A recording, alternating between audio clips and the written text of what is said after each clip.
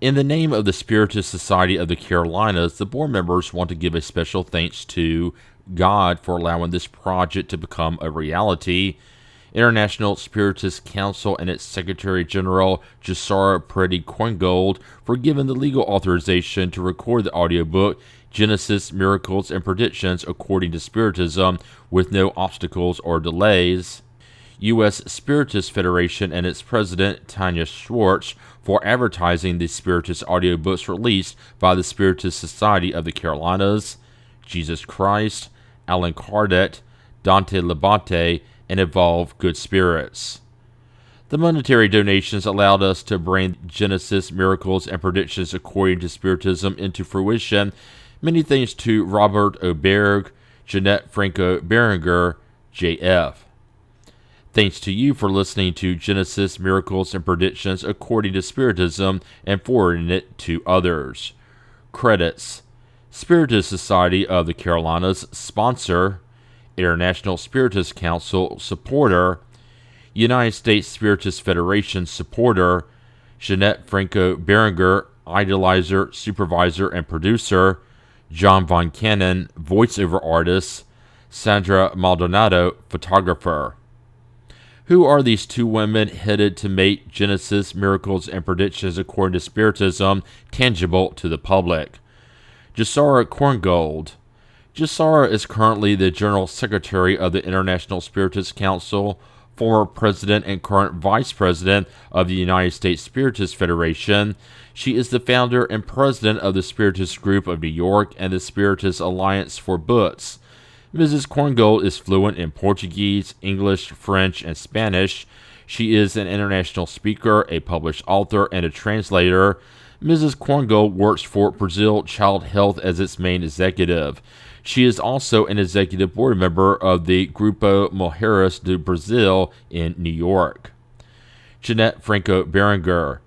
Jeanette is a co-founder and president of the Spiritist Society of the Carolinas, and she is the producer of Spiritism Today, the first Spiritist television show in the United States of America, which first aired in 2010 on Public Access Channel 21 through the Charlotte-Mecklenburg Public Access Corporation.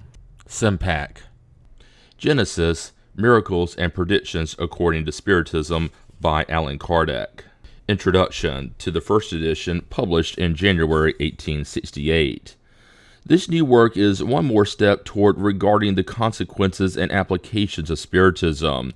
As its title indicates, its objective is the study of three areas that have until today been diversely interpreted and commented upon: Genesis, Miracles, and Predictions, and how they relate to the new laws that have resulted from the observation of spirit phenomena.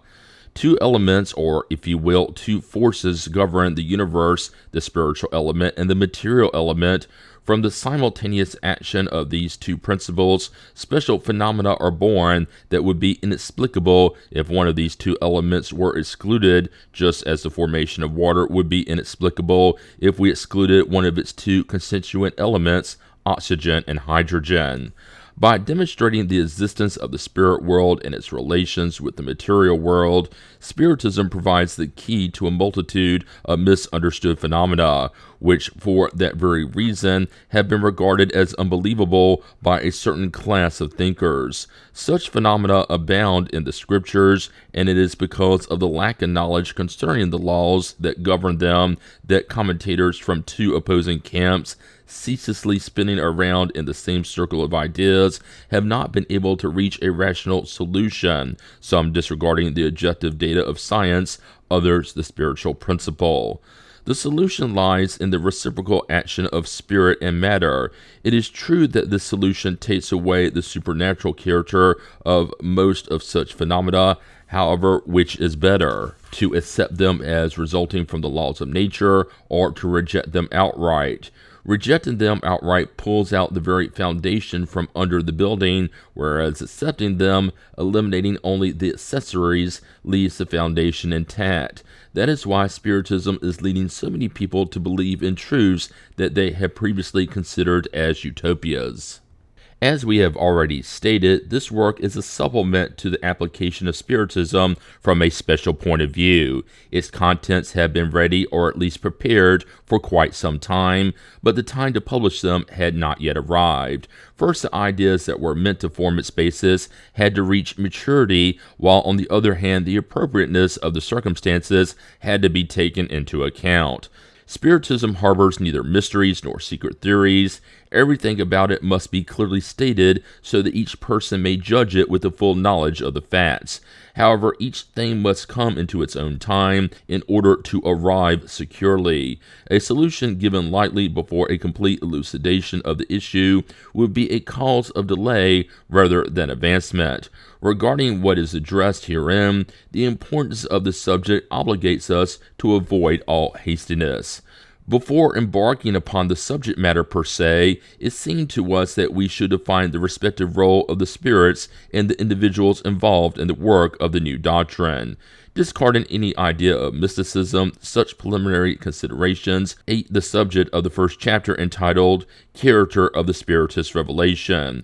We would ask for serious attention regarding this point because, in a certain way, it is the crux of the issue. In spite of the part that has fallen to human endeavor in the development of this doctrine, the initiative belongs to the spirits. However, it has not been formed by the personal opinion of any one of them in particular.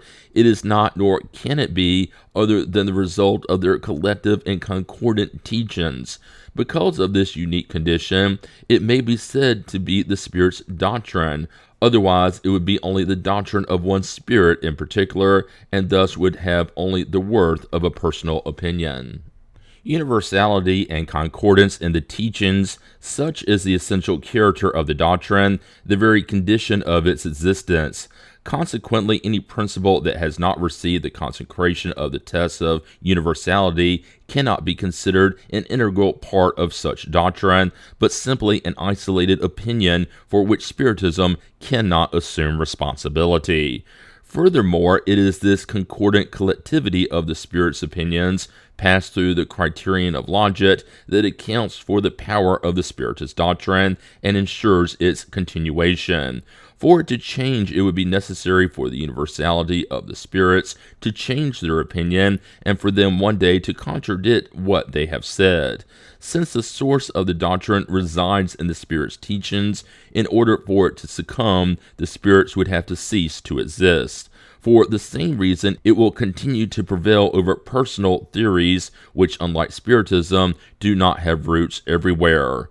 The Spirit's book has seen its credibility solidified only because it is the expression of a generalized collective thought. In April of 1867, it completed its first decade. During that time, the fundamental principles on which its foundation were set were successively completed and developed as a result of the progressive teachings of the spirits, but none were contradicted by experience. All, without exception, remained standing, more alive than ever, whereas of all the opposing ideas that some tried to use against it, none prevailed, precisely because on all sides the opposite was taught. This is a characteristic result that we can proclaim without being vain, because we have never attributed such merit to ourselves. The same scruples having presided over the redaction of our other works, we can truly state that they are according to Spiritism because we were certain of their conformity to the overall teachings of the spirits. The same applies to this work, which we can, for similar reasons, offer as a supplement to those preceding it, except for a few yet hypothetical theories for which we have taken the care to indicate as such, and which must be considered as personal opinion until they are confirmed or disproved, so that the responsibility for them should not weigh upon the doctrine. Furthermore, assiduous readers of Revue Spirite might notice an outline of most of the ideas that are developed in this latest work, as was the case with the preceding ones. For us, the review is frequently a testing ground meant for probing the opinions of both humans and spirits concerning certain principles before accepting them as constituent parts of the doctrine. Revue Spirite, a monthly journal founded by Allan Kardec, was published in Paris under his direction from January 1858 through March 31st, 1869, the day of his death. Copies of all Revue Spirites from the time of Kardec can be found in their original French at pages/orange.fr/charles.kempf/rs140.htm. Translator. Genesis, Part 1, Chapter 1, Character of the Spiritist Revelation. 1. Can Spiritism be considered a revelation? If so, what is its character? On what is its authenticity founded? To whom and in what way has it been given? In the Spiritist doctrine, a revelation in the theological sense of the word, that is it at all points the product of a secret teaching that has come from on high? Is it absolute, or is it susceptible to modification? By bringing completely formulated truth to humans, would not such revelation have the effect of keeping them from making use of their own faculties, since it would spare them the work of investigation? What authority could the teaching of the spirits have if they are neither infallible nor superior to human beings? What is the usefulness of the morality they proclaim if such morality is none other than that of Christ, a morality that is already known? What are the new truths that the spirits have brought to us? Do humans have need of a revelation, and can they not find within themselves and within their own conscience everything that is necessary for their self-guidance? Such are the questions on which we must focus our attention. 2. Let us first define the meaning of the word revelation. To reveal, from the Latin revelare, whose root is velum, veil, literally means to go out from under the veil, and figuratively it means to discover, to make something known that has been secret or unknown heretofore. In its popular and most general definition, it means anything unknown that has been brought to light, any new idea that places one on the trail of what one does not know. From this point of view, all the sciences that enable us to know the mysteries of nature are revelations, and one could say that there is for us an ongoing revelation. Astronomy has revealed the sidereal world that was formerly unknown to us, geology, the formation of the earth, chemistry, the law of affinity, physiology, the functions of the organism, etc. Copernicus, Galileo, Newton, Laplace, and Lavoisier were revelators. 3. The essential characteristic of any revelation must be the truth. To reveal a secret is to make known a fact. If the thing is false, it is not a fact at all, and consequently there is no revelation. Every revelation that is belied by the facts is no revelation at all, even though it may be attributed to God, who can neither lie nor be mistaken. It cannot have emanated from God. Hence it must be considered as a product of human conception.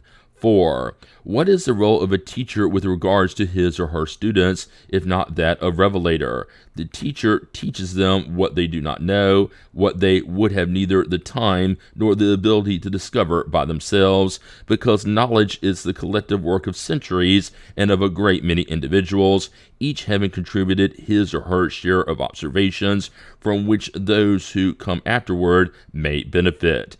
Teaching is thus in reality the revelation of certain scientific, moral, physical, or metaphysical truths given by individuals who know about them to others who do not, and who would have continued to be ignorant of them otherwise. 5.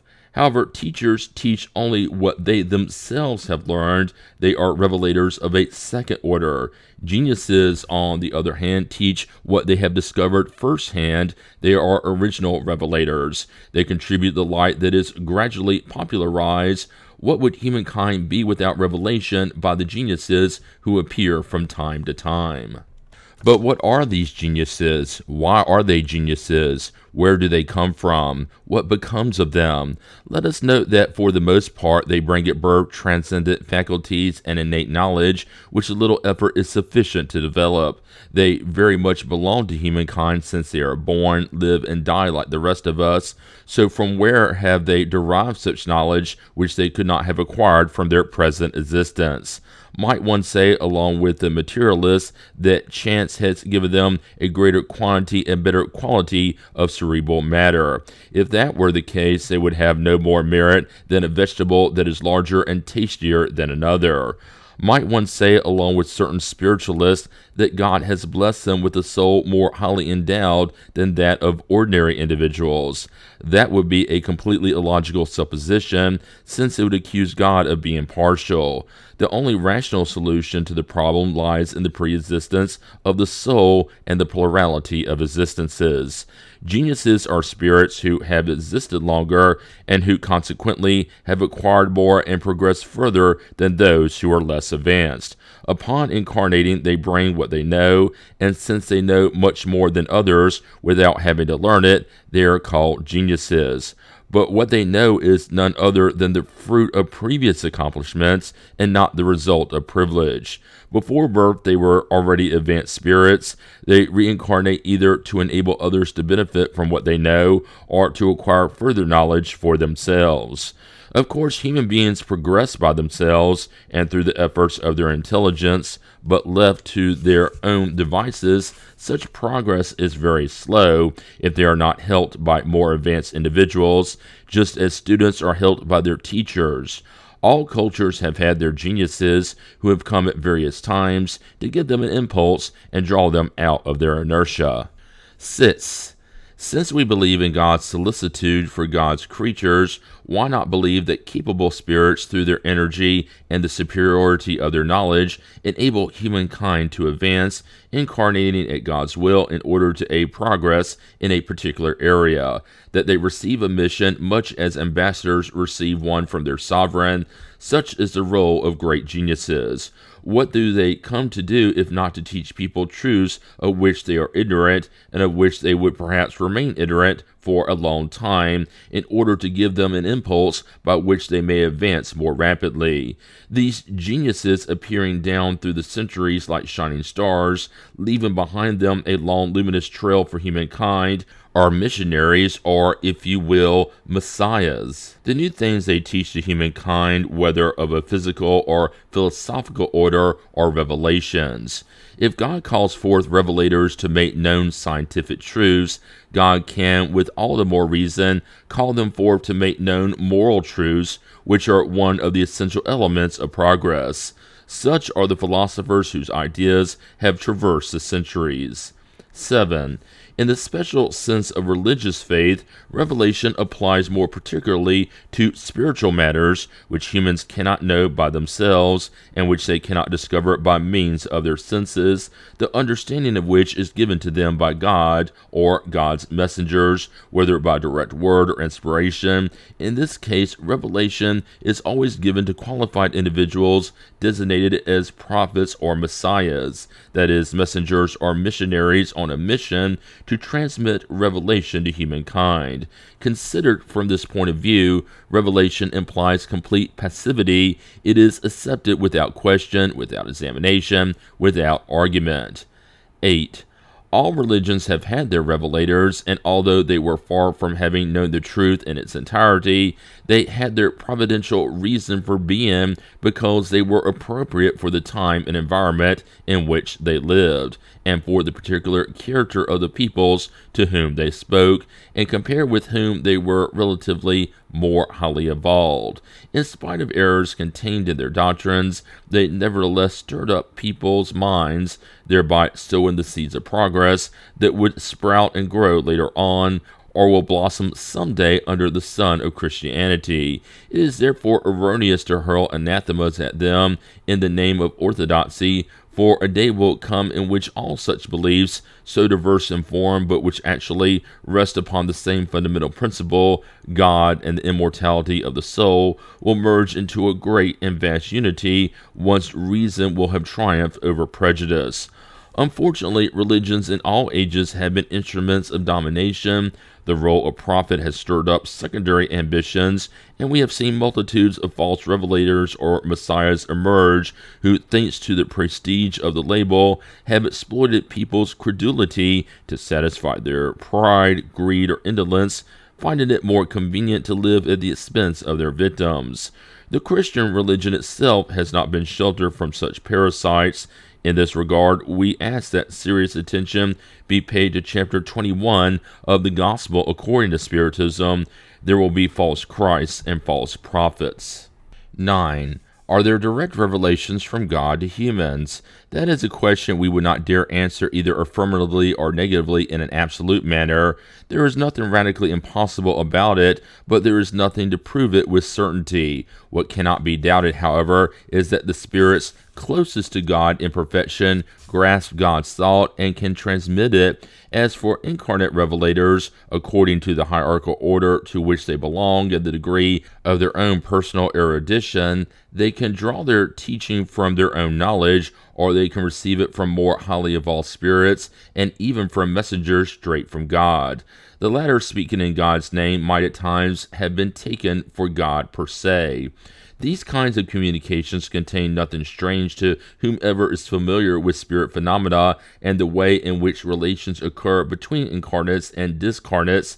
Teachings may be transmitted in several different ways: through pure and simple inspiration, through the auditory word, or through the seeing of instructor spirits in visions and apparitions, whether in dreams or in the wakened state, many examples of which may be seen in the Bible, the Gospels, and the sacred books of all cultures. Thus, it is strictly precise to say that most all revelators are inspired hearing or seeing mediums, from which, however, it does not follow that all mediums are revelators, much less direct intermediaries from the divinity or its messengers.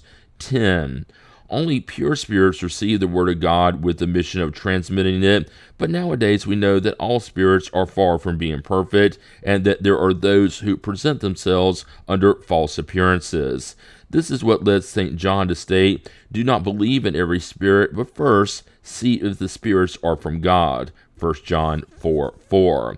Hence, it is just as possible for there to be authentic and true revelations as it is for there to be apocryphal and deceitful ones. The fundamental character of divine revelation is that of eternal truthfulness.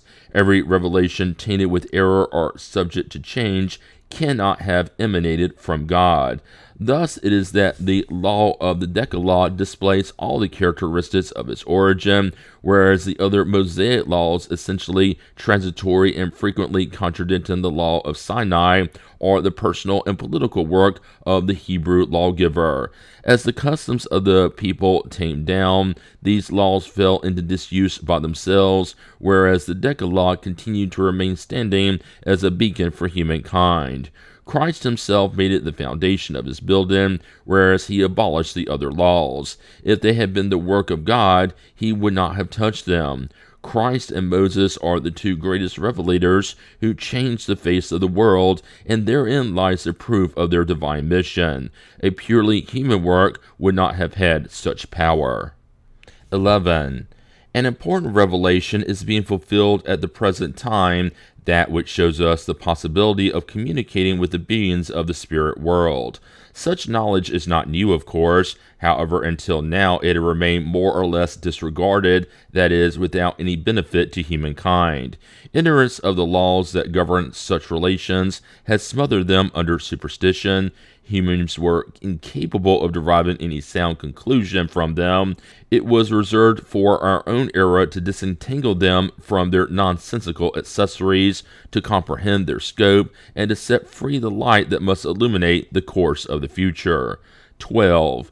By enabling us to know the invisible world which surrounds us, in the midst of which we live without suspecting it, the laws that govern it, its relations with the visible world, the nature and state of the beings who inhabit it, and consequently the destiny of the human being after death, Spiritism is a true revelation in the scientific meaning of the word. 13. By its very nature, Spiritist revelation has a dual character. It derives simultaneously from a divine and a scientific revelation.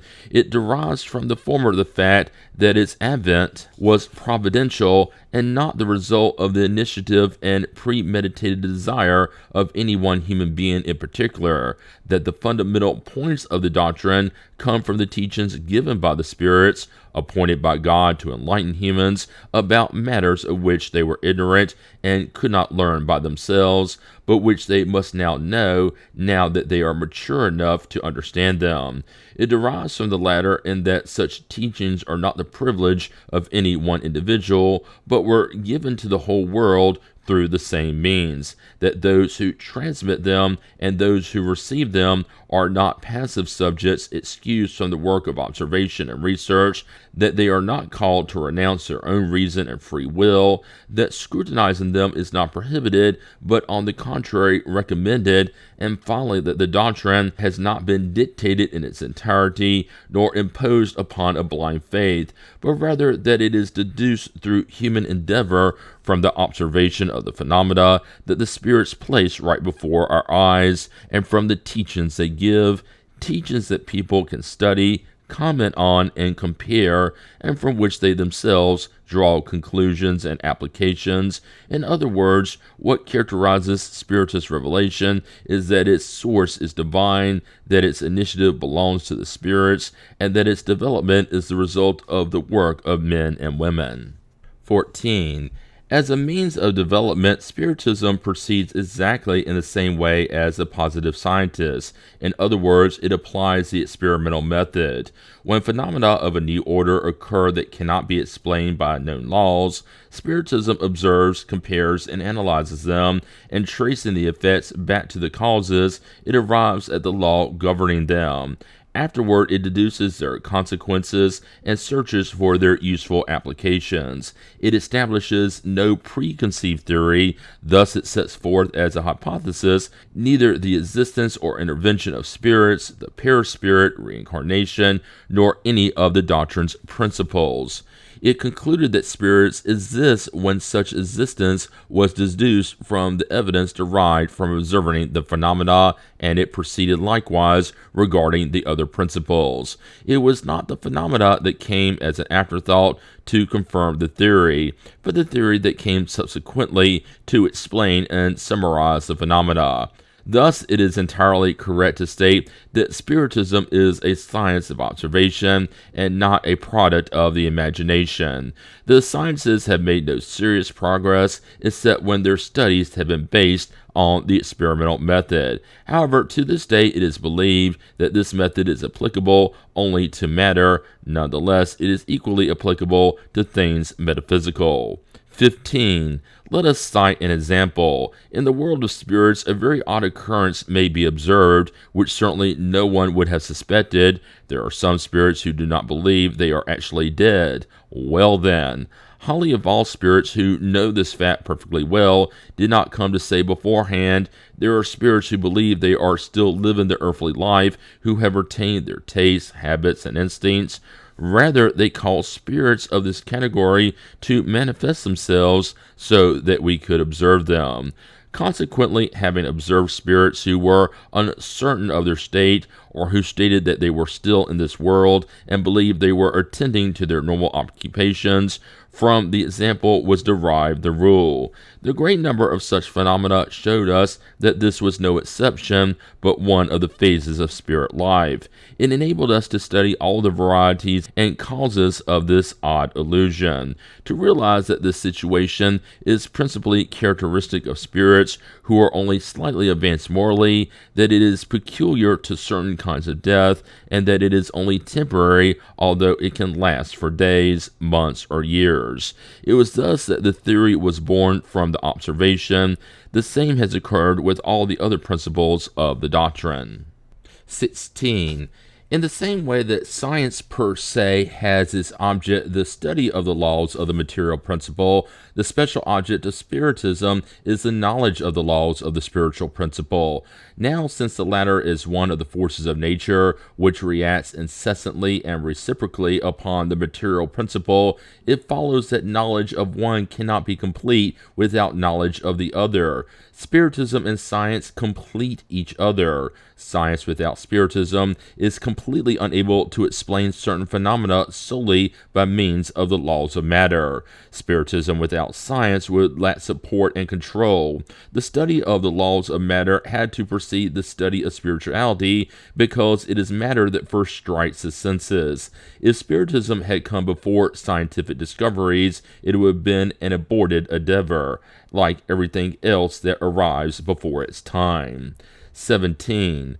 All the sciences are linked together and have succeeded one another in a rational order. They were born one from the other as they found a point of support in previous ideas and knowledge. Astronomy, one of the first sciences to be cultivated, remained in the errors of childhood until the moment when physics arrived on the scene to reveal the law of the forces of natural agents.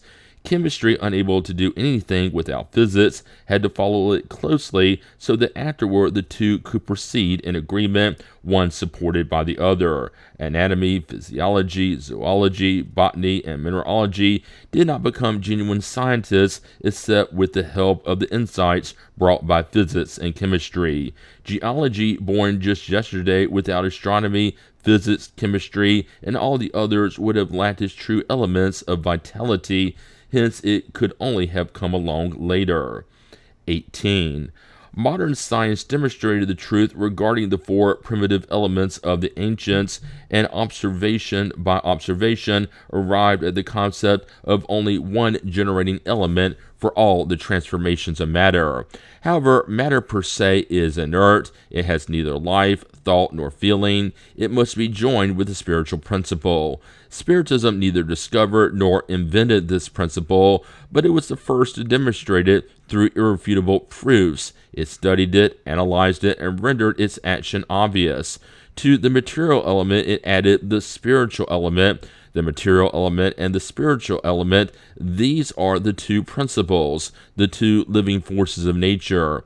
Through the indissoluble union of these two elements, one can easily explain a multitude of phenomena unexplainable till now. The word element is not used here in the sense of a simple elemental body or of primitive molecules, but in the sense of a constituent part of a whole. In this sense, one could say that the spiritual element takes an active part in the economy of the universe, just as one says that the civil element and the military element make up a figure in the total sum of a population, that the religious element has bearing upon education, that in Algeria there is the Arab element and the European element. Author.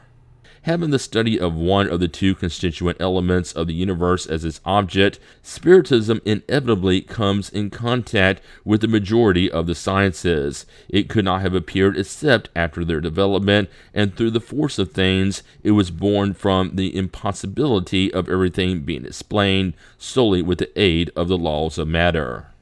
19. Spiritism has been accused of kinship with magic and sorcery. However, it has forgotten that astronomy has judicial astrology as its older kin, and which is still not too far removed from our day, that chemistry is the daughter of alchemy, which no sensible person would dare take up nowadays. Based on this, no one would deny that the seed of the truths from which these current sciences arose were to be found in astrology and alchemy. In spite of its ridiculous formulas, alchemy showed us the simple bodies and the law of affinities. Astrology rested on the position and movement of the heavenly bodies it studied. However, due to ignorance of the true laws that govern the mechanism of the universe, such heavenly bodies were, to the common folk, mysterious beings to which superstition loaned a moral influence and a revelatory meaning. When Galileo, Newton, and Kepler made those laws known, when the telescope rent the veil and plunged into the depths of space, a gaze that certain individuals found to be indiscreet, the planets appeared to us simply as worlds similar to our own, and the entire scaffolding of the extraordinary collapsed. The same has occurred with Spiritism regarding magic and sorcery. These also rested on the manifestation of spirits, just as astrology rested on the movement of the heavenly bodies. However, ignorant of the laws that govern the spirit world, they combine with these relations practices and beliefs to which modern Spiritism, the fruit of experimentation and observation, has put an end. Of course, the distance that separates Spiritism from magic and sorcery is much greater than that which exists between astronomy and astrology, and between chemistry and alchemy. To want to confuse them is to demonstrate the fact that one does not know the first thing about them. 20. The sole fact of the possibility of communicating with the beings of the spirit world has incalculable consequences of the highest import. A whole new world has been revealed to us, one that is all the more important because it concerns all humankind without exception. As it becomes more widespread, this knowledge cannot help but bring a profound change in the customs, character, habits, and beliefs that have such a big influence on societal relations. It is a whole revolution that operates on ideas, a revolution all the greater and more powerful in that it is not limited to one particular culture or caste, but simultaneously reaches the heart all classes, nationalities, and religious belief systems. It is therefore with good reason that Spiritism is considered to be the third of the great revelations. Let us see how these revelations differ and by what bond they are linked together. 21. Moses as a prophet revealed to humans the knowledge of one sole God, the sovereign Lord and creator of all things. Moses promulgated the law of Sinai and laid the foundations of the true faith. As a man, he was a lawgiver of the people, through whom this primitive faith, after becoming more refined, would one day spread over the entire earth. 22. Christ taken from the ancient law what was eternal and divine, and rejecting that which was only transitory, purely disciplinary, and of human conception, added the revelation of the future life about which Moses had not spoken, that of the punishments and rewards that await the individual after death. See Revue Spirite, 1861, pages 90 and 280. 23. The most important part of Christ's revelation, in the sense that it is the primary source, the cornerstone of his entire doctrine, is the entirely new point of view by which he portrays the divinity. It is no longer the terrible, jealous, and vengeful God of Moses, the cruel and merciless God who drenches the earth with human blood, who ordains the massacre and extermination of peoples, including women, children, and the elderly, and who chastises those who spare their victims. It is no longer the unjust God who punishes an entire people for the wrongs of their leader, or who takes revenge on the guilty by striking the innocent, or who castigates children for the wrongs of their father. Rather, God is one who is kind, supremely just, and good, full of tenderness and mercy, who forgives the repentant sinner and renders to each one according to his or her deeds. It is no longer the God of a single privileged people, the God of armies presiding over battles to support his own cause against the gods of other peoples, but the common Father of all humankind, who extends his protection over all his children and calls them to his divine presence.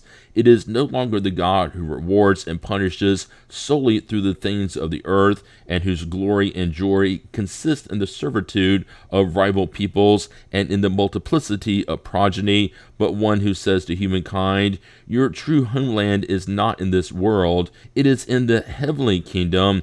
It is there that the humble of heart will be uplifted and the proud will be abased." It is no longer the God who makes vengeance a virtue, and who ordains the retribution of an eye for an eye, a tooth for a tooth, but the God of mercy who says, "Forgive others' offenses if you yourself want to be forgiven. Do good in exchange for evil. Do not do unto others what you would not want them to do unto you."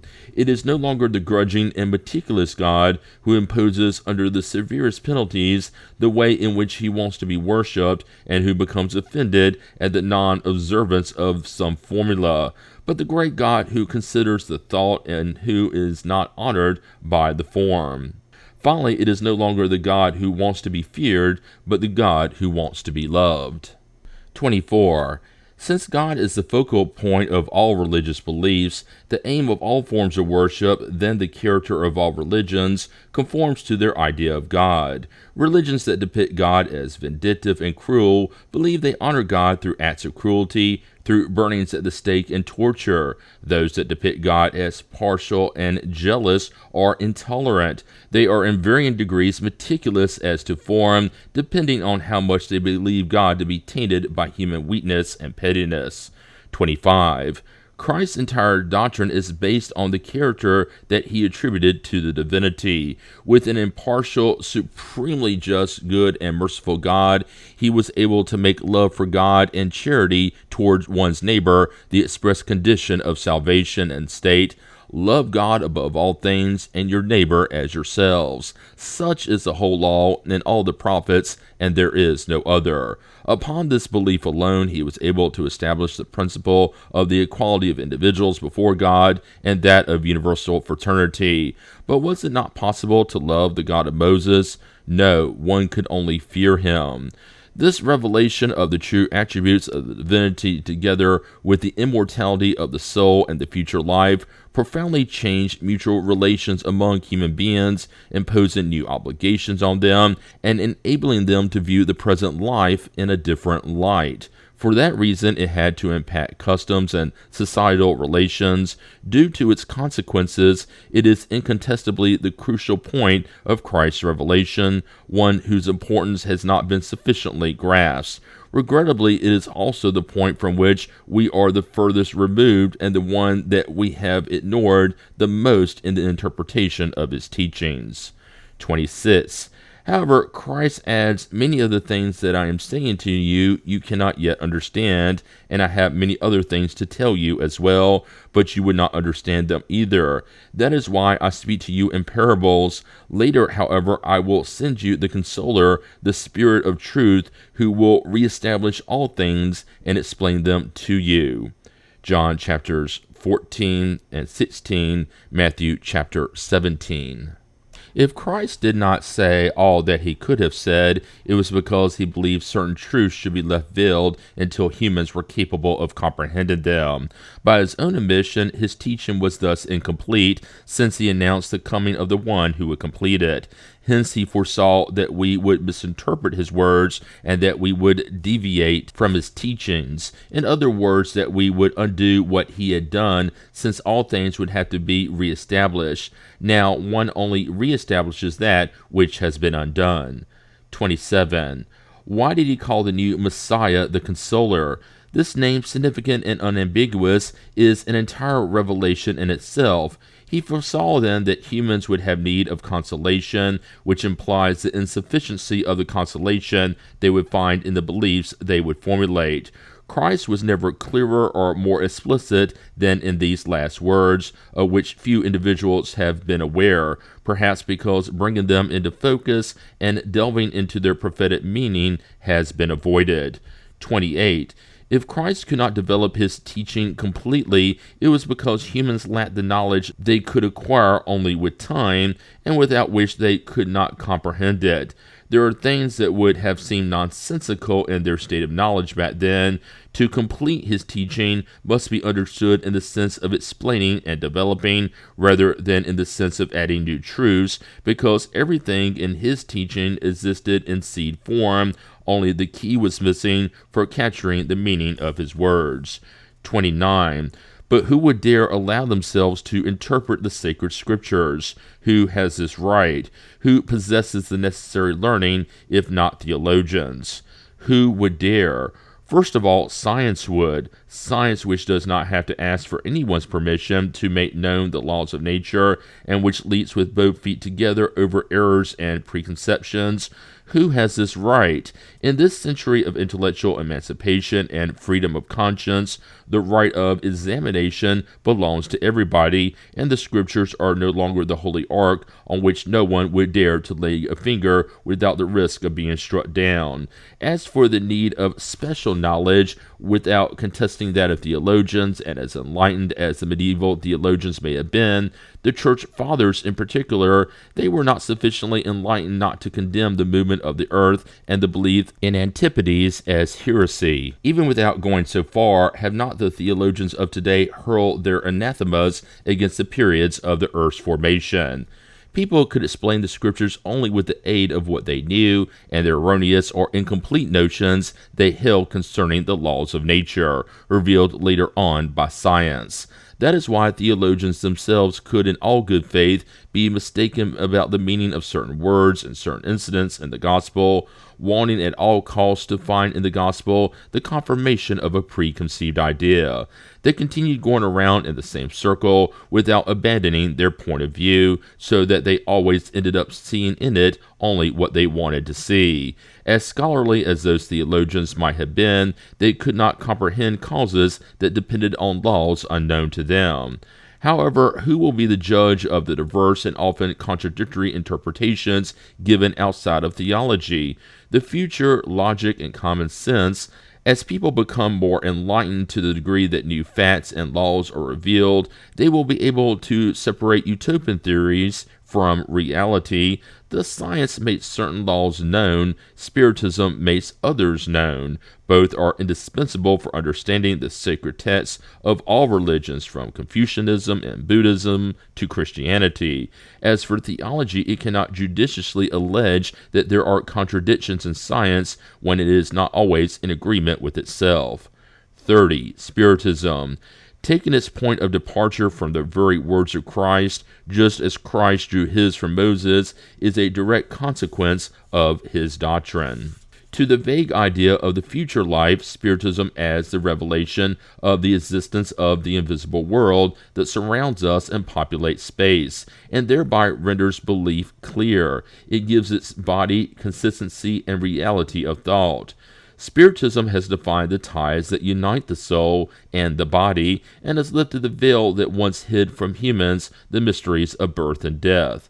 By means of Spiritism, men and women know where they have come from, where they are going, why they are on the earth, and why they suffer temporarily, and they see everywhere the justice of God. They know that the soul progresses unceasingly through a series of successive existences until it reaches the degree of perfection that can bring it close to God. They know that all souls have the same point of departure and are created equal, with the same aptitude for progressing in virtue of their free will, that all are of the same essence, and that there are no differences among them except the degree of progress they have accomplished, that all have the same destination, and will reach the same goal more quickly or less so according to their labor and goodwill. They know that there are no disinherited individuals, nor are some more favored than others, that God has not created anyone privileged and exempt from the efforts that have been imposed on others for their progress, that there are no beings devoted forever to evil and suffering, that those designated by the name demons are spirits who are still little evolved and imperfect, and who practice evil in the spirit state, just as they did in the corporeal state, but who will advance and improve themselves nonetheless. The angels or pure spirits are not beings created apart in creation, but are spirits who reach their goal after having followed the path of progress, that there are therefore neither multiple creations nor different categories among intelligent beings, but that the whole of creation has resulted from the great law of unity that governs the universe, and that all beings gravitate toward a common objective, which is perfection, without some being favored at the expense of the others. They are all children of their own deeds. 31. Through the relations that humans can now establish with those who have left the earth, they not only possess material proof of the existence and individuality of the soul, but they understand the solidarity that connects the living and the dead of this world, and of those of this world with those of other worlds. They know about the situation of the dead in the spirit world. They can follow them on their migrations. They can witness their joys and misfortunes. They know why they are happy or unhappy, and the fate that awaits them according to the good or evil they have done. Such relations have initiated humans into the future life, which they can observe in all its stages, in all its perpetuas. The future is no longer just a vague hope, it is a positive fact, a mathematical certainty. Thus death holds nothing to be feared, because it is deliverance, the door to the true life. 32. By studying the situation of spirits, humans know that happiness or unhappiness in the spirit life is inherent to their degree of perfection or imperfection, that each spirit suffers the direct and natural consequences of its wrongs. In other words, that it is punished wherein it has sinned, that such consequences last as long as the causes that produce them, that the guilty would therefore suffer forever if they were to persist forever in evil, but that their suffering ceases with repentance and reparation. Thus, since it depends on all to improve themselves, they each can, by virtue of their free will, prolong or shorten their sufferings, just as those who are ill suffer from their excesses as long as they do not put an end to them. 33. If reason rejects as incompatible with the goodness of God the idea of unforgivable, eternal, and absolute punishment, frequently inflicted for a simple wrong, and the torments of hell that cannot be lessened even by the most ardent and sincere repentance, the same reason bows down before that distributive and impartial justice that takes everything into account, never closes the door to repentance, and unceasingly extends its hand to those who have fallen overboard instead of pushing them into the deep. 34. The plurality of existences whose principle Christ established in the gospel, but without defining it more than many others, is one of the most important laws revealed by Spiritism, in the sense that it demonstrates the reality and necessity of progress.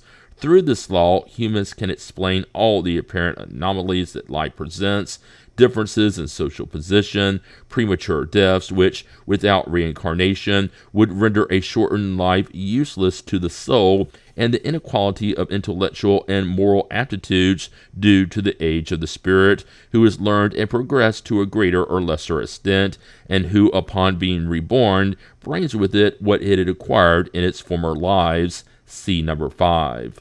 35. With the doctrine of the creation of each soul at birth, one falls again into the theory of privileged creations. Individuals are strangers to one another, nothing connects them, and family ties are purely physical. Family members are not linked together by a past in which they did not exist. With the doctrine of nothingness after death, all their relationships cease with life. They have no commonality in the future. However, through reincarnation, they are in solidarity regarding both the past and the future. Their relationships continue both in the spirit and corporeal worlds. Fraternity is based on the very laws of nature. Good has an objective, evil is inevitable consequences. 36. With reincarnation, race and caste prejudices collapse, since the same spirit can be reborn, rich or poor, great lord or proletarian, boss or subordinate, free or slave, male or female. Of all the arguments against the injustice of servitude and slavery, against the subjugation of women to the law of the mightiest, there are none that logically prevail over the material fact of reincarnation. Therefore, if reincarnation rests upon a law of nature, the principle of universal fraternity, it also rests upon the law of the equality of social rights and consequently of liberty. 37. Take away humans' free and independent spirit that survives matter, and you will turn them into organized machines without purpose or responsibilities, without any other restraint than criminal law, and suitable for being exploited like intelligent animals. Expecting nothing after death, nothing would stop them from adding to the pleasures of the present. If they suffer, they have no other prospect than despair and nothingness as a refuge. On the other hand, with the certainty of the future, that of meeting once again those whom they have loved, as well as the fear of seeing once again those whom they have offended, all their ideas change. If Spiritism had done nothing except free humans from their doubt regarding the future life, it would have done more for their moral advancement than all the disciplinary laws that sometimes restrain them but never change them. 38. Without the pre-existence of the soul, the doctrine of original sin, a doctrine that renders all individuals responsible for the sin of only one of them, is not only irreconcilable with the justice of God, but would be senseless and all the more unjustifiable according to this doctrine, because the soul did not even exist at the time that its responsibility is claimed to have arisen. With pre-existence, humans bring at birth the seed of their imperfections and the defects they have not yet corrected, and which are expressed through their innate instincts and their propensities toward this or that vice. This is their true original sin, whose consequences they naturally suffer, but with the crucial difference that they undergo punishment for their wrongs only and not those of someone else.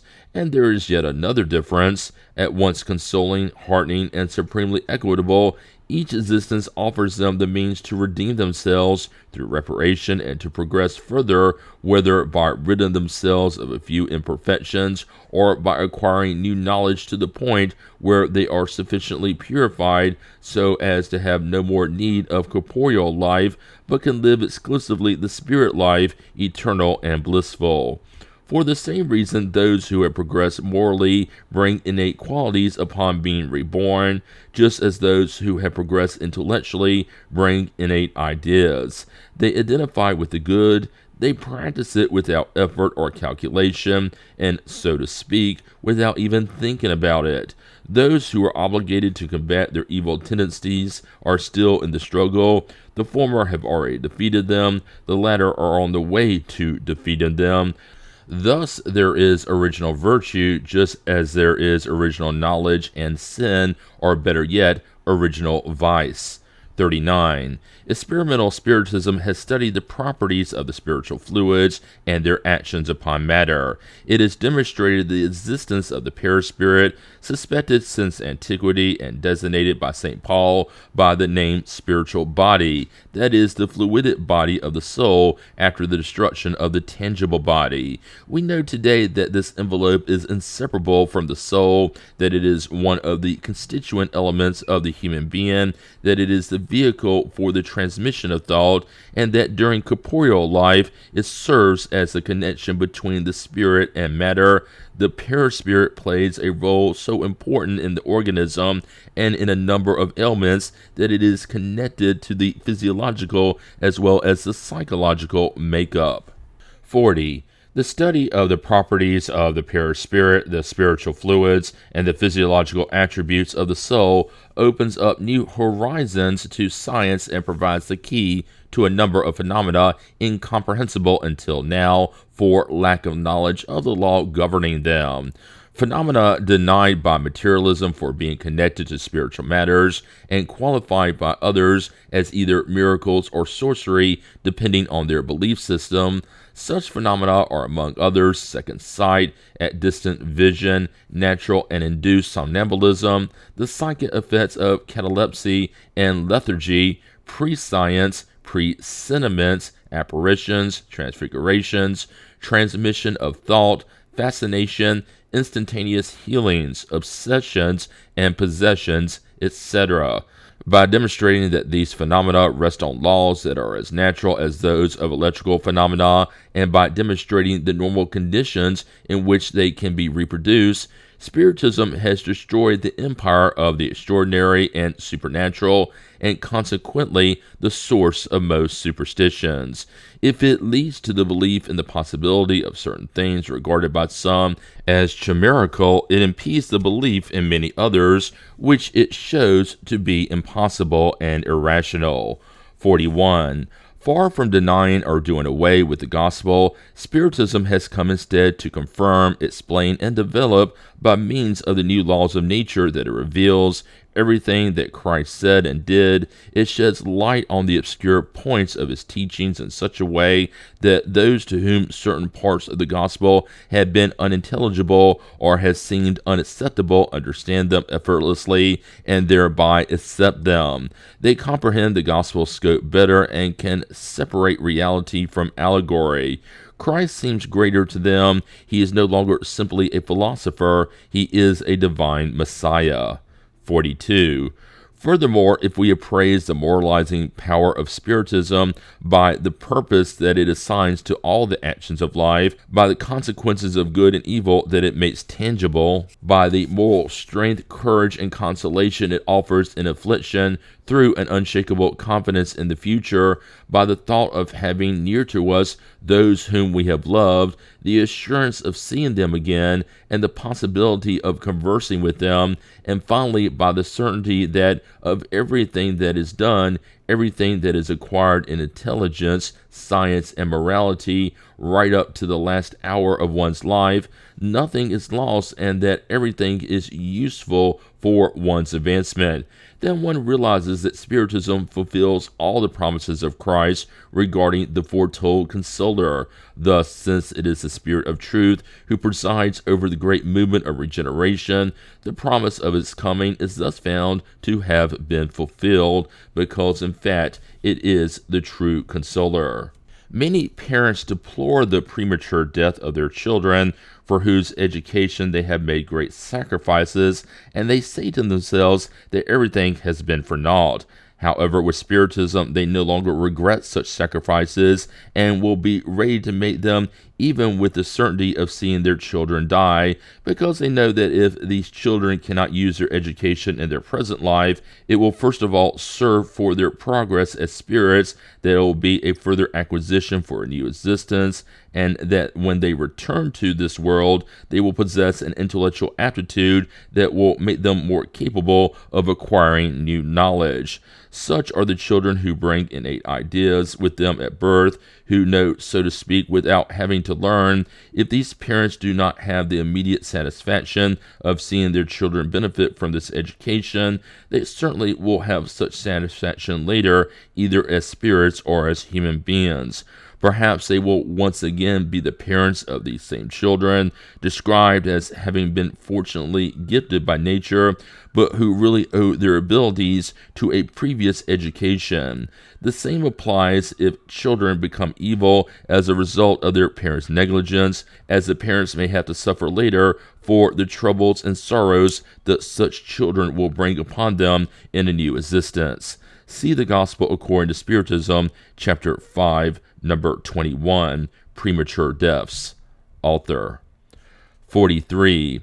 If to these results is added the unheard of speed of the spread of Spiritism, in spite of everything that has been done to bring it down, one cannot deny that its coming was providential, for it is triumphing over all human forces and ill will. The ease with which it is being accepted without constraint by such a large number, with no other means except the power of the idea, proves that it responds to a need to believe in something after the emptiness dug out by disbelief, and that consequently its time has come. 44. The afflicted are great in number. It is not surprising, therefore, that so many individuals welcome a doctrine that consoles instead of doctrines that dishearten, because it is to the disinherited more than to the fortunate of the world that Spiritism is directed. The sick see the coming of the doctor with greater joy than those who are well. In such case, the afflicted are the ill, and the consoler is the doctor. You who fight against Spiritism, if you want us to abandon it and follow you, then give us something that is greater and better, that heals with greater assurance the wounds of the soul, that gives more consolation, more satisfaction to the heart, more authentic hopes and greater certainties, that shows a more rational and more alluring picture of the future. Do not think, however, about prevailing over it, you with your perspective of nothingness, or you who offer a choice between the flames of hell and beatific and useless eternal contemplation. 45. The first revelation was personified in Moses, the second in Christ. The third is not personified in any one individual. The first two were individual, the third is collective, an essential character of great importance. It is collective in the sense that it was not given as a privilege to any one person in particular. Consequently, no one can claim to be its exclusive prophet. It has been given simultaneously all over the earth to millions of people of all ages and social standing, from the lowest to the highest on the scale, according to this prediction referred to by the author of the Acts of the Apostles. In the latter days, says the Lord, I will pour out my Spirit upon all flesh. Your sons and daughters shall prophesy, your young men shall have visions, and your old men shall have dreams. Acts 2:17 and 18. The third revelation did not arise from any special belief system so that it could serve one day as a rallying point for all. Our personal role in the grand movement of ideas being prepared by Spiritism and which have begun to take effect is that of an attentive observer who studies the phenomena in order to discover their cause and deduce their consequences. We have confronted everything that has been possible for us to gather. We compared and commented on the teachings given by the spirits at all points of the globe, and afterward we methodically coordinated the whole.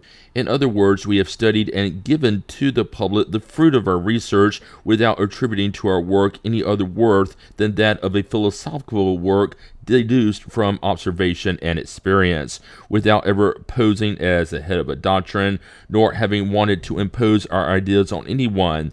In publishing them, we have used a common right, and those who have accepted them have done so freely. If these ideas have found numerous sympathizers, it is because they have had the advantage of responding to the yearnings of a large number of individuals, something that does not flatter our vanity, since the origin does not belong to us.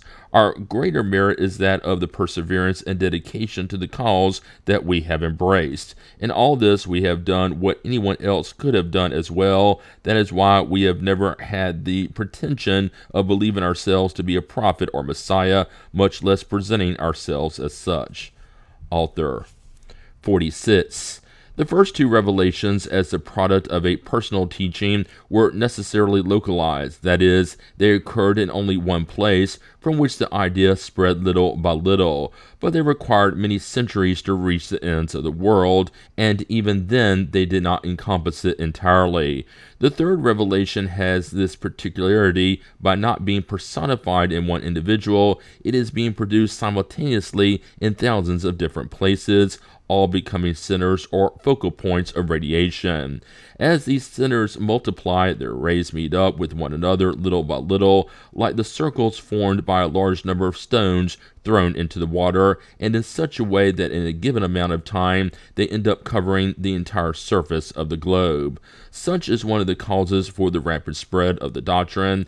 If it had arisen in only one place, if it had been the exclusive work of one person, a sect would have formed around him or her. Perhaps half a century might pass before it could reach the borders of the country in which it was born, whereas after only 10 years, Spiritism already has landmarks planted from one pole to the other. 47.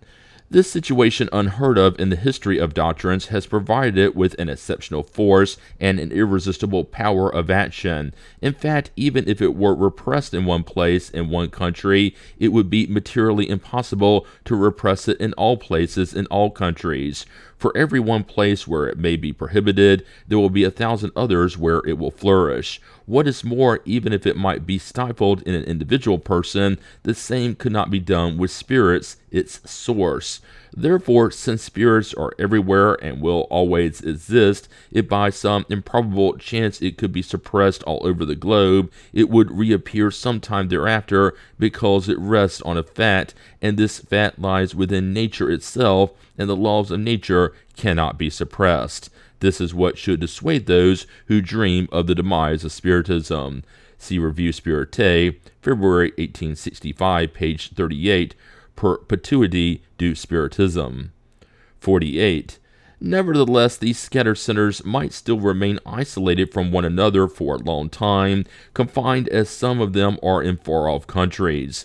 Among these, there would have to be a uniting link that would put them in communion of thought with their brothers and sisters in the faith in order to inform them about what was happening elsewhere. This uniting link, which Spiritism used to lack, can be found today in the publications which circulate far and wide, and which condense in one single concise and methodical approach the teachings provided everywhere under multiple forms and in many languages.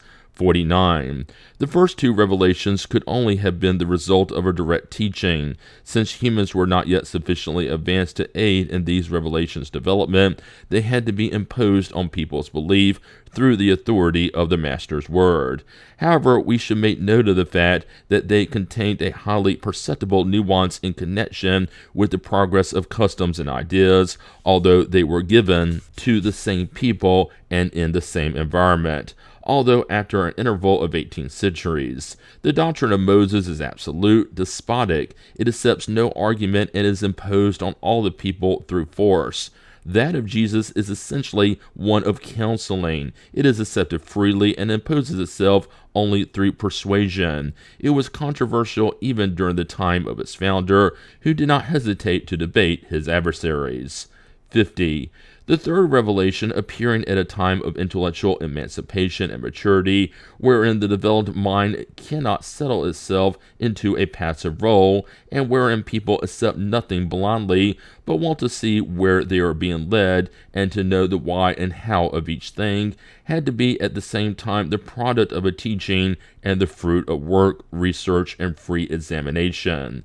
The spirits teach only what is needed to place humans on the path of truth, but they abstain from revealing what humans can discover by themselves, allowing them the right to discuss, verify, and submit everything to the crucible of reason, even leaving them many times to acquire experience at their own expense. The spirits have furnished them with the principle and materials. It is their responsibility to take advantage of them and put them into practice. See number 15. 51. Since the elements of the Spiritist revelation have been given simultaneously in a multitude of places to persons of all social conditions and various degrees of education, it is quite obvious that observations could not have been made everywhere with the same outcome, and that the consequences derived from them, the deductions of the laws that govern that order of phenomena, in a word, the conclusion that would establish the ideas, could be derived only from the whole and from a correlation of the facts. Hence, each isolated center, limited to a narrow circle and often observing only a particular order of phenomena, at times contradictory in appearance because they had to do with only one category of spirits, and furthermore being hindered by local influences and sectarianism, found itself running up against the material impossibility of encompassing the whole, and for this very reason, powerless to combine the isolated observations into a common principle, with each person judging the facts from the point of view of his or her own knowledge and former beliefs, or from the particular opinion of the spirits who manifested themselves. There would very soon have been as many theories and systems as there were centers, and all would be incomplete for lack of elements for comparison and control. In sum, each person would be paralyzed by his or her own partial revelation, believing that he or she had the whole truth, not knowing that in 100 other places more and better information had been obtained. 52. Furthermore, it should be noted that no part of the Spiritist teaching has been given in its entirety. It touches upon such a large number of observations and such diverse subjects that require either specialized knowledge or mediumistic abilities that it would have been impossible to bring all the necessary conditions together in one place. Since the teachings had to be collective and not individual, the spirits divided up the work, disseminating the subjects of study and observation, as is done in certain factories, where the production of each part of the same object is divided up among different workers. Thus the revelation was given partially in several places and through a multitude of intermediaries, and it is in this manner that it continues to progress at this time, for not everything has yet been revealed. Each center finds in others a supplement for what it has obtained, and it is this collection, the coordination of all the partial teachings, that comprises the Spiritist doctrine. It was therefore necessary to group the scattered facts in order to understand their correlation and to collect the diverse documents and teachings given by the spirits regarding all points and subjects in order to compare, analyze, and study their similarities and differences. Since communications are given by spirits of all the hierarchical orders, some more enlightened than others, it would be necessary to analyze the degree of trust that reason would allow to be given to them, to distinguish the individual and isolated theoretical ideas from those that had the sanction of the overall teaching of the spirits, and the utopian ideas from the practical ones, to prune those that were obviously refuted by data arising from positive science and sound logic, and to utilize the errors and the information furnished by spirits even those of the lowest category, for an understanding of the state of the invisible world, thereby forming a homogeneous whole. In other words, a center for development was necessary, independent of any preconceived idea, of any sectarian prejudice, and resolved to accept the truth that had become self-evident, even if it were contrary to personal opinion. Such a center formed by itself through the force of things and without premeditated intent. The Spiritist book, the first work that enabled Spiritism to enter the philosophical path through the deduction of the moral implications of the phenomena, and which addressed all the parts of the doctrine by touching upon the most important questions that it raised, has been, since its appearance, the rallying point to which the individual works spontaneously converged. It is noteworthy that from the publication of that book dates the era of Spiritist philosophy, a philosophy that until then had remained in the domain of curious experiences. If that book has won the sympathy of the majority, it is because it is the expression of their sentiments and responds to their aspirations. It is also because each one has found therein the confirmation and rational explanation of what he or she had obtained individually. If it were in disagreement with the overall teachings of the spirits, it would not have had any credibility and would have quickly fallen into oblivion. So to whom have we converged? Certainly not to any one human being in particular who is nothing by him or herself, but a mainspring that dies and disappears, but to the idea which does not perish because it emanates from a source higher than a human one. The spontaneous concentration of scattered forces has given way to an immense correspondence, a unique monument in the world, a living picture of the true history of modern Spiritism, where at the same time are reflected the partial works, the multiple sentiments that gave birth to the doctrine, the moral results, the devotedness, and the failures, precious archives for posterity, which will be able to judge individuals and things based on authentic records. In the presence of such irrefutable evidence, what will subsequently become of all the false allegations and defamations out of envy and jealousy? Author. 53. From this state of affairs, a double current of ideas resulted, some moving from the perimeter toward the center, others from the center toward the perimeter. This is how the doctrine progressed rapidly toward unity in spite of the diversity of the sources from which it emanated, and how the divergent theories fell little by little due to their isolation and due to the ascendancy of the opinion of the majority, in which they did not find a sympathetic echo.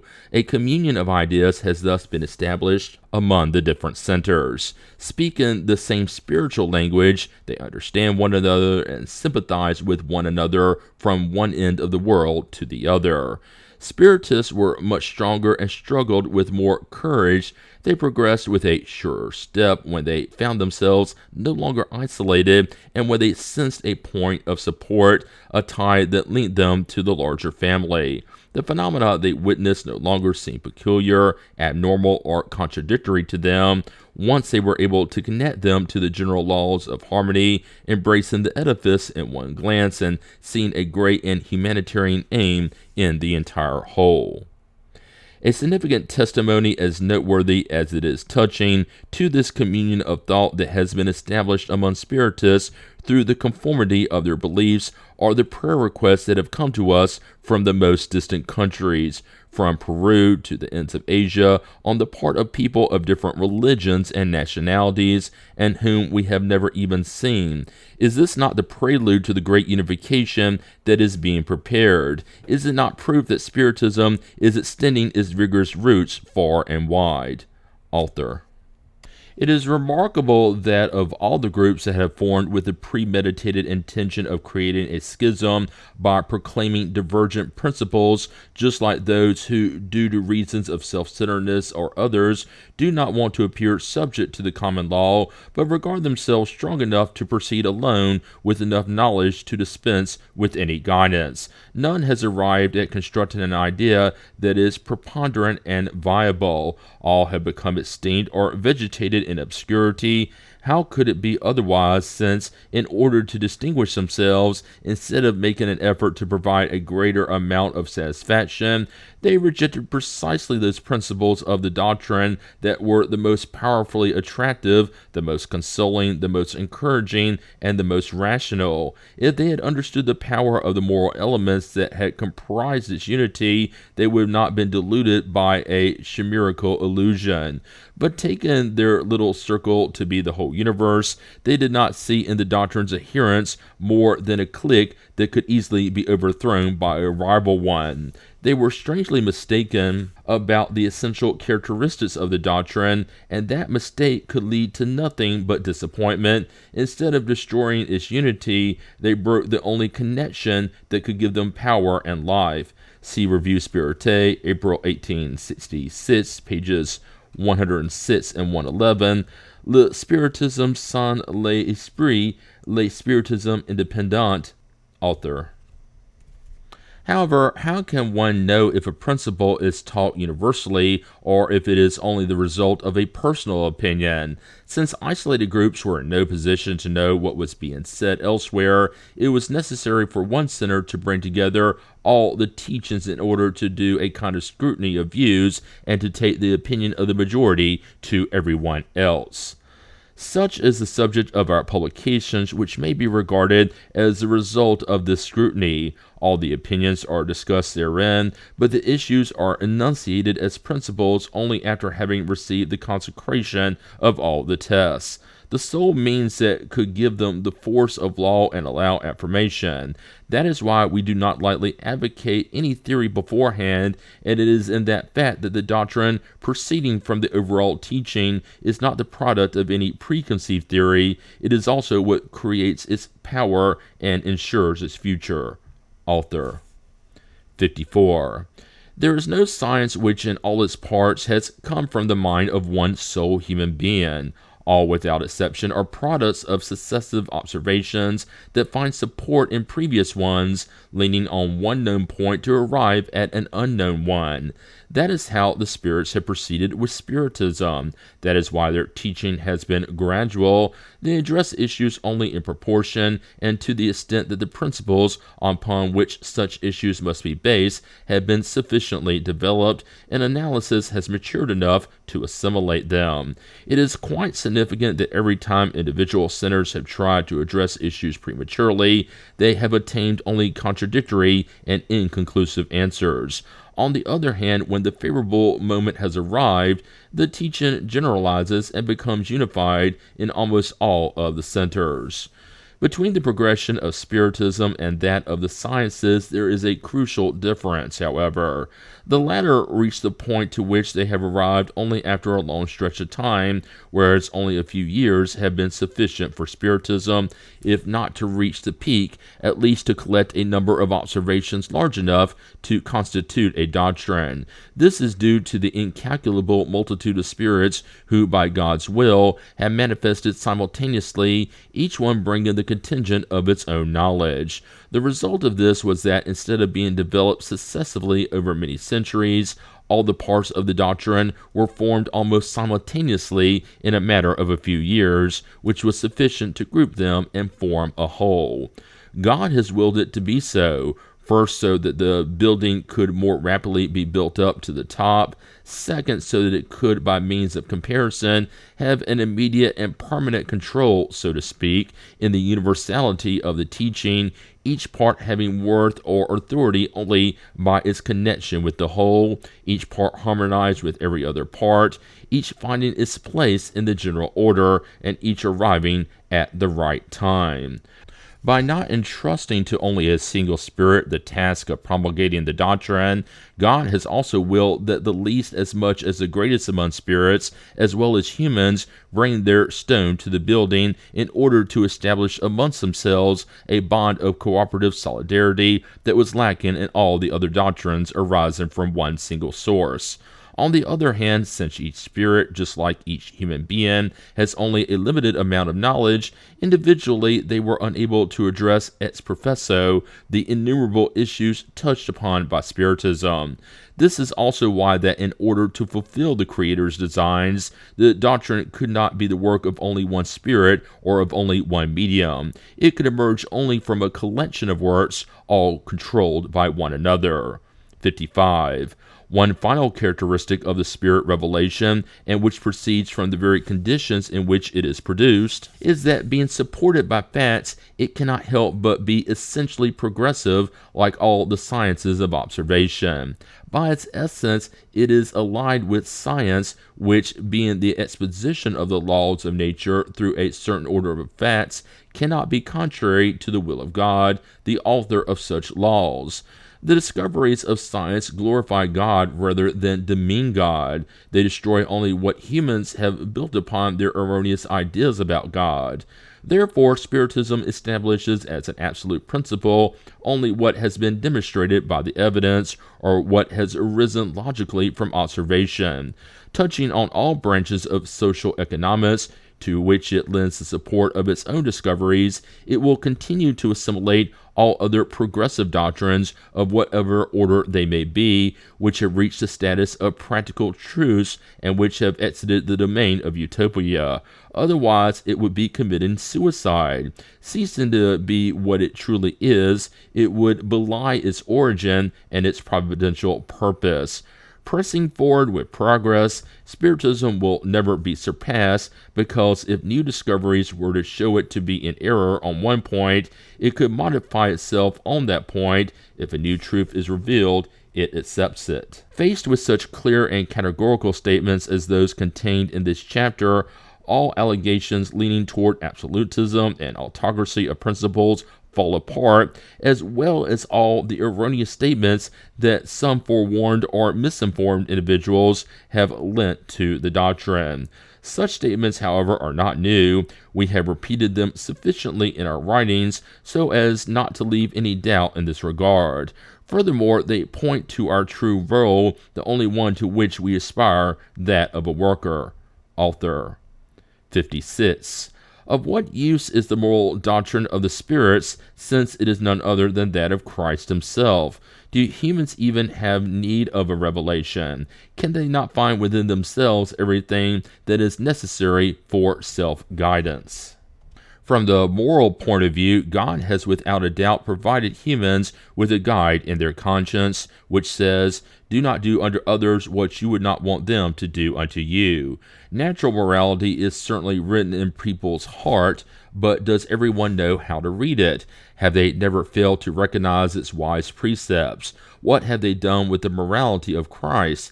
How do those who teach it practice it? Has it not become a dead letter, a pretty theory that is good for others, but not for themselves? Would you criticize a father for repeating the same lessons to his children 10 times or 100 times if they did not profit from them?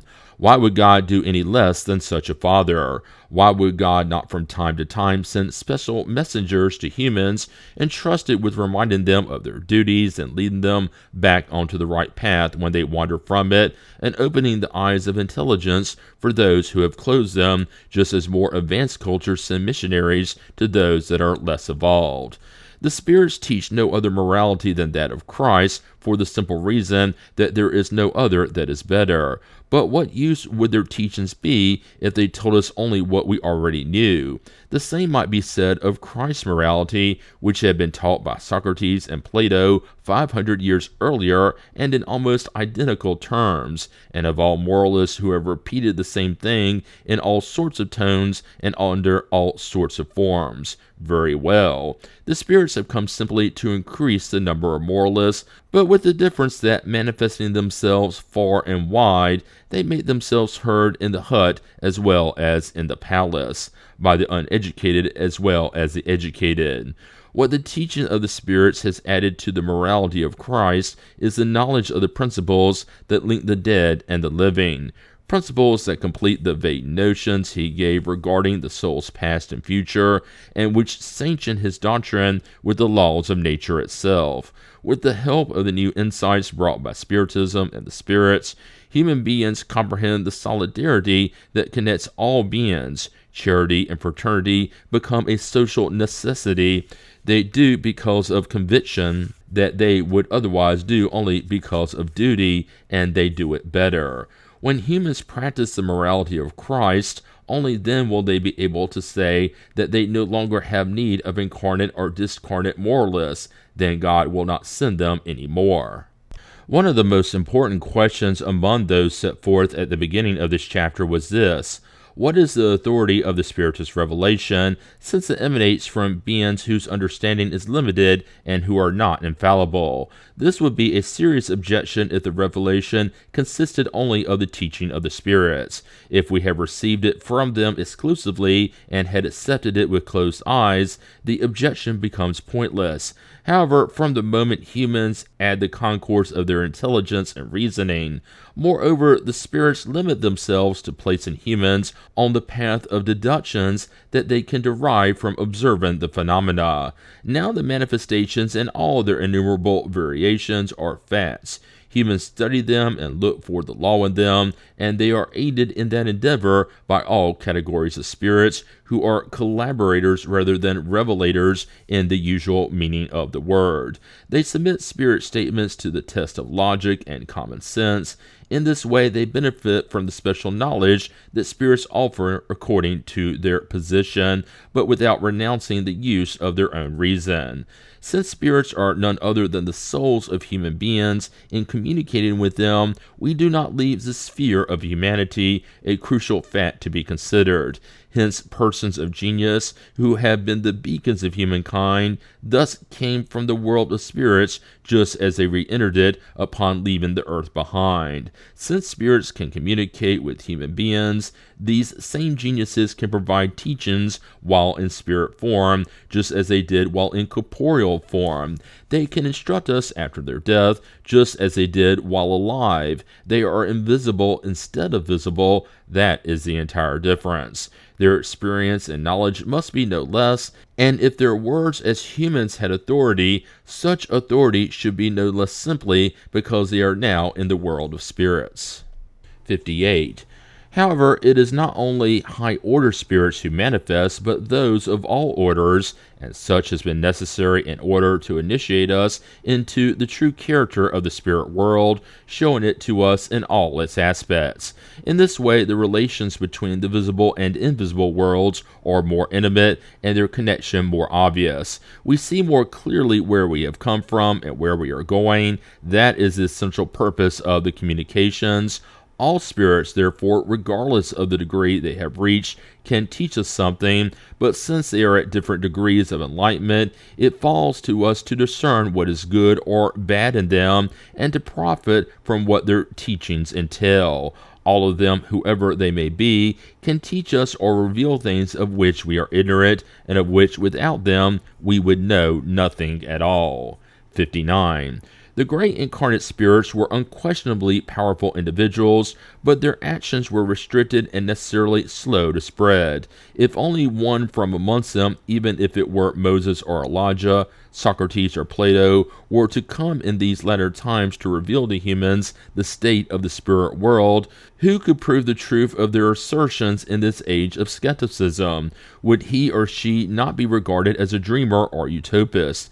And even admitting that he or she had the absolute truth, centuries would have to elapse before his or her ideas were accepted by the masses. Wisely, God did not will it to be so. God willed that the teaching be given by spirits themselves and not by incarnates in order to convince humans of their existence, and furthermore to enable it to take place simultaneously all over the earth, either so that it could spread more rapidly or so that we could find in the correlation of the teachings evidence of the truth, thus giving each person the means of being convinced by him or herself. 60. The spirits did not come to free human beings from the endeavor of study and research. They did not bring them some kind of ready-made science. Concerning what humans could discover for themselves, the spirits left them to their own efforts. This is something spiritists know perfectly well today. For a long time now, experience has demonstrated the error of the opinion that attributes to spirits all knowledge and wisdom, and that is enough to address the first spirit who comes along in order to know all things. Having departed earthly humanity, spirits are one of its facets nonetheless, and as on earth, there are those who are more evolved and those who are commonplace. Thus, many of them know less scientifically and philosophically than certain human beings. They tell what they know, no more, no less. As is the case among humans, the more advanced spirits can instruct us on more subjects and can provide us more judicious counsel than those who are less advanced. Asking for counsel from spirits does not entail addressing supernatural powers, but rather one's equals, the same ones whom we would address if they were alive, family members, friends, or individuals more enlightened than us. This is what is important to comprehend, and it is what is ignored by those who, not having studied Spiritism, have a completely erroneous idea about the nature of the spirit world and the relations with the beyond. 61. So then, what is the usefulness of such manifestations, or if we would prefer, such revelations? If spirits do not know any more than we do, or if they do not tell us everything they do know, first, as we have already stated, they abstain from giving us what we could acquire through our own efforts. Second, there are things they are not allowed to reveal because our degree of advancement cannot beat them. However, that fact aside, the conditions of their new existence expand the circle of their perceptions. They can see what they could not on earth. Freed from the shackles of matter and delivered from the cares of corporeal life, they judge things from a more elevated point of view, and therefore more sanely. Their perception embraces a vaster horizon. They comprehend their errors, rectify their ideas, and rid themselves of human prejudices. It is in that fact that the superiority of spirits over corporeal humanity consists, and depending on their degree of advancement, the reason why their counsels may be more judicious and disinterested than those of incarnates. Moreover, their environment enables them to initiate us into matters regarding the future life unbeknownst to us, which we cannot ascertain from our current environment. Until now, humans have formulated only theories about their future, which is why their beliefs on this point have been divided into such numerous and divergent theories, from nihilism to the fanciful concepts of heaven and hell. Today, however, it is the eyewitness, the very actors in the life beyond the grave, who have come to tell us what it really is. Only they may do so. Consequently, their manifestations have served to enable us to understand the unseen world which surrounds us and which we did not even suspect. This understanding alone would be of major importance in the event we were to believe that spirits were incapable of teaching us anything else.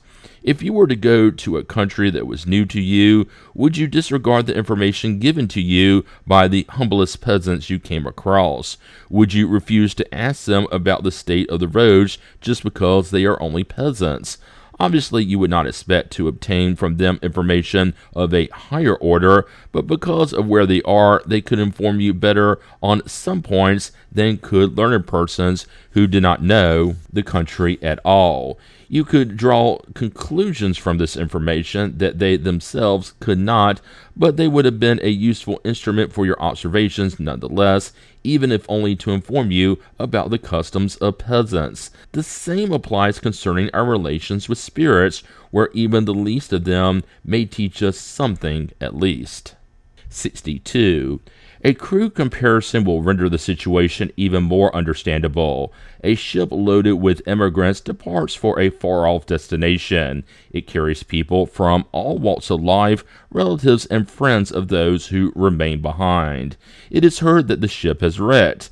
Not a trace of it remains, and no news whatsoever has arrived regarding its fate. It is thought that all travelers have perished and all their families mourn for them. Nevertheless, everyone on board the ship, without exception, has reached an abundant and fertile unknown land where they all live happily under a pleasant sky. However, this fact is unknown.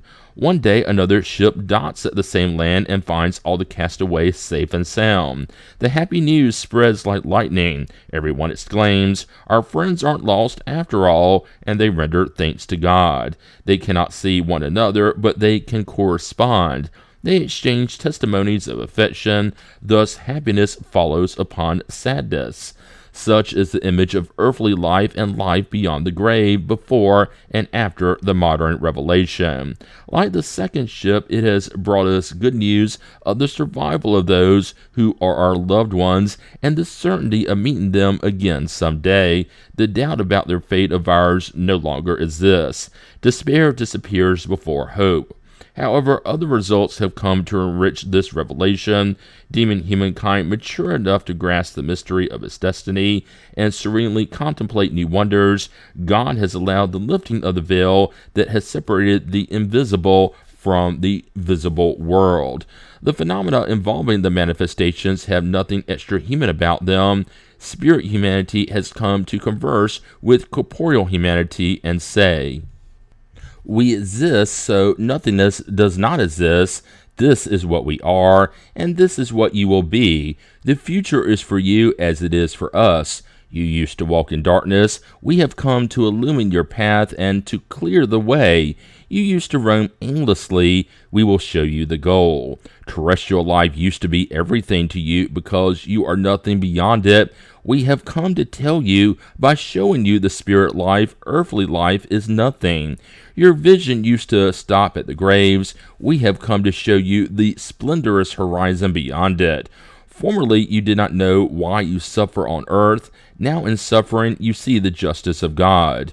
Doing good used to seem to bear no fruit for the future, whereas from now on it will have a purpose and will be a necessity.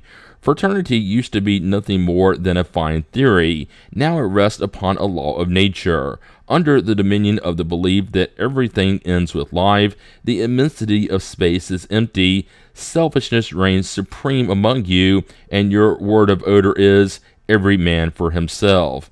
With the certainty of the future, infinite space is infinitely populated. There is neither emptiness nor solitude anywhere, and solidarity connects all beings, both here and beyond the grave. It is the kingdom of charity with the motto, one for all and all for one. Lastly, at the end of your life, you used to say an eternal goodbye to those dear to you. Now, however, you will say to them, see you soon. Such are in sum the results of the new revelation. It has come to fill the void left by disbelief, to encourage those stricken by doubt or the perspective of nothingness, and to give all things a reason for being. Therefore does this result have no importance, because the spirits have not come to solve the problems of science, to give knowledge to the ignorant, or the means to enrich oneself effortlessly. Nevertheless, the fruit that humans should take from it are not only for the future life.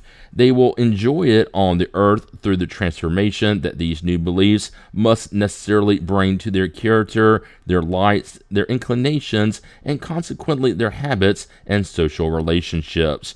Putting an end to the reign of selfishness, pride, and disbelief, these beliefs prepare the reign of the good, which is the kingdom of God announced by Christ. Genesis, Part 1, Chapter 2, God. The existence of God, the divine nature, providence, seeing God. The existence of God. 1. Since God is the first cause of all things, the point of departure for everything, and the foundation upon which the edifice of creation rests, God is the subject that we must consider before anything else. 2. It is an elementary principle that a cause is judged by its effects, even when the cause is not seen. If a bird cutting through the air is hit by a fatal bullet, one may deduce the fact that a skillful shooter struck it, even if the shooter cannot be seen. Thus, it is not always necessary to have seen a thing in order to know that it exists. In everything, observing the effects is how one arrives at understanding the causes. 3. Another equally elementary principle that has become an axiom due to its truthfulness is that every intelligent effect must have an intelligent cause. If one were to ask who the builder of a certain ingenious mechanism was, what would the person think of someone who answered that it had made itself?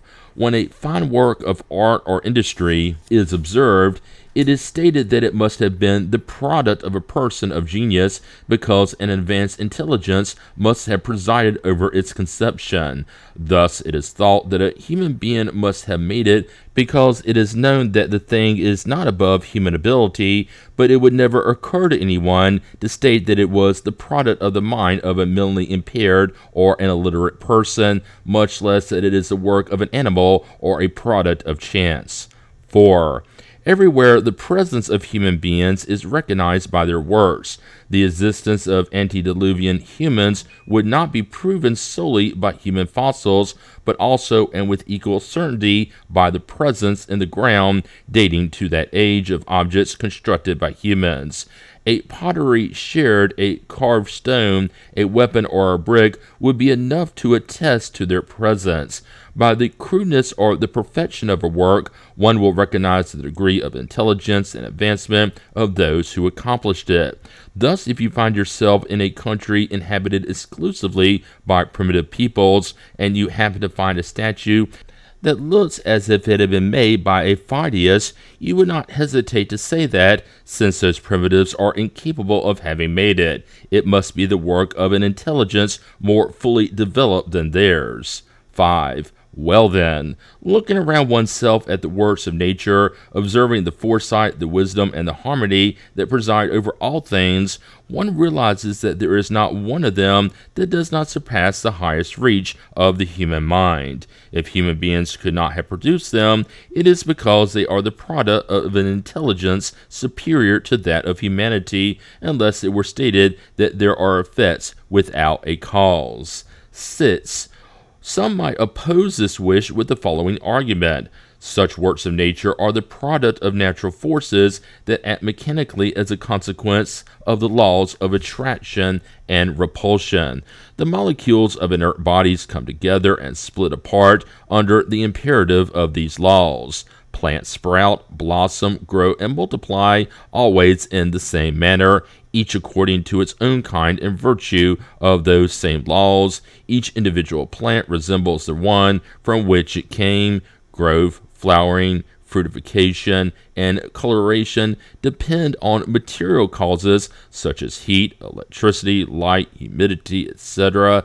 The same applies to animals. The heavenly bodies were formed by molecular attraction and continue to move in their orbits due to the effect of gravity.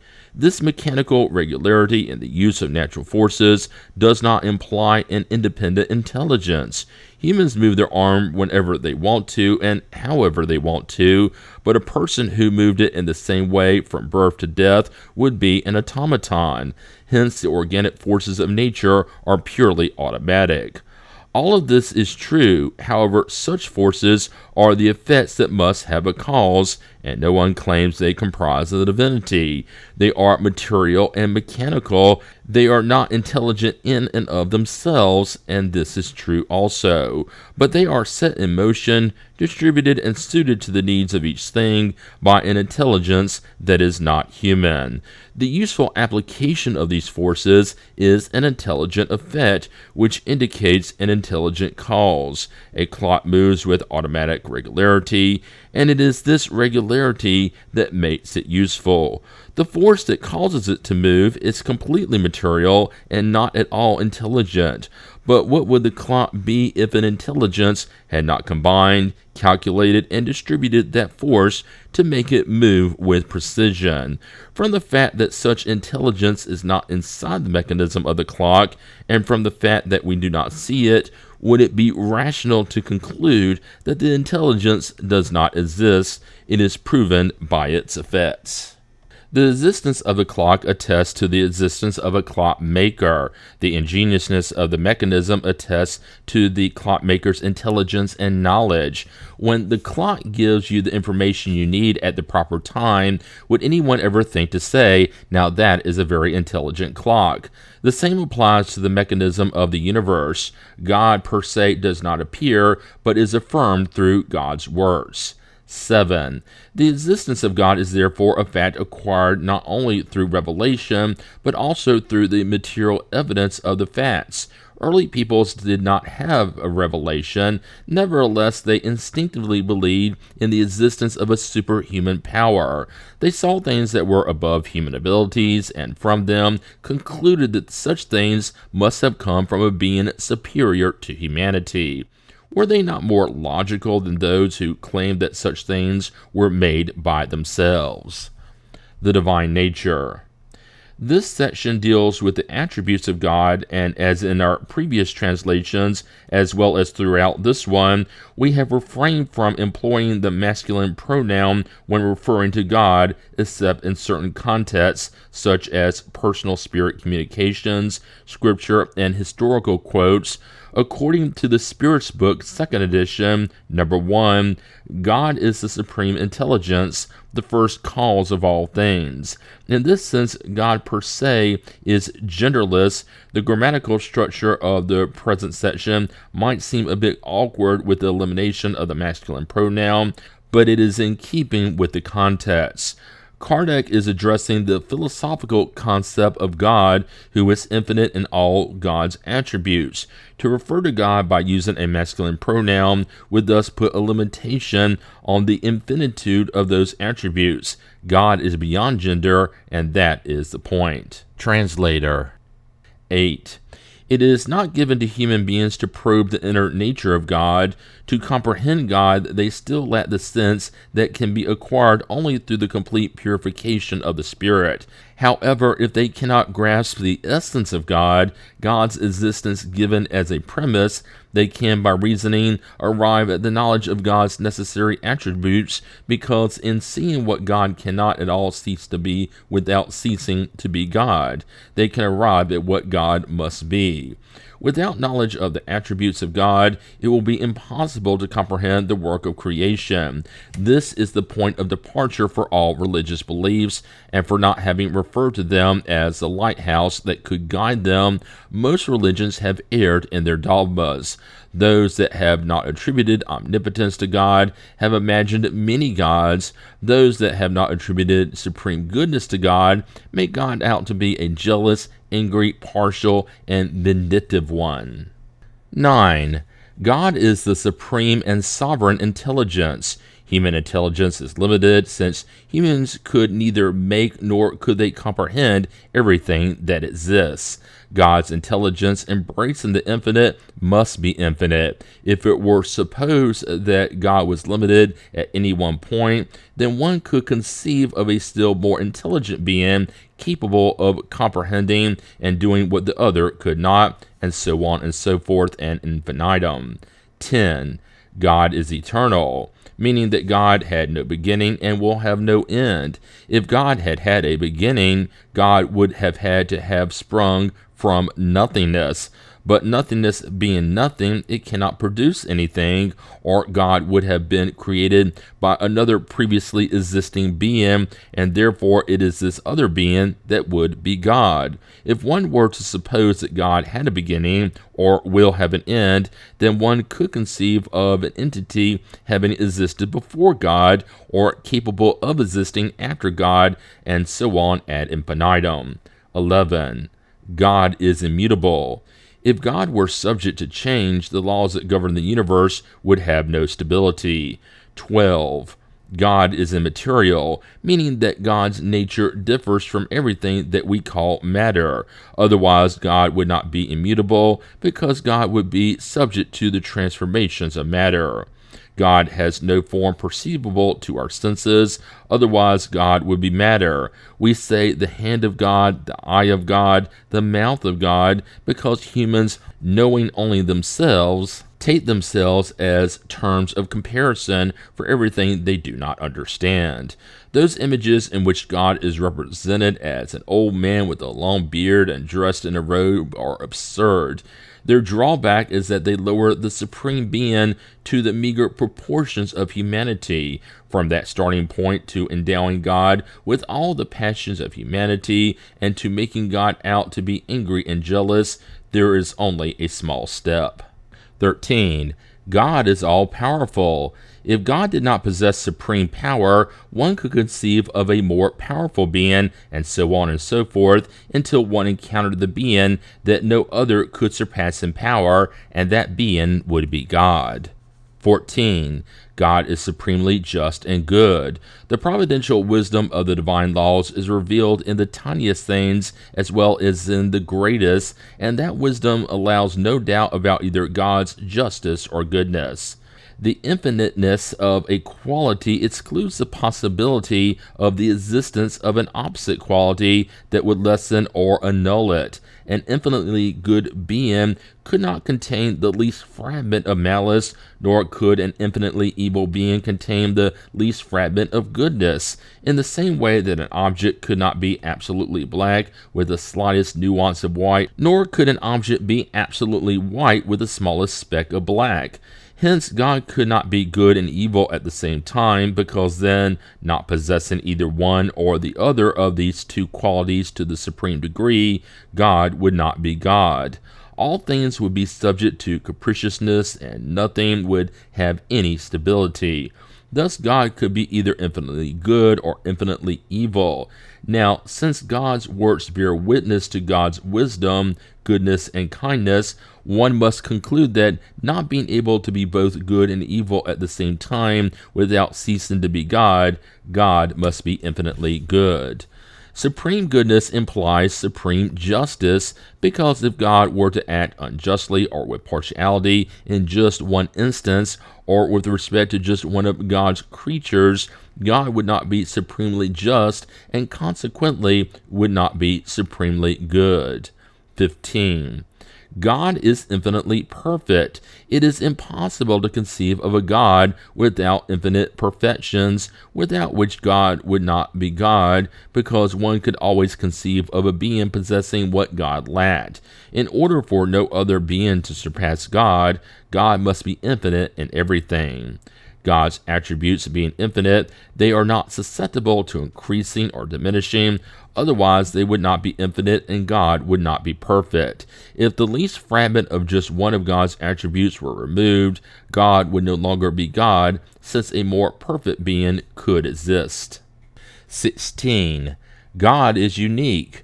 God's oneness is the consequence of the absolute infiniteness of God's perfections.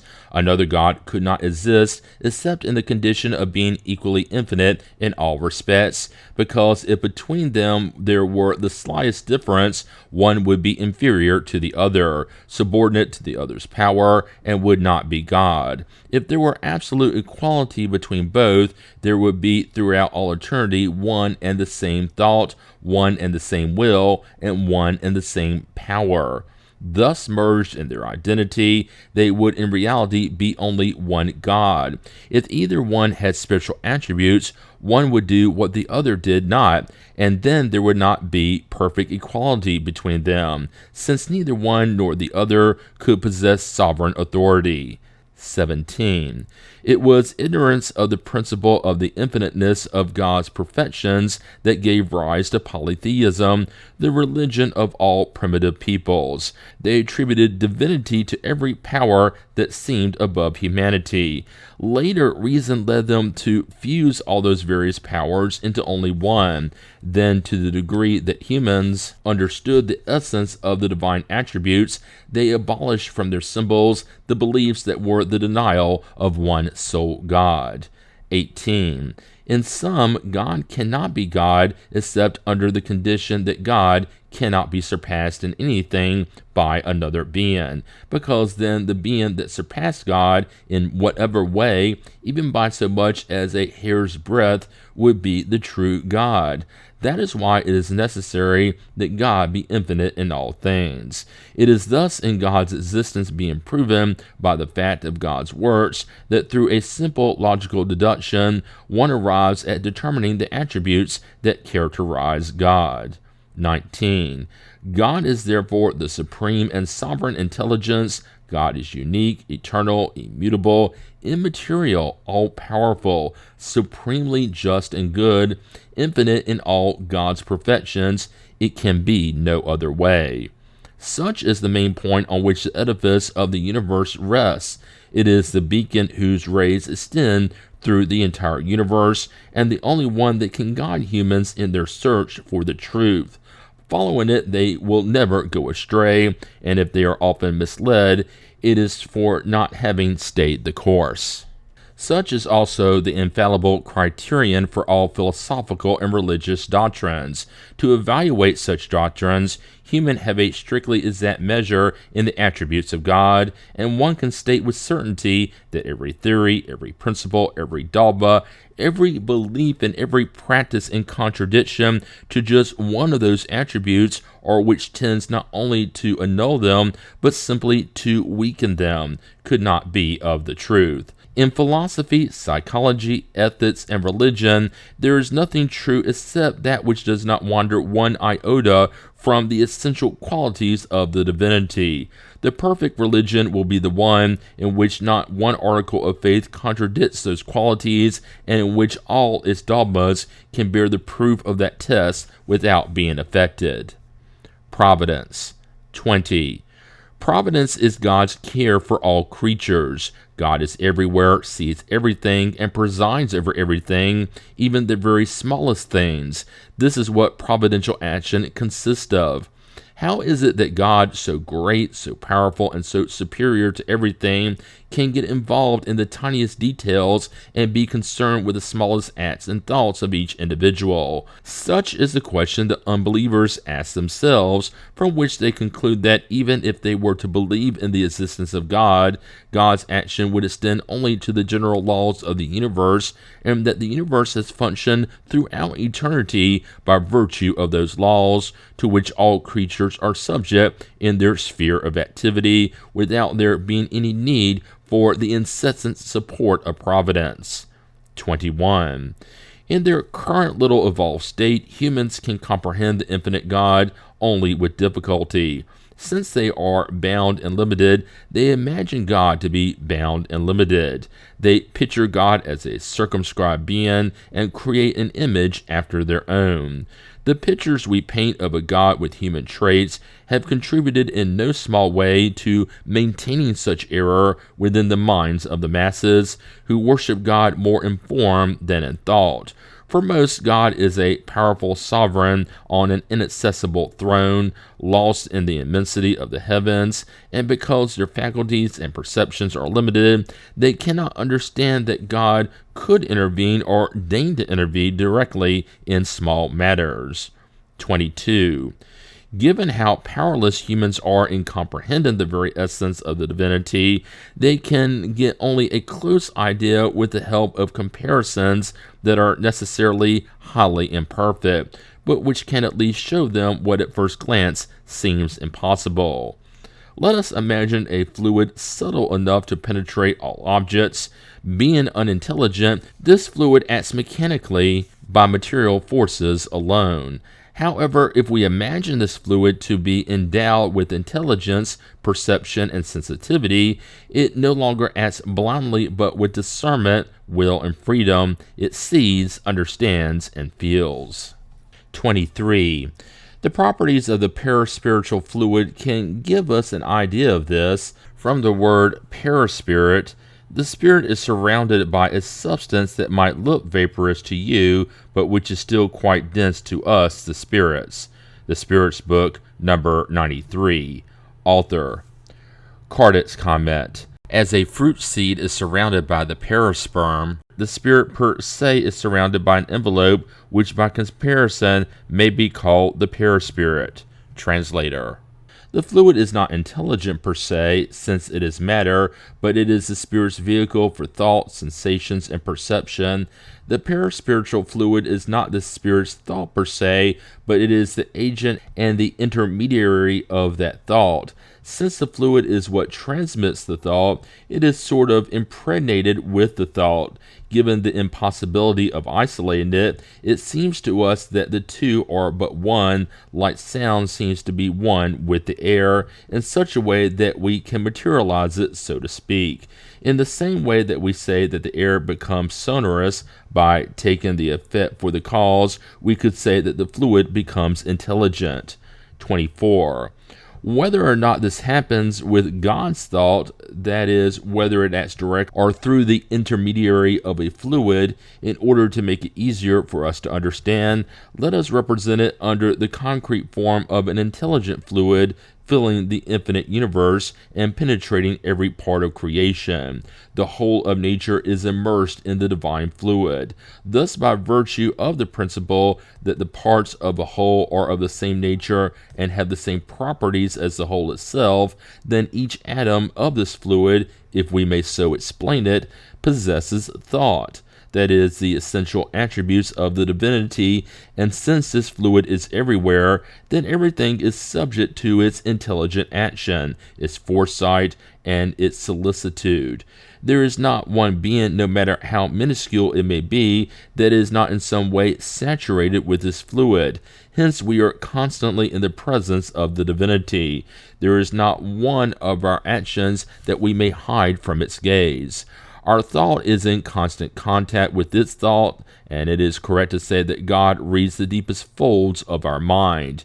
We are in God just as God is in us, according to what Christ said. To extend kindness over all creatures, God does not have to look down from the heights of the immensity. To be heard by God, our prayers do not have to cross through space, nor do they have to be spoken with a resounding voice, since God being constantly at our side, our thoughts resound within God. Our thoughts are like the sound of a bell, which makes all the molecules of the surrounding air vibrate. 25. Far be it from us even to think of materializing the divinity. The image of an intelligent universal fluid is obviously only a comparison that is more appropriate for providing a more exact idea of God than the images that represent God in human form. It has the objective of making comprehensible God's ability to be everywhere and to be concerned with all things. 26. We have always before us an example that can give us an idea of the way in which God's action can be exerted over the innermost parts of all beings, and consequently the way in which the most subtle impressions of our soul reach God. This example was taken from a lesson given by a spirit on the matter. 27. The human being is a tiny world where the director is the spirit and the directed principle is the body. In this world, the body represents a creation, of which the spirit represents God. Keep in mind that this refers only to a question of similarity and not of identity.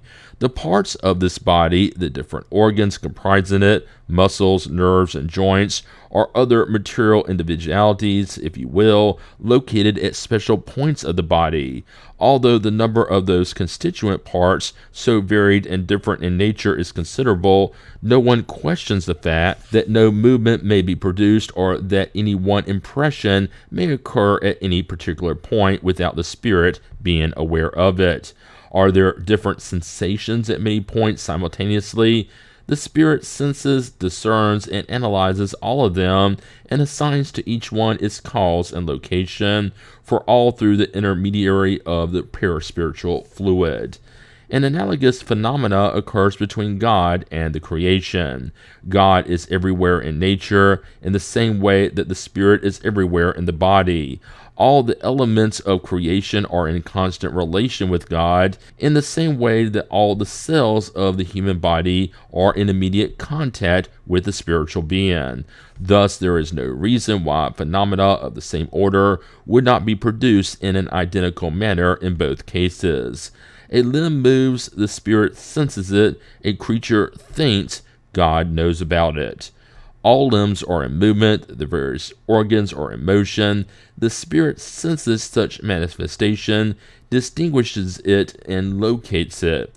The different creations, the different creatures move, think, and act in diverse ways, and God knows about everything that happens and assigns to each one what is particular to it. One can also deduce the solidarity between matter and intelligence, the solidarity among all the beings of one world and of all worlds, and finally of all creations and the Creator. Quinemont, Parisian Society, 1867. 28. We comprehend the effect, and that is already much. From the effect we work back to the cause and judge its greatness by the greatness of the effect. However, its inner essence escapes us, as does that of the cause of a huge number of phenomena. We are familiar with the effects of electricity, heat, light, and gravity, and we can calculate them. However, we are ignorant of the inner nature of the principle that produces them. So, is it any more rational to deny the divine principle because we do not understand it? 29. Nothing prevents us from believing that the principle of sovereign intelligence has a center of action, a main focal point that radiates outward continuously, flooding the universe with its emanations in the same way as the sun with its light. But where is this focal point? That is what we cannot say. It is probable that it is not fixed at one point any more than is its action, and that it travels the regions of space unbound. If simple spirits have the gift of ubiquity, this faculty must be unlimited in God. A spirit cannot be divided up. However, each is a center radiating in different directions, and that is why it appears to be in many places all at the same time. Look at the sun. The sun is only one body, yet it radiates all around and sends its rays to great distances. Nevertheless, it does not divide itself up. The Spirit's Book, number 92.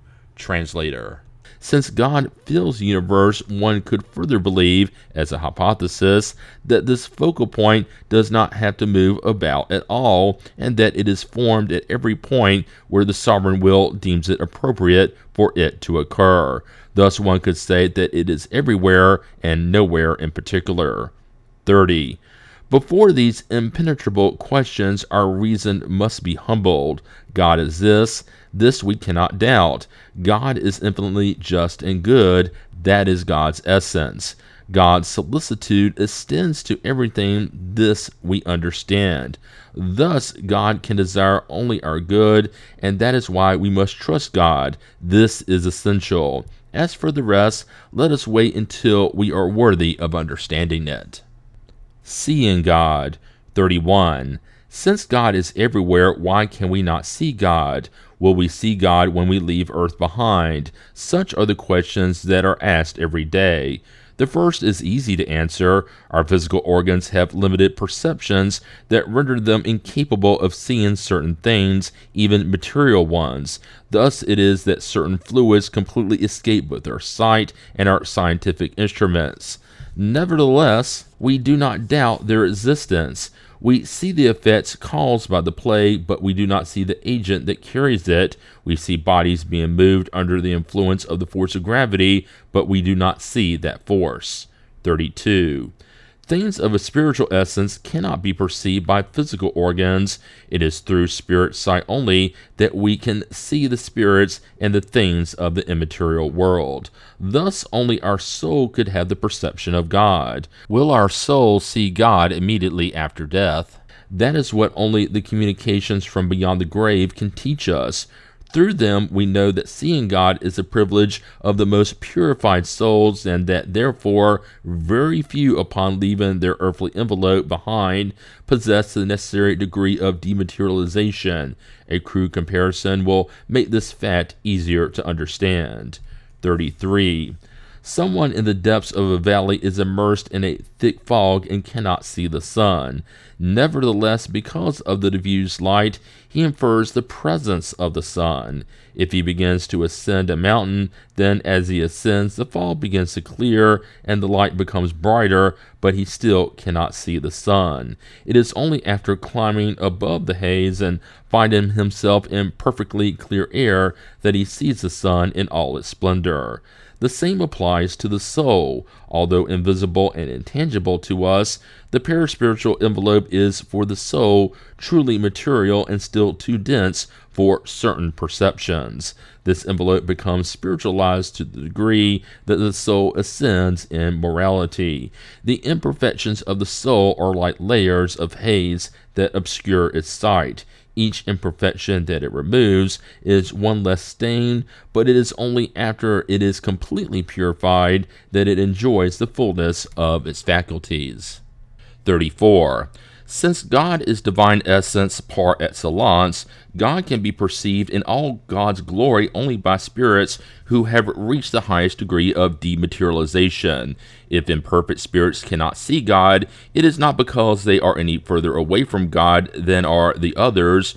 Like all the beings of nature, they are immersed in the divine fluid, just as we are immersed in light. The only difference is that their imperfections are mists that hide God from their sight. When the fog finally clears, they will see God resplendent. To do so, they will neither have to ascend nor go in search of God in the depths of the infinite. With their spirit sight rid of the moral veils that obscure it, they will see God wherever they may be, even on the earth, because God is everywhere. 35. The spirit purifies itself only over time, and its different incarnations are the alembics at the bottom of which it leaves a few impurities each time. Upon leaving its corporeal envelope, it does not instantly rid itself of its imperfections. It is for this reason that after death, it does not see God any better than when it was alive, but to the degree that it purifies itself, it has a more distinct intuition about God. Even if it does not see God, it does comprehend God better. The light is less diffuse. Thus, when spirits say that God is prohibiting them from responding to some particular question, it is not that God has appeared to them or has spoken to them in order to condone or prohibit this or that thing, not at all. But they sense God and receive emanations from God's thought, just as what happens with us in relation to the spirits who envelop us in their fluid, although we cannot see them. 36. No human, therefore, can see God with the eyes of the body. If such a favor were granted to a few, it would be only in the state of ecstasy, when the soul is so disengaged from the bonds of matter that seeing God would be possible while incarnated. Such a privilege would be accorded only to select souls who have incarnated on a mission and not for expiation. But since the spirits of the highest order shine in dazzling brilliance, it could be that less of all spirits, incarnate or discarnate, impacted by the splendor that surrounds them, have believed they have actually seen God. It is similar to a minister sometimes being taken for his or her sovereign. 37. Under what form does God appear to those who have made themselves worthy of such a favor? Is it under some form? Is it a human form or a point of resplendent light?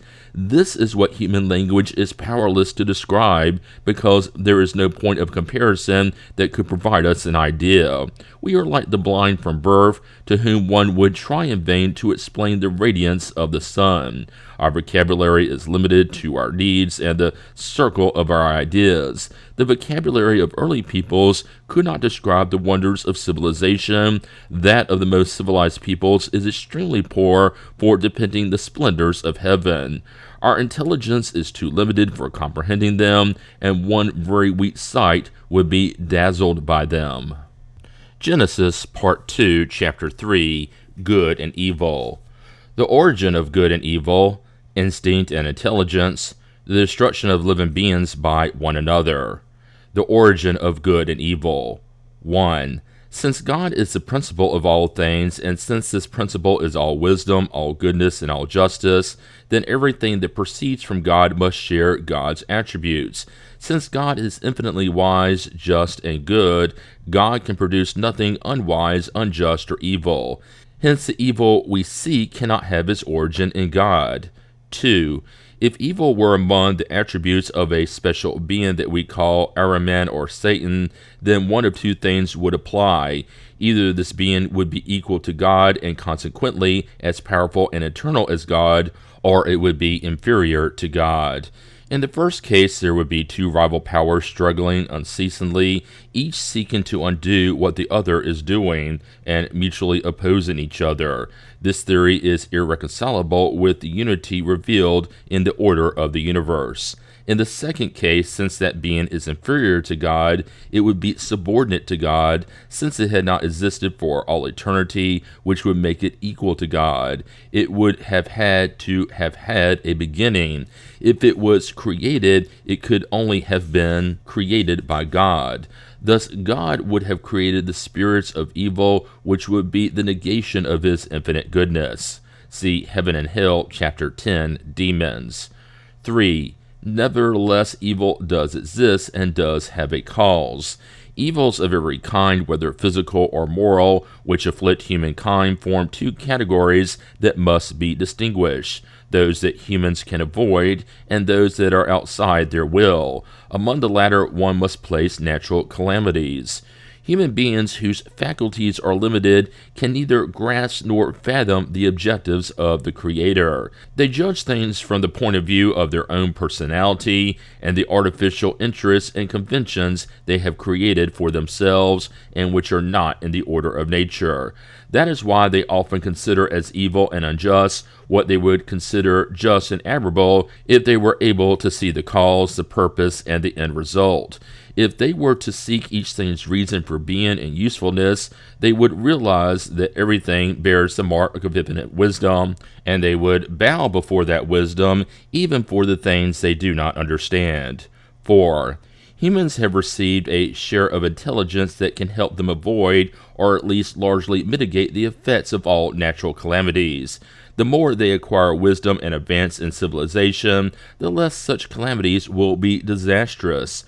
With a wisely forward-looking social organization, they will at least neutralize their consequences if they cannot be avoided entirely, thus regarding those same calamities which have their usefulness in the general order of nature and for the future, but which cause damage in the present.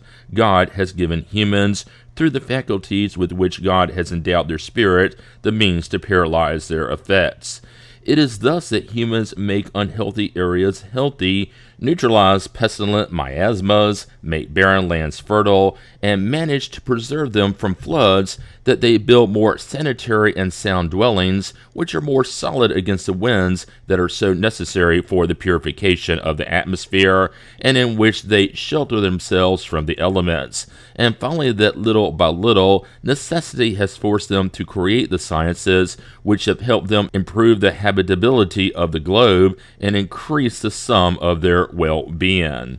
5. Since humans must progress, the ills to which they are exposed are a stimulus for exercising their intelligence and all their physical and mental capabilities, thereby inciting them to search for the means to avoid them. If they had nothing to fear, no need would lead them to seek such means, and their minds would become sluggish from inactivity. They would invent nothing, not discover anything. Pain is the goad that draws humans forward on the path of progress. 6.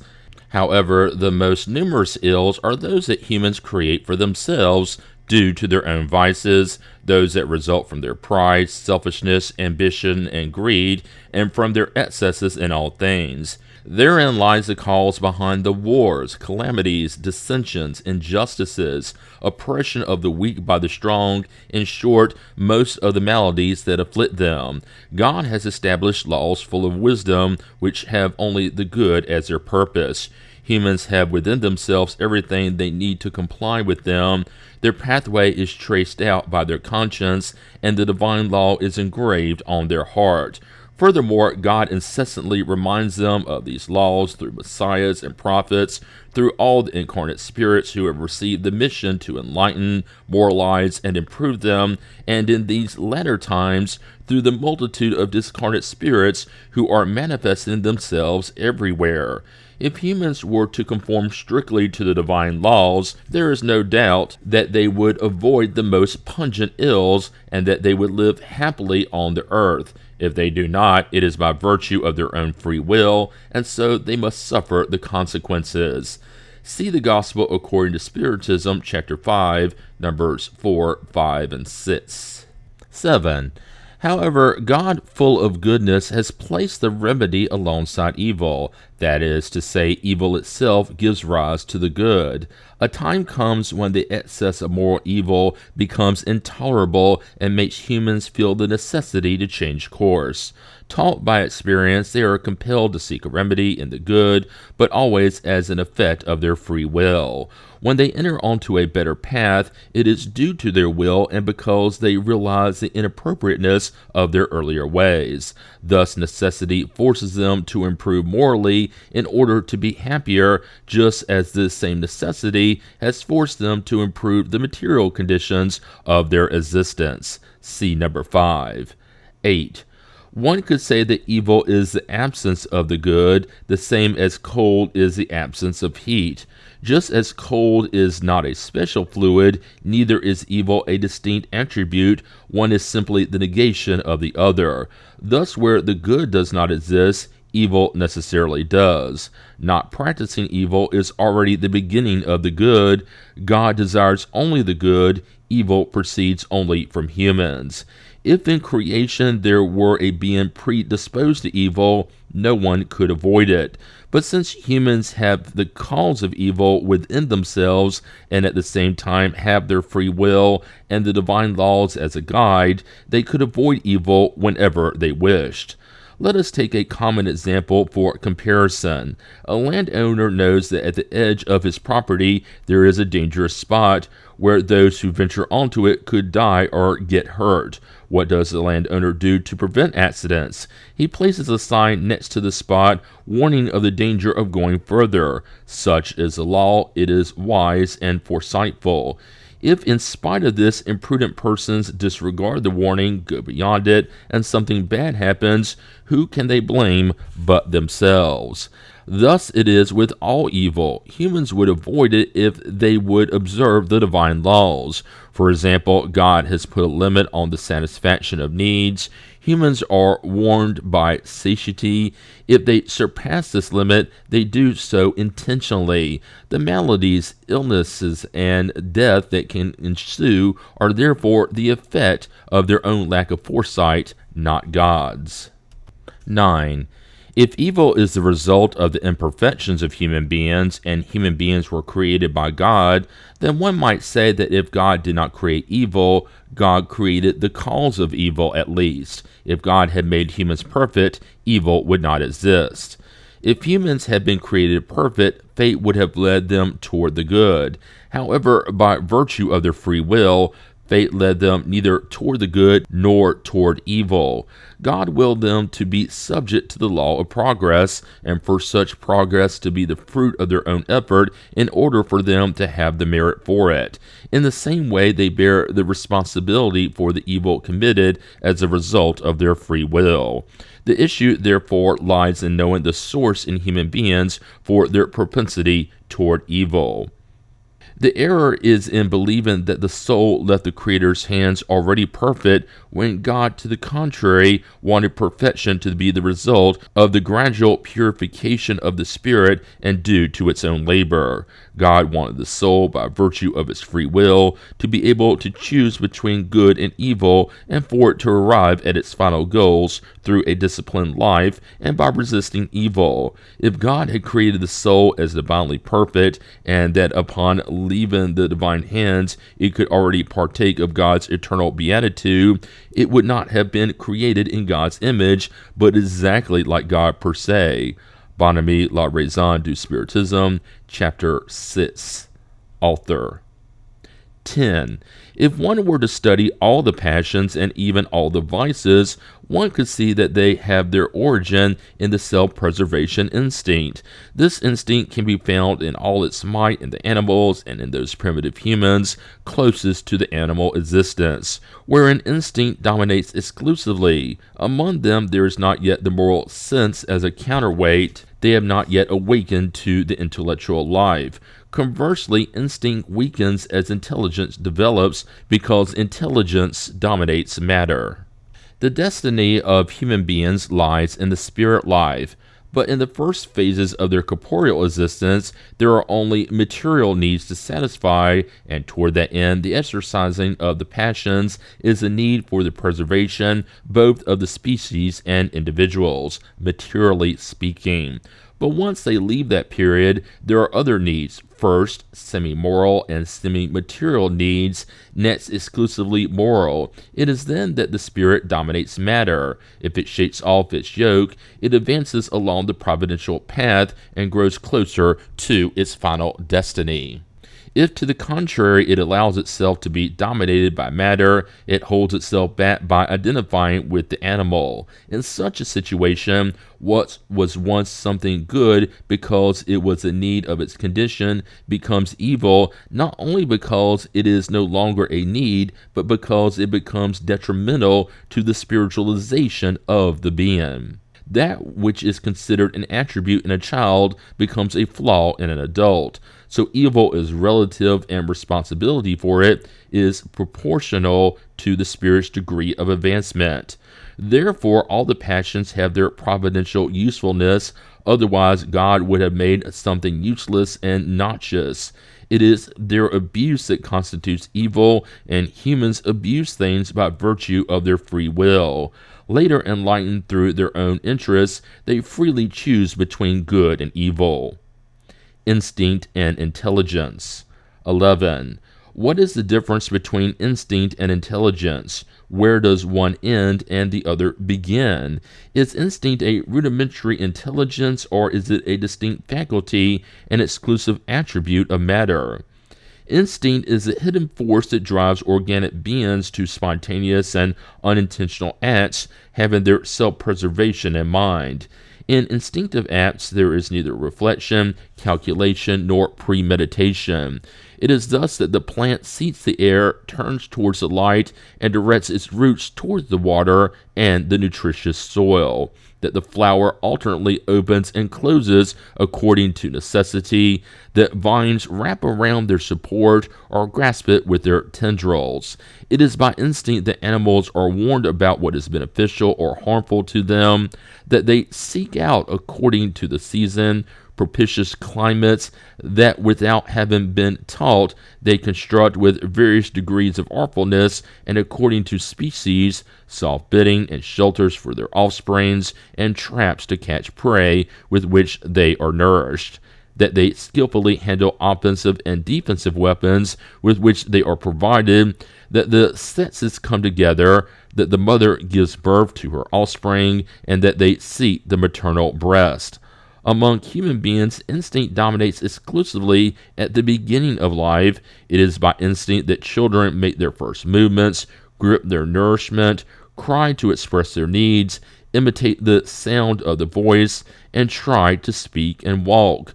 In adults, certain acts are also instinctive. Such are the spontaneous movements to avoid a hazard, to pull away from danger, and to maintain one's balance. Such are furthermore the blink of the eyelids to moderate a bright light, the automatic opening of the mouth to breathe, etc. 12. Intelligence is revealed through intentional, thought-out, premeditated, and calculated acts according to the turn of the circumstances. It is undeniably an exclusive attribute of the soul. Every automatic action is instinctive. The action that displays reflection, complexity, and deliberation is intelligent. Intelligence is free. Instinct is not. Instinct is a safe guide that never errs. Intelligence, by the simple fact of being free, is at times subject to error. Even though the instinctive action lacks the character of the intelligent action, it nonetheless reveals an intelligent cause that is essentially provident. If one believes that instinct has its source in matter, one must believe that matter is intelligent, even more intelligent and provident than the soul, since instinct does not err, whereas intelligence does. If instinct is considered to be a rudimentary intelligence, how can it be that in certain cases it is superior to rational intelligence? What gives it the ability to do things that intelligence cannot? If instinct is the attribute of a special spiritual principle, what becomes of this principle? If instinct were to disappear, would this principle be destroyed? If animals are endowed only with instinct, their future is meaningless, their sufferings have no compensation. This would not be in accord with either the justice or the goodness of God. See Chapter 2, number 19. 13. According to another theory, instinct and intelligence would have one and the same principle. Having arrived at a certain degree of development, this principle, which at first would have only the qualities of instinct, would undergo a transformation that would give it free intelligence. If that were the case in intelligent individuals who lose their reason and are no longer guided except by instinct, intelligence would return to its primitive state, and when they recover their reason, their instinct would become intelligence again, and so on at each turn, which is not acceptable. Moreover, instinct and intelligence are frequently displayed simultaneously in the same action. In walking, for example, the movement of the legs is instinctive. The person automatically places one foot in front of the other without thinking about it. But when the person wants to accelerate or moderate his or her steps, to lift a foot or turn aside to avoid an obstacle, there is calculation and complexity. He or she acts with a deliberate purpose. The involuntary impulse of the movement is the instinctive action. The calculated directing of the movement is the intelligent action. The carnivorous animal is driven by instinct to eat flesh, but the precautions it takes and modifies according to the circumstances in order to catch its prey, as well as its foresight of the possibilities, are acts of intelligence. 14. Furthermore, another theory that allies itself perfectly with the idea of the unity of principle results from the essentially provident nature of instinct and agrees with what Spiritism teaches regarding the relations between the spirit world and the corporeal. It is now known that some discarnate spirits have a mission to watch over incarnates for whom they are protectors and guides, that they envelop them in their fluidic emanations, and that persons often act unconsciously under the action of these emanations. Moreover, it is known that instinct, which itself produces unconscious actions, predominates in children and generally in persons whose intellect is deficient. Thus, according to this theory, instinct would not be an attribute of either the soul or matter. It would not belong to the living person per se, but would be an effect of the direct action of the invisible guardians who would compensate for the imperfection of the intelligence by personally causing the unconscious acts necessary for the person's self-preservation. It would be like the leading strings with which one supports infants who do not yet know how to walk. However, in the same way that we gradually eliminate the use of leading strings as children begin to walk on their own, protector spirits leave their wards to themselves to the extent that they can guide themselves by their own intelligence. Thus, far from being the product of a rudimentary and incomplete intelligence, instinct would be the result of an outside intelligence in its fullness, a protective intelligence making up for insufficiency, whether of a younger intelligence, which it would lead to do unconsciously for its own good what it was incapable of doing for itself, or whether of a mature intelligence, but momentarily hampered in the use of its faculties, as occurs in humans during infancy and in cases of mental impairment. It is stated proverbially that there is a God for children, fools, and drunkards. This saying is truer than one might think. That God is none other than the protector spirit who watches over the person incapable of being protected by his or her own reason. 15. In this order of ideas, one could go further still. This theory, as rational as it may be, does not resolve all the difficulties of the issue. If one were to observe the effects of instinct, one would notice above and foremost a uniformity of view and a harmony, a surety of outcome that no longer exists when instinct is replaced by free intelligence. Furthermore, we recognize a profound wisdom in the allocation, so perfect and constant, of the instinctive faculties applied to the needs of each species. Such uniformity could not exist without unity of thought, and unity of thought is incompatible with the diversity of individual aptitudes. Only this unity could produce such a perfectly harmonious whole, which has continued since the beginning of time, and in all climes with a regularity and a mathematical precision that has never failed.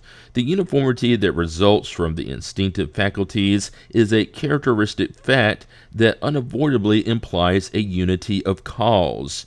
If this cause were inherent to each individuality, there would be as many varieties of instincts as there are individuals, from the plant to the human being.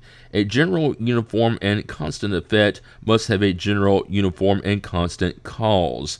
An effect that attests to wisdom and providence must have a wise and provident cause. Therefore, a wise and provident cause, being necessarily intelligent, could not be exclusively material. Not finding in incarnate or discarnate individuals the necessary qualities for producing such a result, one must look higher, in other words, to the Creator. If one recalls the explanation that was given concerning the manner in which one can recognize providential action, Chapter 2, number 24, and if one imagines all beings penetrated by a supremely intelligent divine fluid, one will understand the provident wisdom and the uniformity that preside over all instinctive movements for the wellness of each individual. Such solicitude is more active the less resources individuals have in themselves and in their own intelligence. That is why this solicitude shows itself greater and more absolute among animals and primitive beings than among humans. According to this theory, instinct is understood to be always a sure guide. The maternal instinct, the noblest of all, which materialism lowers to the level of the attractive forces of matter, is enhanced and ennobled. Due to its consequences, it should not be left to the capricious eventualities of the intelligence and free will. By means of the mother, God personally watches over all newborn creatures. 16. This theory in no way destroys the role of protector spirits, whose aid is a fact acquired and proven through experience. However, one should note that the action of these spirits is essentially individual, that such action is modified according to the qualities of the protector and the ward, and that in no way does it have the uniformity and generality of the instinct. God in divine wisdom leads the blind personally while entrusting to free intelligences the care of guiding those who can see, leaving each one the responsibility for his or her acts. The mission of protector spirits is a duty they accept voluntarily, and which is for them a means of advancement according to the manner in which they perform it. 17. All these ways of looking at instinct are necessarily theoretical, and none have a character of authenticity sufficient to be given as a definitive solution. The issue will certainly be resolved someday when the elements of observation that are now lacking are finally brought together. Until then, we must limit ourselves to submitting the diverse opinions to the cauldron of reason and logic and wait for the light to appear. The solution that will be closest to the truth will necessarily be the one that best corresponds to the attributes of God, in other words, to supreme goodness and justice. See Chapter 2, number 19. 18. With instinct being the guide and the passions the driving forces of souls in the initial period of their development, they are sometimes confused as to their outcome. There are, however, differences between them that are essential to consider. Instinct is a sure guide, always good. At some point it may become useless, but never harmful. It weakens with the predominance of the intelligence. At the early stages of the soul, the passions have in common with instinct the fact that beings are impelled by a force that is also unconscious. Passions are born more particularly from the needs of the body and have a greater hold on the body than does instinct. What distinguishes them above all from instinct is that they are individual and contrary to instinct, and that they do not produce general and uniform effects. On the contrary, we see them vary in intensity and nature according to individuals. They are useful as stimulants until the eclosion of the moral sense, which turns a passive being into a rational one.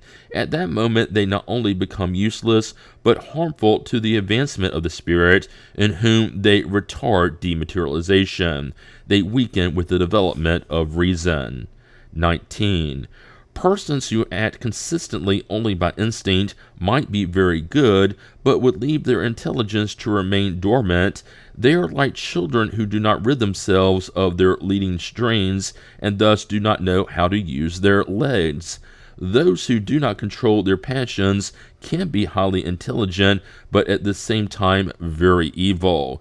Instinct disappears by itself. The passions are tamed only through an effort of the will. The destruction of living beings by one another. 20. The mutual destruction of living beings is one of the laws of nature, which at first glance seems least reconcilable with God's goodness. One may ask why God created a need for them to devour one another in order to nourish themselves at the expense of others. To those who see only matter, who limit their view to the present life, this indeed seems to be an imperfection in the divine work. This is because people generally judge God's perfection from their own point of view. Their own judgment is the measuring stick of God's wisdom, and they think that God would not know how to make something better than they themselves could do. Their short-sightedness does not allow them to judge the whole, and they do not understand that a real good can result from an apparent evil. Only knowledge of the spiritual principle, considered in its true essence, and the great law of unity that comprises the harmony of creation, can give humans the key to this mystery and show them providential wisdom and harmony precisely where they see only an anomaly and a contradiction. 21. True life for animals as well as for human beings dwells no more in the corporeal envelope than in a garment. True life lies in the intelligent principle which pre-exists and survives the body. This principle has need of the body to develop itself through labor, which it must perform on brute matter. The body is spent in this labor, but the spirit is not. On the contrary, it leaves the body each time stronger, more lucid, and more capable. Thus, what does it matter if the spirit changes its envelope more frequently or less so? It is no less a spirit because of it. It is exactly as if a certain man were to change his clothes 100 times in 1 year. He would not cease being the same man. Through the incessant spectacle of destruction, God teaches humans the small case that they should make of their material envelope and awakens in them the idea of the spirit life, making them desire it as compensation. Could not God, it will be asked, reach the same result by other means without obligating living beings to destroy one another? If all is wisdom in God's work, we must assume that such wisdom must not be lacking any more on this point than on others. If we do not understand it, we must attribute it to how little evolved we are. However, we can try to find the reason using this principle as our compass. God must be infinitely just and wise, so we seek God's justice and wisdom in all things, and we bow down before what surpasses our understanding. 22. A primary usefulness that arises from such destruction, a purely physical usefulness, is this. Organic bodies can sustain themselves only with the help of organic matter. only this matter contains the nutritive elements needed for their transformation. Because bodies, the instruments of the intelligent principle's action, have the need of incessant renewal. Providence makes them serve for their mutual sustenance. This is why beings nourish themselves with one another. Thus it is the body that nourishes itself from the body, but the spirit is neither destroyed nor altered, it only sloughs off its envelope. 23. Furthermore, there are moral considerations of a higher order. Struggle is necessary for the evolution of the spirit. It is in this struggle that it exercises its faculties. Those that attack in order to obtain their nutrition, and those that defend themselves in order to preserve their life, compete in astuteness and intelligence, and thereby increase their intellectual powers. One of the two succumbs, but in reality, what has the stronger or more skillful taken from the weaker? Only its garment of flesh, nothing more. The spirit which is not dead will take another later. 24. In the less evolved beings of creation, in those in which the moral sense does not exist, or in which intelligence has not yet replaced instinct, struggle will have no other driving power than the satisfaction of a material need, and one of the most imperative needs is that of nutrition. They struggle, therefore, solely to stay alive, in other words, to capture or defend their prey, since they could not be stimulated by a higher motive. It is in this preliminary period that the soul takes its first steps and prepares for life. In humans, there is a period of transition in which they are hardly distinguishable from the brute. In the early stages, the animal instinct dominates, and struggle still has for its motive the satisfaction of material necessities. Later on, the animal instinct and the moral sentiment counterbalance each other. Humans then struggle no longer to nourish themselves, but to satisfy their ambition, pride, and the need to dominate. To do so, they must continue to destroy.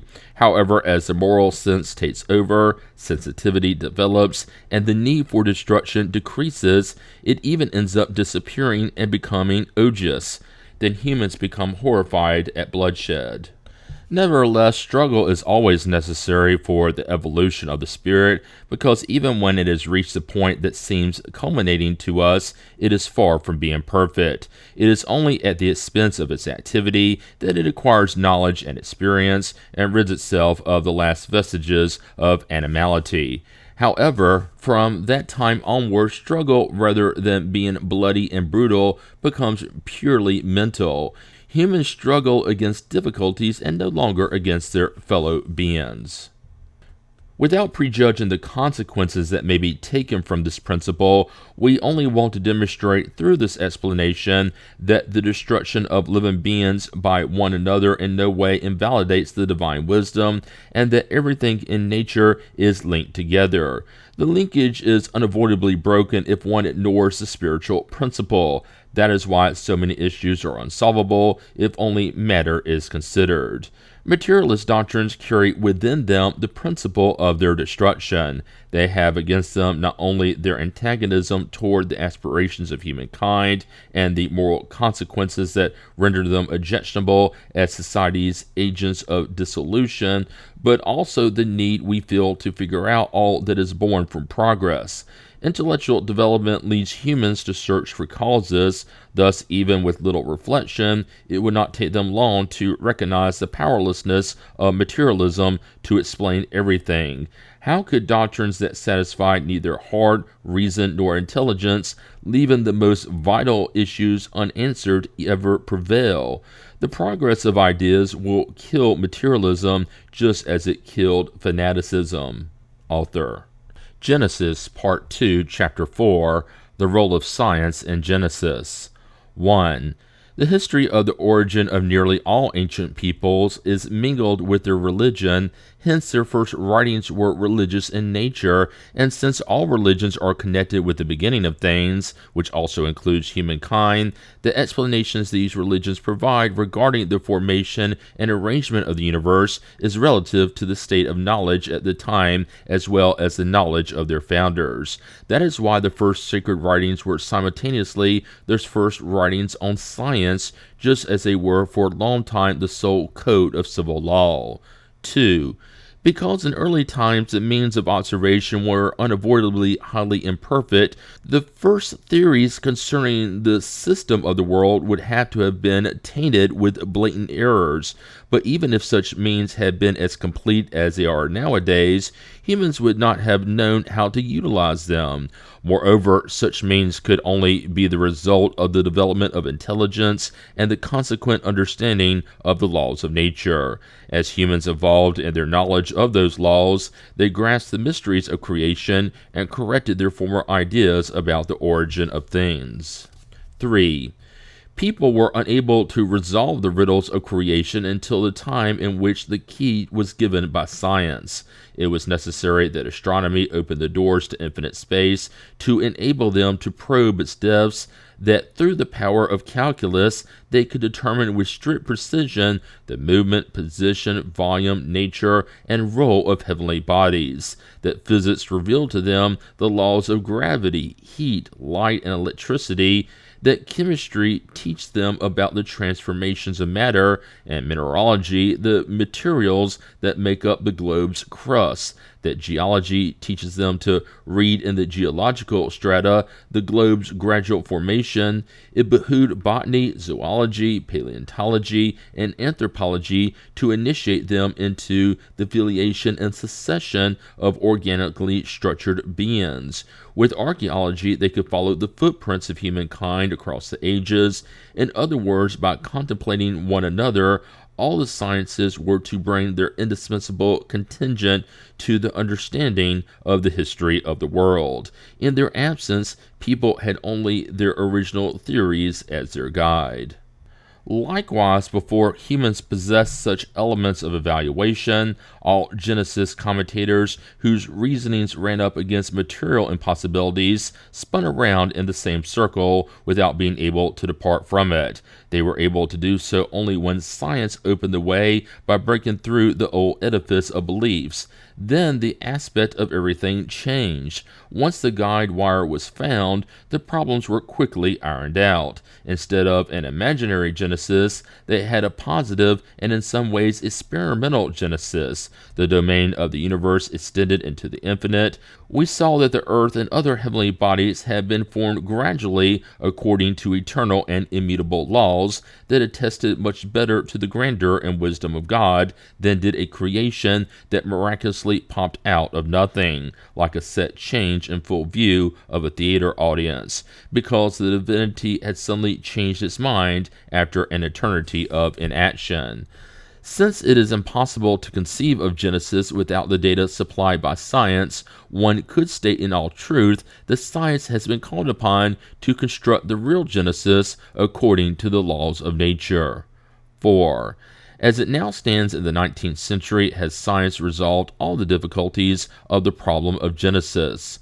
Certainly not, but it is incontestable that it has irretrievably destroyed all the crucial errors and has laid down the most important fundamentals based upon irrefutable data. Properly speaking, the points still uncertain are only a matter of detail, whose solution, whatever it may be in the future, cannot harm the whole. Furthermore, notwithstanding all the resources at its disposal, it has until now lacked an important element without which the work could never be complete.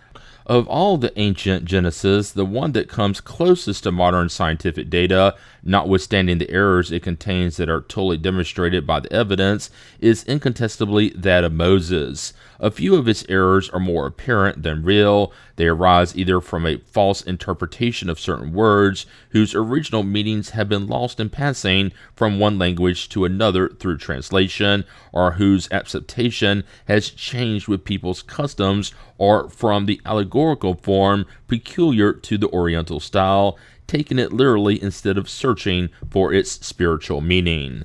6. The Bible obviously contains things that reason developed by science could not accept today, and others that seem strange and objectionable because they are connected with customs that are no longer ours. But alongside this, one would be biased not to recognize that it contains great and beautiful things. Allegory takes up considerable space in it, and behind this veil it hides sublime truths that will come to light if we look for the essence of the thought, because then the absurd disappears.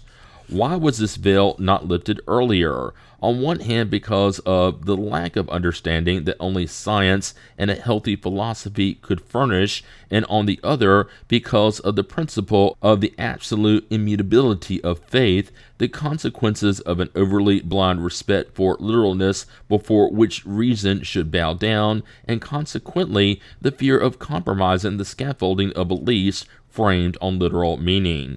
Because these beliefs were rooted in a primitive starting point, it was feared that if the first link of the chain were broken, the entire weave of the network would end up coming undone. Thus, eyes remained shut.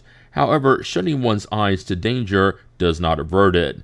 When a building leans, is it not more prudent to immediately replace the faulty stones with good ones, rather than, out of respect for the building's age, wait for the problem to become unfixable, thereby making it necessary to rebuild it from top to bottom? 7. In taking its investigation to the ends of the earth and into the depths of the heavens, science has undisputably demonstrated the errors in the Mosaic Genesis when taken literally, and the material impossibility for things to have happened in the exact way they are textually recorded.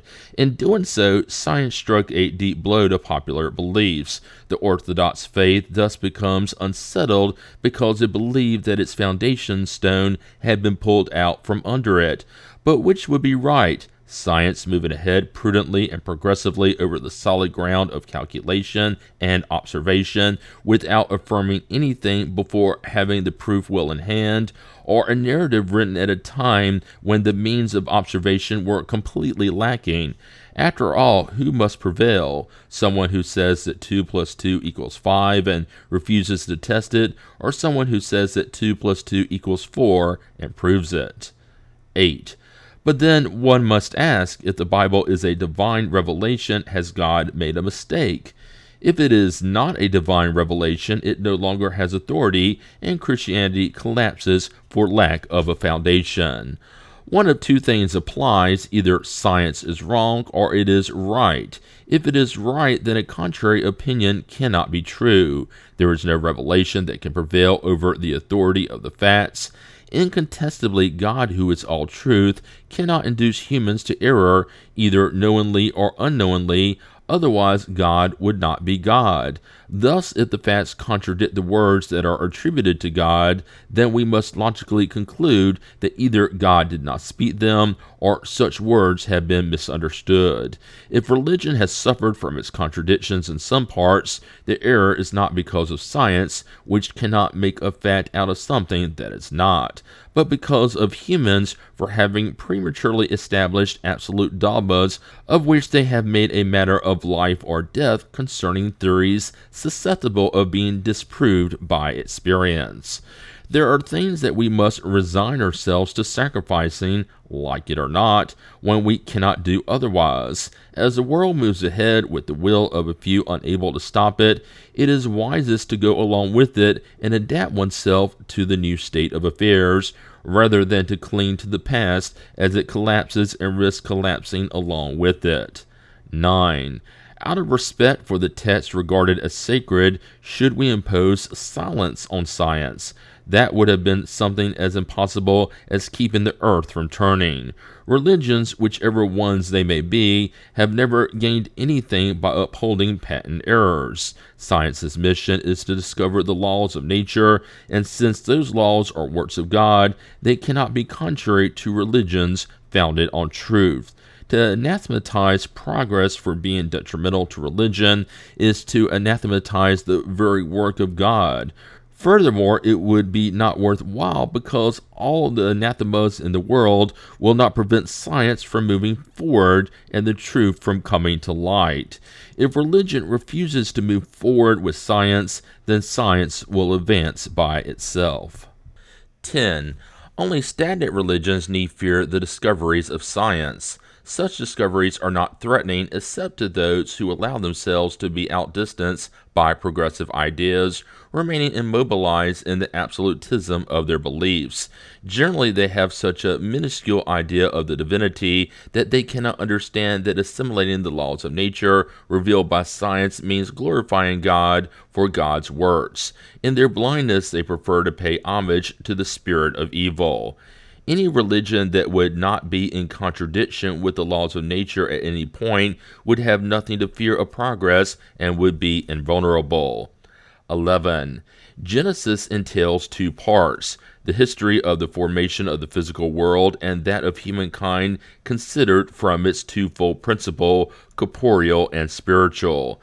Science is limited to studying the laws that govern matter. Regarding human beings, it studies only the corporeal envelope. From this aspect, it has grasped with incontestable precision the principal parts of the mechanism of the universe and the human organism. Thus, concerning that crucial point, it can therefore complete the Genesis of Moses and rectify its faulty parts. But the history of the human being from the spiritual point of view is linked to a special order of ideas that is not within the domain of science per se, and therefore science has not made it an object of its investigations. Philosophy, which more particularly has this genre of study among its attributions, has formulated only contradictory theories concerning the point at issue, from pure spirituality all the way to the denial of the spiritual principle altogether, and God even, with no other basis than the personal ideas of their authors. Thus, philosophy has left the issue undecided for lack of sufficient verification. 12. This issue, however, is of utmost importance for human beings because it addresses the problem of their past and future.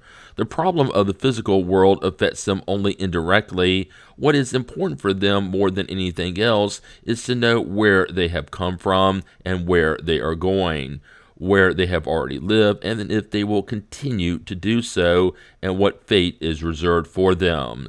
Concerning all such matters, science is mute.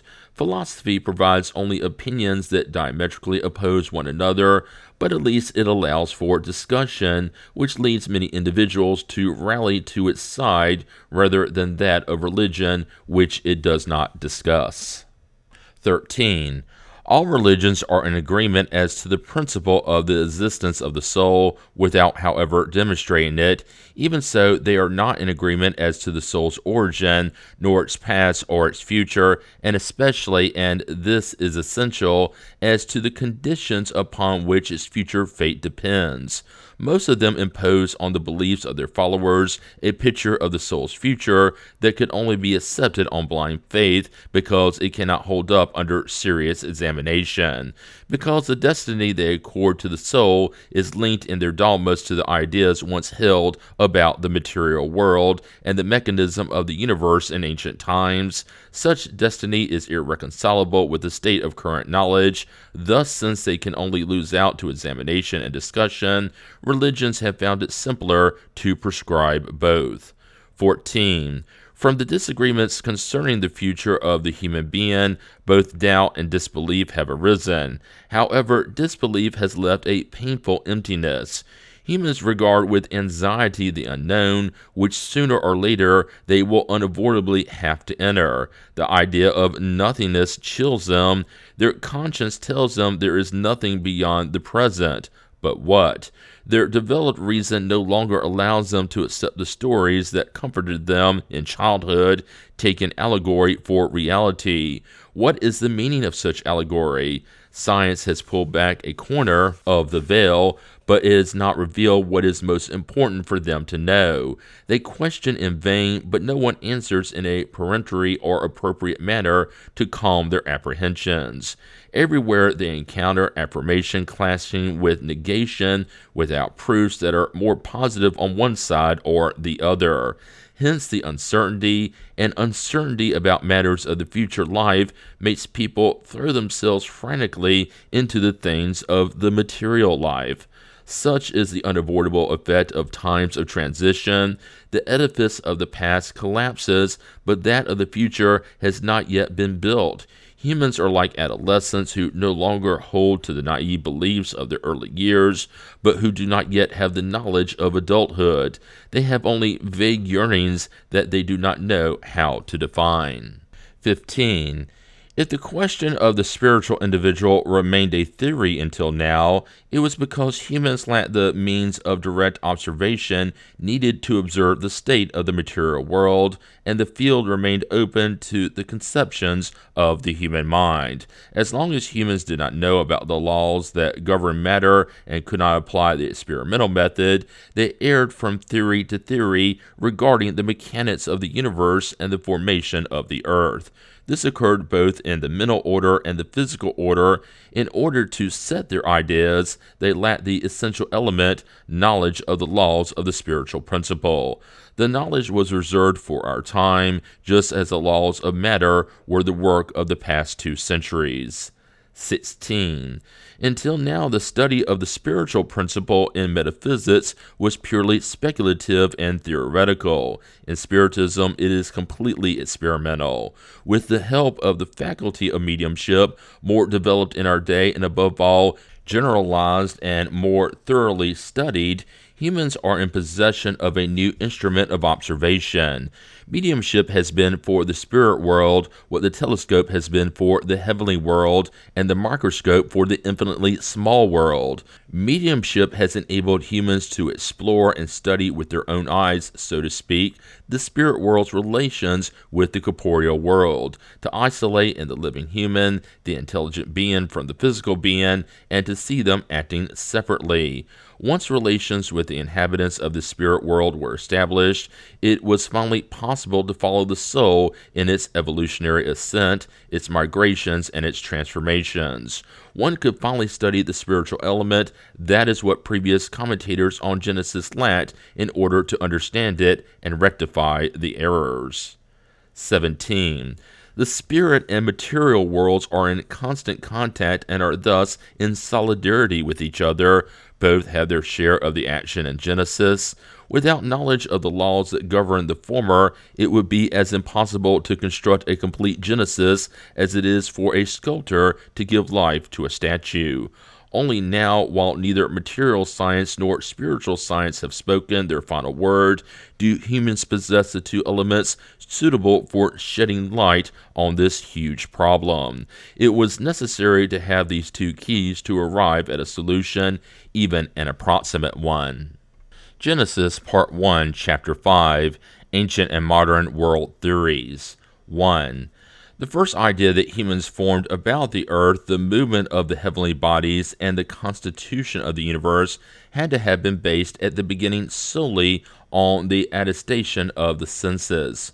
Not knowing about the most elementary laws of physics and the forces of nature, and having nothing except sight as a means of observation, they could judge only by appearances. Seeing the sun appear in the morning at one end of the horizon and then disappear in the evening at the opposite end, they naturally concluded that the sun revolved around the earth, which remained stationary. If at the time someone had told them that the opposite occurred, they would have responded that such could not be. They would have stated, "We see the sun change in places, but we do not feel the earth moving." 2. The short distance of excursions, which rarely went beyond the limits of the tribe or the valley, could not corroborate the fact that the earth was round. Besides, how could it be imagined that the earth was a ball? After all, people would not have been able to stand up except on the top, and assuming the earth to be inhabited over its entire surface, how could people be living in the opposite hemisphere with their head down and their feet up? The matter would have seemed even less possible with the Earth's rotational movement. Even nowadays, when the law of gravity is known, there are relatively knowledgeable people who do not understand this phenomena. One should not marvel that early humans did not even suspect it. Hence, to them, the earth was a flat, circular surface like a millstone, extended to be lost from view in the horizontal direction, thus the expression still used, to go to the ends of the earth. Its edges, depth, interior, and lower surface were unknown. Hindu mythology taught that in the evening the day star extinguished its light and crossed the sky during the night with a dark face. Greek mythology represented the sun as Apollo's chariot pulled by 4 horses. Anaximander of Miletus believed, in accord with Plutarch, that the sun was a chariot filled with a very bright fire that escaped through a circular opening. Epicurus, according to some, would have expressed the opinion that the sun lit up in the morning and faded in the evening in the waters of the ocean. Others think that he believed that it was a Perny stone heated to an incandescent state. Anaxagoras considered it to be a heated iron the size of a Peloponnese, a singular remark. The ancients were so invincibly led to consider the apparent size of the sun as real that they persecuted the daredevil philosopher for having attributed such a large volume to the day star, and all the authority of Pericles was needed to save him from being condemned to death and to commute his sentence to exile. Flammarion, Etudes et Lectures sur l'Astronomie, page 6. If they held to such ideas in the 5th century before the Christian era, at the time of Greece's greatest intellectual prosperity, one cannot marvel at the ideas held by earliest humankind regarding the theory of the world. Author. 3. The sky appearing in concave form was, according to common belief, in fact a canopy whose lower edges rested on the earth and marked out its boundaries. It was a vast dome filling with sky, without any notion of the infinite or space, incapable of even conceiving of it. People imagined that this canopy was made of solid matter, hence the name firmament, which has survived the belief and which means firm resistance. From the Latin firmamentum, derived from firmus, and from the Greek herma, hermatos, firm, support, prop, point of support. 4. The stars, whose nature they could not suspect, were simply luminous points of various sizes attached to the canopied suspended lamps and scattered over a single surface. Consequently, all were the same distance from the earth, in the same way that they are represented inside certain domes painted blue to imitate the blue of the sky. While today's ideas are completely different, the use of ancient expressions has been preserved. It is still stated, for instance, the starry canopy under the dome of heaven. 5. The formation of clouds due to the evaporation of Earth's waters was equally unknown at the time. It would not have crossed anyone's minds that the rain that fell from the sky had its origin on the earth, from which no one could see it rise. Thus the belief in the existence of waters above and waters below, of heavenly springs and terrestrial springs, and of reservoirs located in the high regions, an assumption that agreed perfectly with the idea of a solid canopy capable of holding them. The waters above escaped through cracks in the canopy to fall as rain, and depending on the length of these cracks, the rain was either light or torrential and diluvial. 6. Complete ignorance regarding the whole of the universe and the laws of nature that govern the composition and destination of the heavenly bodies, which, after all, appear so small in comparison to the earth, necessarily led to the view that the earth was the principal thing, the sole goal of creation, and that the heavenly bodies were merely accessories created exclusively for its inhabitants. The preconception has been perpetuated even nowadays, despite the discoveries of science that have changed humankind's aspect of the world. How many people still believe that the stars or ornaments in the sky meant solely for the enjoyment of Earth's inhabitants? 7. It did not take long to perceive the apparent movement of the stars, which moved en masse from east to west, rising in the evening and setting in the morning, and preserving their respective positions. For a long time, this observation had no other consequence except confirming the idea of a solid canopy carrying the stars along in its rotational movement. Such early simplistic ideas were for long centuries of time the foundation of religious beliefs and served as the basis for all ancient cosmogonies. 8. Later, by the direction of the movement of the stars and their periodic return in the same order, it was perceived that the celestial canopy could not be simply a semisphere anchored over the earth, but an entire hollow sphere, in whose center was the earth, always flat or more or less convex, and inhabited only on its upper surface. This was progress, at least. But upon what was the earth anchored? It would be pointless to report all the foolish notions conceived by the imagination, such as that of the Indians, who said that it was supported by 4 white elephants resting on the wings of a huge vulture. The most sensible confessed that they had no idea. 9. However, one opinion widespread among the pagan theogonies located the habitation of the condemned in the lower places, that is, in the depths of the earth, about which not much was known, and which was called Inferno, hell, which means the inferior places, and the habitation of the blessed in the upper places, beyond the region of the stars. The word inferno has remained to our time, although it has lost its etymological significance, because geology has dislodged the place of eternal sorrows from the innards of the earth, and because astronomy has demonstrated that there is no upper or lower in infinite space. 10. Under the clear sky of Chaldea, India, and Egypt, the birthplaces of the most ancient civilizations, the movement of the heavenly bodies could be observed with as much precision as the lack of special instruments allowed. It was first noticed that certain stars moved independently from the others, which no longer allowed the supposition that they were attached to the canopy. They were called wandering stars or planets to distinguish them from the fixed stars. Their movements and periodic returns were calculated. In the diurnal movement of the starry sphere, the immobility of the North Star was observed, around which the others moved every 24 hours and in parallel oblique circles, some larger, others smaller, according to their distance from the central star. This was the first step towards the realization that the Earth's axis was tilted. Longer voyages enabled observing the difference in the aspect of the sky according to latitude and season. The height of the North Star above the horizon varied with the latitude and showed the way to the roundness of the Earth. Thus, little by little, a more precise idea of the world was arrived at. Around 600 BC, Thales of Miletus, Asia Minor, discovers the sphericity of the Earth, the tilt of the axis, and the cause of ellipses. A century later, Pythagoras of Samos discovers the diurnal movement of the Earth on its axis and its annual movement around the Sun, and he links the planets and comets to the solar system. Hipparchus of Alexandria, Egypt, 160 years BC, invents the astrolabe, calculates and predicts ellipses, observes sunspots, and determines the tropical year and the duration of the moon's revolutions.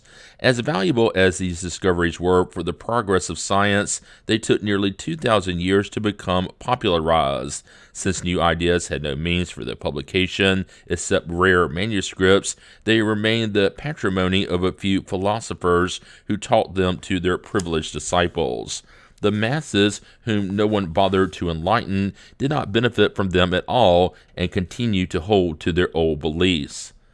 11. Around 140 A.D., Ptolemy, one of the most illustrious men of the Alexandrian school, combined his own ideas with common beliefs and with a few of the more recent astronomical discoveries, and composed a theory that one might call mixed, which bore his name and was the only one adopted in the civilized world for close to 15 centuries. According to the Ptolemaic theory, the Earth is a sphere in the center of the universe. It is composed of 4 elements: earth, water, air, and fire. This was the first region and was called elementary.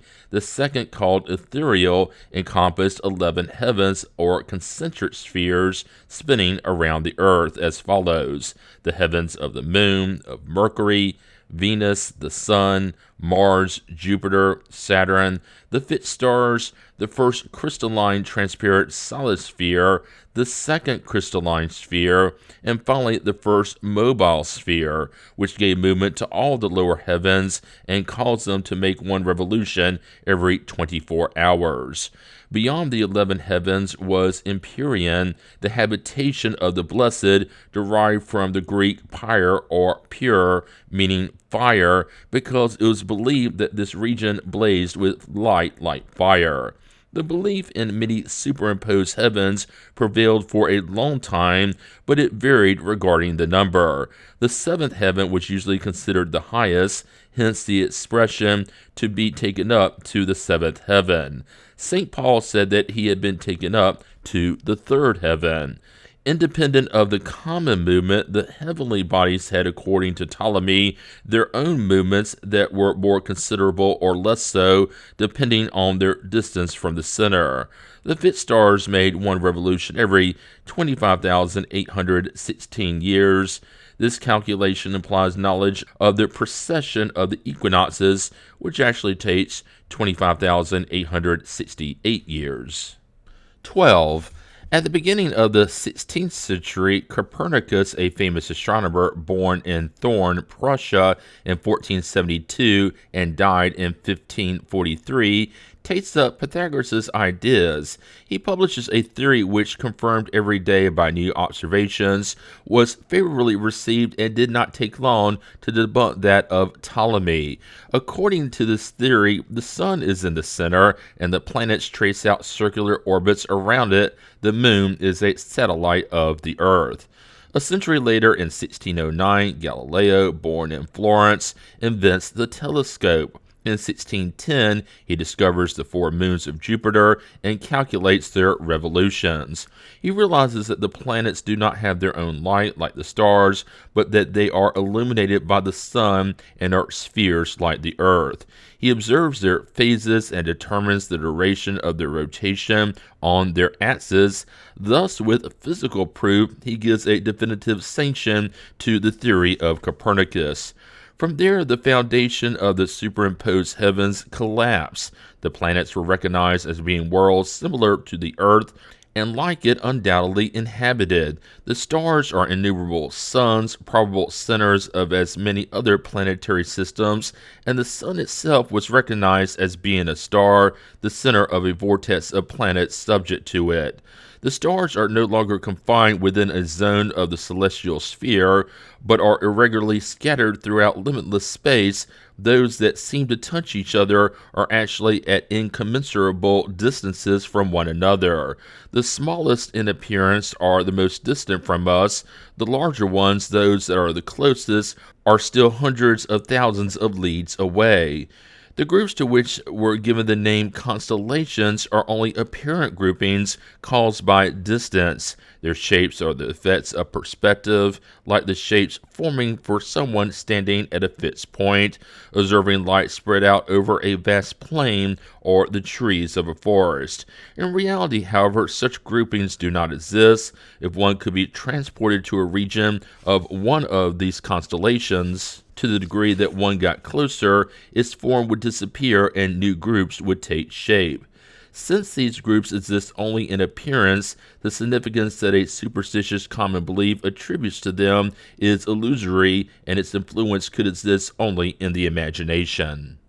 To distinguish the constellations from one another, they were given names such as Leo, Taurus, Gemini, Virgo, the Scales, Capricorn, Cancer, Orion, Hercules, Ursa Major or David's Chariot, Ursa Minor, the Lyre, etc., and were represented as shapes that show names mostly from fantasy brought to mind, but which in most cases have no relation to the apparent shape of the group of stars. Thus, it is pointless to seek such shapes in the sky. The belief in the influence of the constellations, especially those that comprise the 12 signs of the zodiac, comes from the idea connected to the names they bear. If the one called Leo had been called ass or sheep, one would certainly have attributed to it a completely different influence. 13. Beginning with Copernicus and Galileo, the ancient cosmogonies were destroyed forever. Astronomy could only evolve, not regress.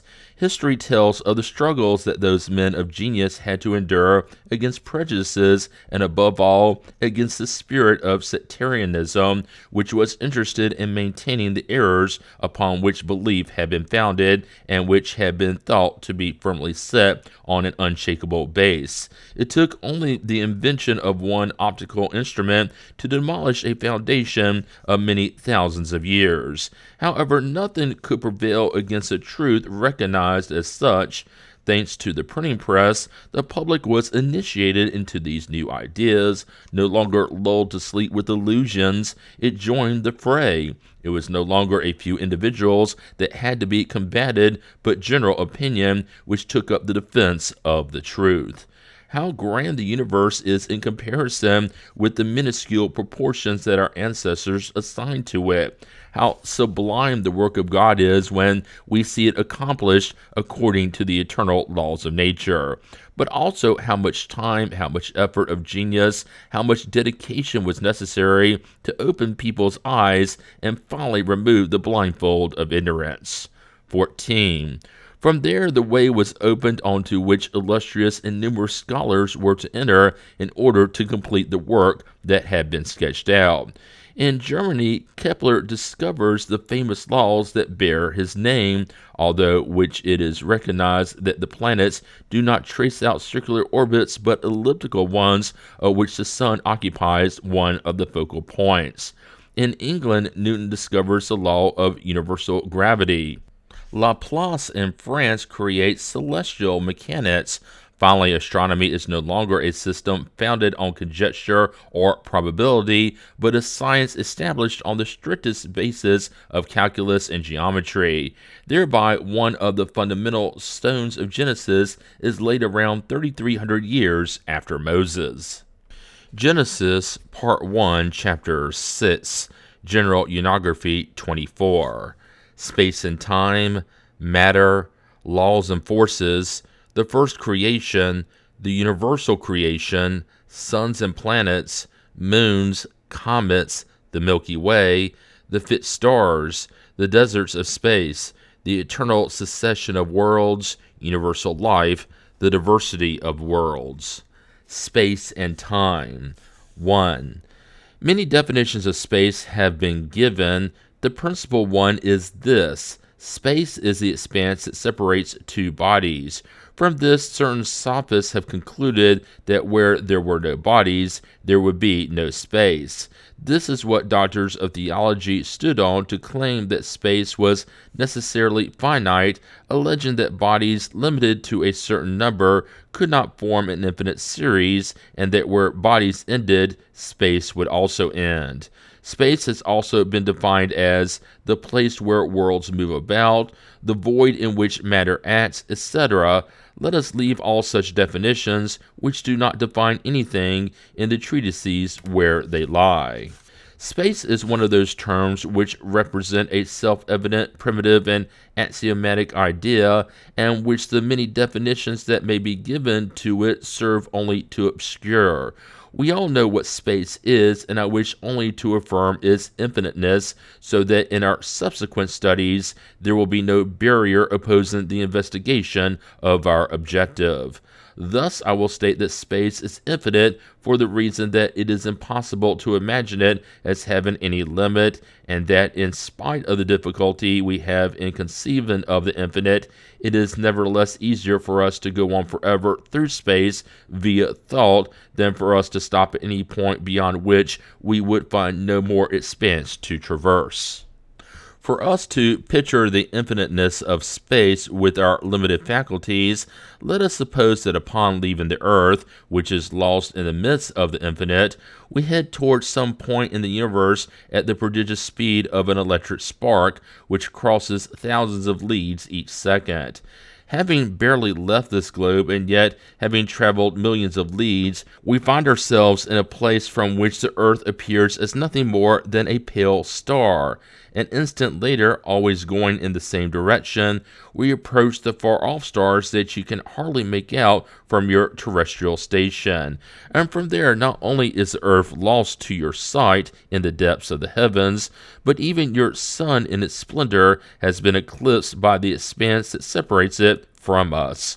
Always traveling at the same speed of light, we cross through systems of worlds at every step, in which we proceed through the expanse, islands of ethereal light, starry ways, and magnificent landscapes, where God has sown worlds in the same profusion with which He sowed the plants on earth's prairies.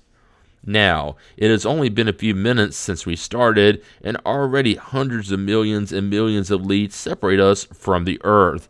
Thousands of worlds have passed under our eyes, yet listen, in reality, we have not advanced one single step in the universe.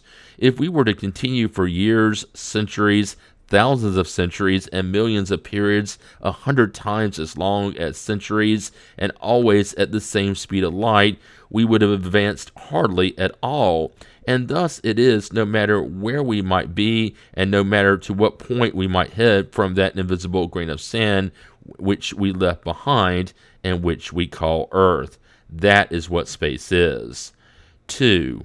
Time, like space, is a self-defining word. One can get a more exact idea of it by relating it to the infinite whole. Time is the sequence of things. It is connected to eternity in the same way that things are connected to the infinite.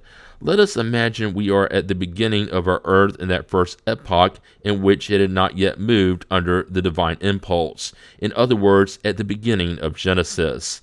Time has not yet left the mysterious cradle of nature, and no one can say what age we are in, because the pendulum of time has not yet been set in motion.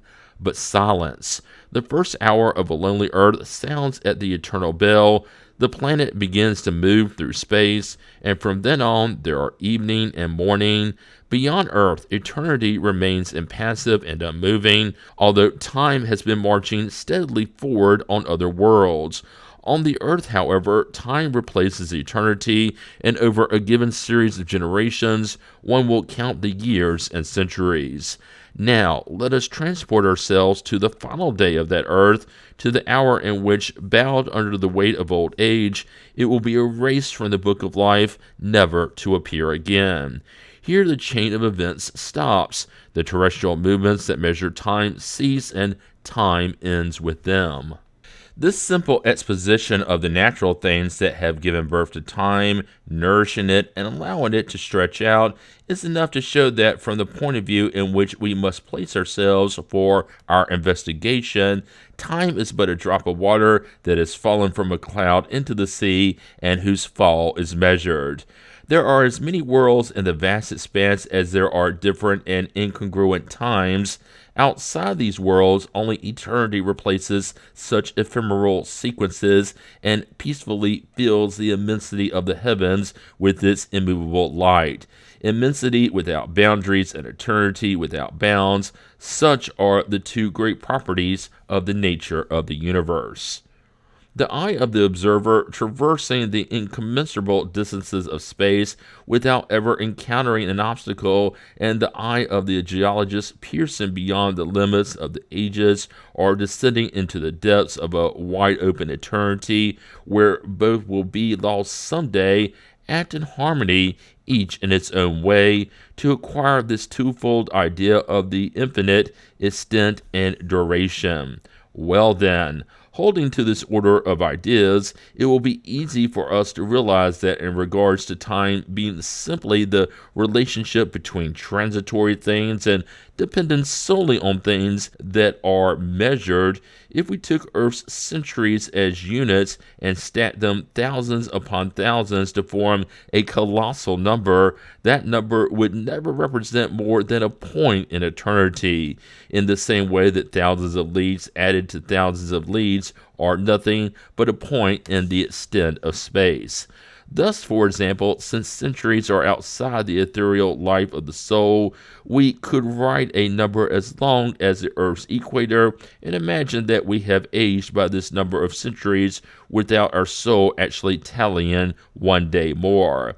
And adding to this indefinable number of centuries another long series of similar numbers stretching from here to the sun, or even to a more considerable distance, and then imagining ourselves living over the course of the prodigious sequence of century-long periods represented by the sum of such numbers, once we came to the end of the inconceivable mountain of centuries that would weigh on our heads, it would be as if they did not exist at all. Before us, all eternity would still remain.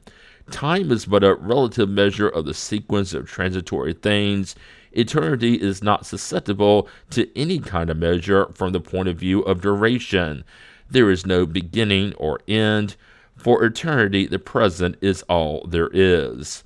If centuries of centuries are less than 1 second relative to eternity, what is to be said about a human life? Matter. 3. At first glance, nothing seems so profoundly varied, so essentially distinct, as the diverse substances that comprise the world. Among the objects that art or nature passes before us every day, are there any two that display a perfect identity or even an equivalence of composition?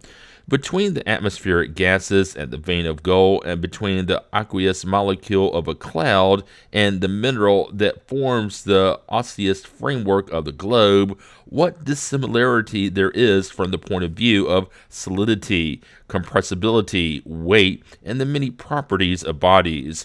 Between the chemical tissue of the various plants that adorn the vegetable kingdom and the no less numerous representatives of Earth's animal kingdom, what diversity there is.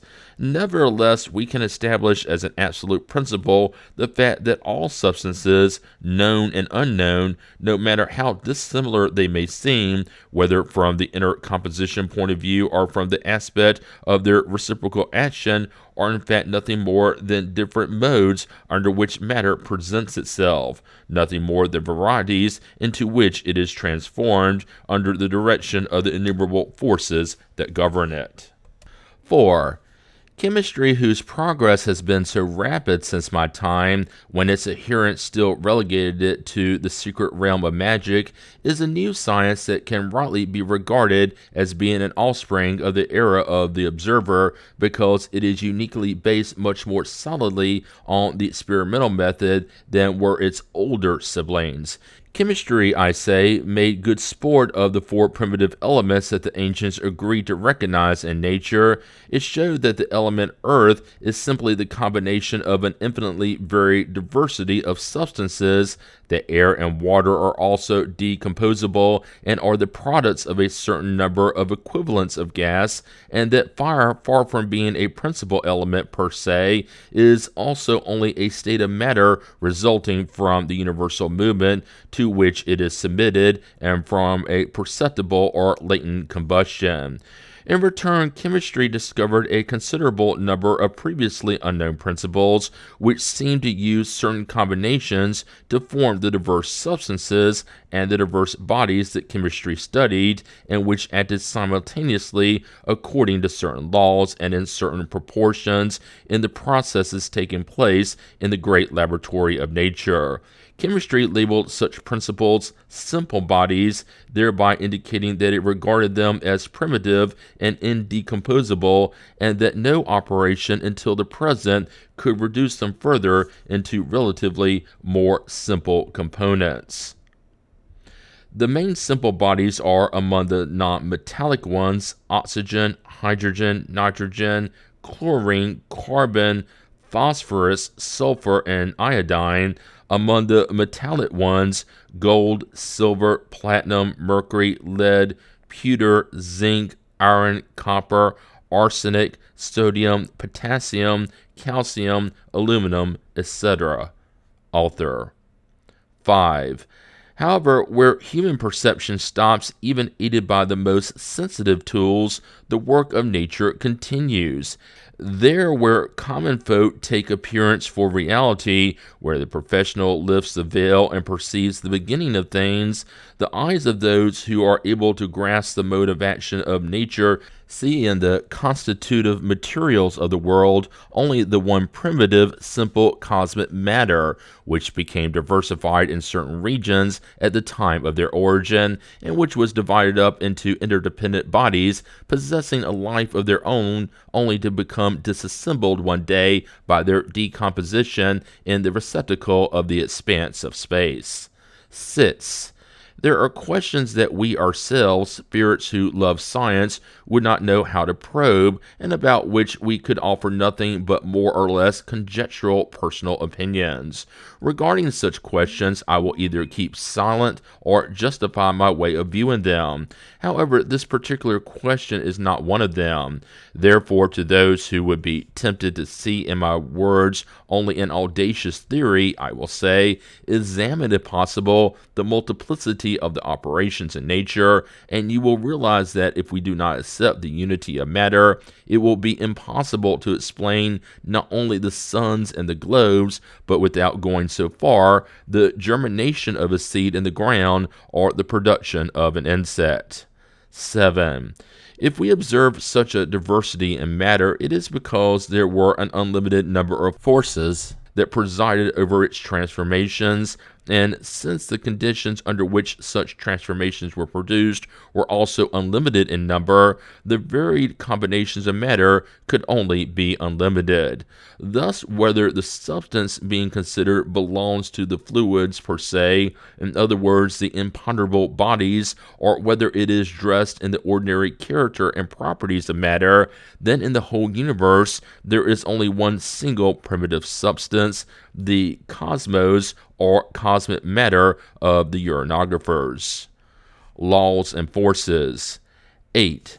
If one of those unknown beings that spend their ephemeral existence in the depths of the darkest regions of the ocean, if one of those multi-stomached creatures, one of those nereids, those lowly microscopic creatures that do not know anything about nature except the ichthyophagous fish and submarine forests, were to suddenly receive the gift of intelligence, the ability to study its world and to establish on its evaluations an extensive conjectural reasoning process regarding the universality of things, what idea would it form about the living nature that develops in its environment and about the terrestrial world that does not belong to the field of its observations? If now by some marvelous effect of its new ability, this same being managed to rise from the eternal darkness to reach the surface of the ocean, not far from the lush shores of a splendidly vegetated island bathed by the bountiful sun, the dispenser of salutary warmth, what would its opinion be about its previously formed theory on the universal creation, a theory that it would immediately scrap in light of a broader evaluation, although still relatively as incomplete as the first? Such, O humans, is the picture of your completely speculative science. Such is also the situation of those who deny the world of spirits when, after they rid themselves of their corporeal envelope, the horizons of that world are exposed to their eyes. They then understand the emptiness of the theories by which they claim to explain everything solely through matter. Nevertheless, even those horizons hold for them mysteries that are revealed only progressively to the degree that they evolve by means of purification. From their first steps in that new world, however, they are forced to acknowledge their blindness and their distance from the truth. Author. 9. Thus, having come to address the issue of the laws and forces that govern the universe, I, who, like you, am only a being who is relatively ignorant in comparison to real knowledge, notwithstanding the apparent ascendancy with respect to my brothers and sisters of earth, that gives me the ability to study questions of nature that are off limits to them in their current position, my sole objective is to expose you to a general idea about the universal laws without explaining in detail the mode of action and the nature of the special forces that depend on them. 10. There is an ethereal fluid that fills space and penetrates bodies. This fluid is the ether or primitive cosmic matter, the generator of the universe and beings. Inherent to this ether are the forces that preside over the metamorphosis of matter, the immutable and necessary laws that govern the universe. Those multiple forms indefinably varied according to the combinations of matter, localized according to masses, and diversified in their modes of action depending on the circumstances and conditions, are known on Earth as gravity, cohesion, affinity, attraction, magnetism, and electricity. The vibratory movements of this agent are known as sound, heat, light, etc.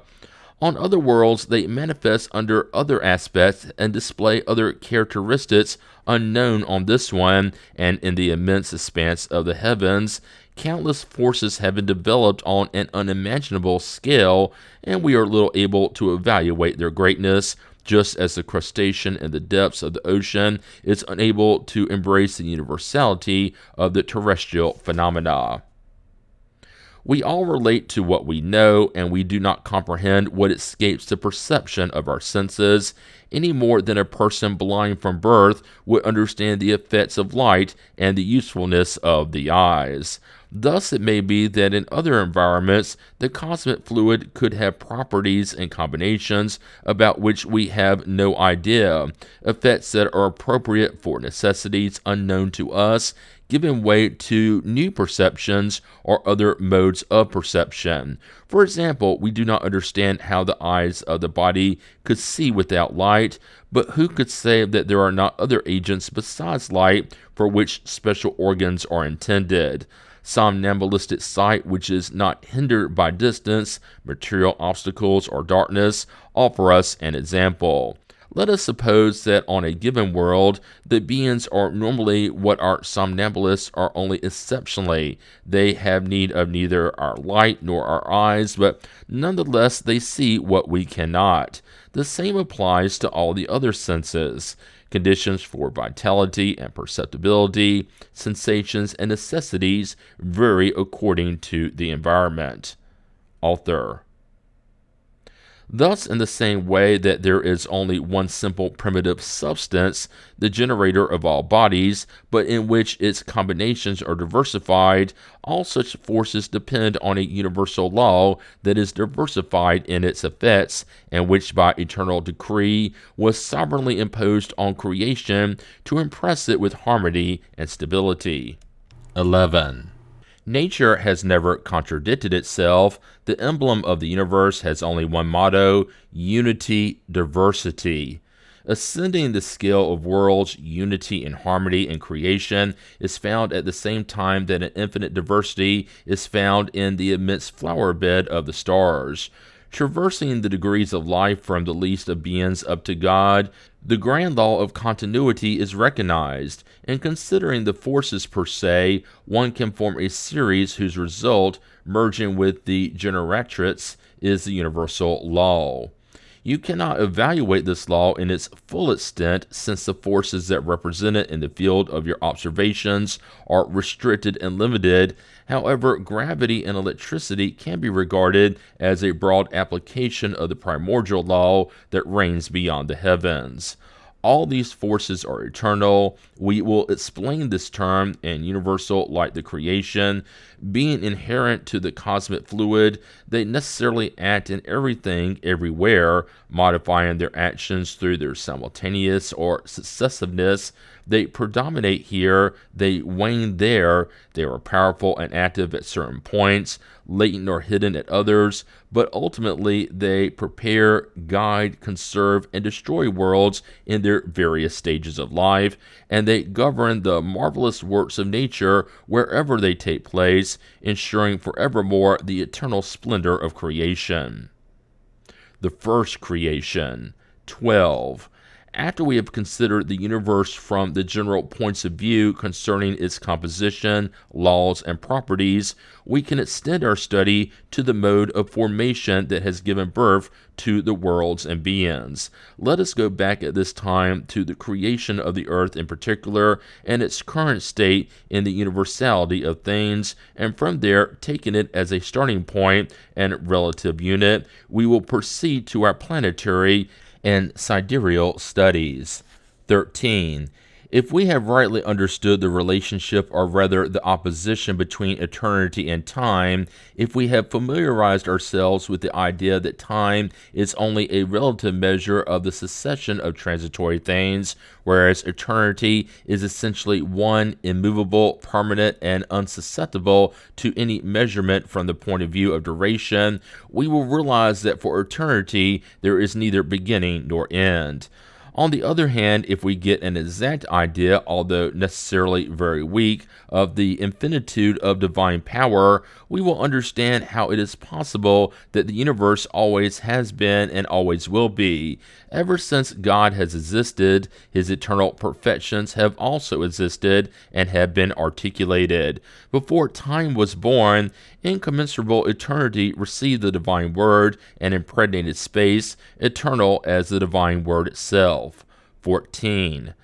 God, by his nature having existed from all eternity, has created from all eternity, and it could not have been any other way. If such were not the case, no matter how far back in time we go through our imagination to the supposed limits of creation, there would always remain beyond those limits an eternity. Ponder this thought well. An eternity during which the divine hypostases, the infinite volitions, would have been entombed in inactive and infertile mute lethargy, an eternity of seeming death for the eternal Father who gives life to beings, of an indifferent muteness for the Word that governs them, and of a cold and selfish sterility for the Spirit of love and vivification. Let us grasp more fully the grandeur of the divine action and its perpetuity at the hand of the absolute being. God is the Son of his creatures. He is the light of the world. Now the appearing of the sun instantly gives birth to the waves of light that spread everywhere throughout the expanse of space, and in the same way the universe, born from the eternal, dates back to unimaginable periods of infinite durations, to the fiat lux of the beginning. 15. The absolute beginning of things thus goes back to God. Their successive appearances in the realm of existence comprise the order of ongoing creation. What mortal could tell of the unknown and superbly veiled glories under the night of the ages, glories that developed during those ancient times when none of the marvels of the current universe existed? In that primitive epoch when the voice of the Lord having made itself heard, the materials that in the future would be arranged symmetrically and by themselves to form the temple of nature suddenly encountered one another in the bosom of the infinite void. In the moment when, at the sound of that mysterious voice, which each creature worships and cherishes as that of a mother's, harmoniously varied notes were produced to vibrate together and modulate the concert of the vast heavens. The world in its cradle was not yet established in its virility and fullness of life. No, the creative power never contradicts itself, and like all things, the universe was born as an infant, endowed with the above referenced laws and the initial impulse inherent to its formation. The primitive cosmic matter gives birth successively to vortices, agglomerations of that diffuse fluid, and accumulations of nebulous matter that were divided and modified ad infinitum to generate diverse centers of simultaneous or successive creations in the incommensurable regions of the expanse. Due to the forces that predominated over one or the other, and due to the ulterior circumstances that presided over their development, these primitive centers became the focal points of a special life. Some points less disseminated in space and richer in principles and active energies began their individual stellar life at that time. Others, occupying an unlimited expanse, grew with extreme slowness or divided anew into other secondary centers. 16.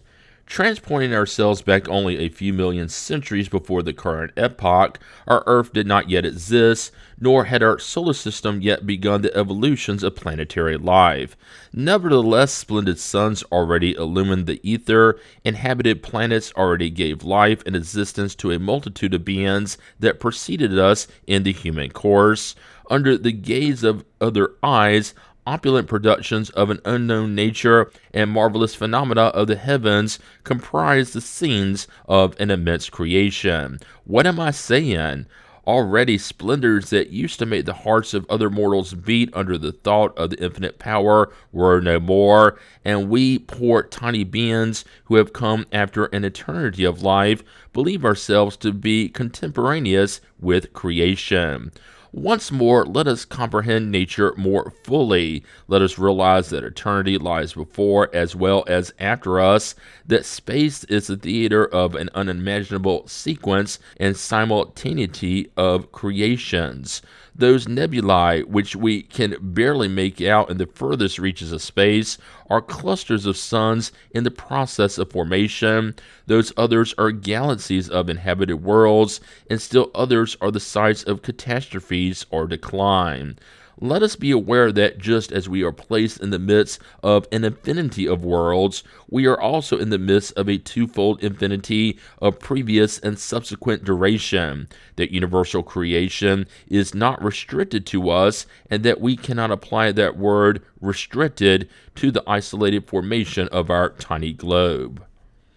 The universal creation. 17. After having gone back, human limitations notwithstanding, to the hidden fount from which worlds derive like drops of water flowing from a river, let us consider the progression of the successive creations and their serial developments. The primitive cosmic matter contained the material, fluidic, and vital elements for all the universes that unroll their magnificence before eternity. It is the fertile mother of all things, the first grandmother, and what is more, the eternal generatrix.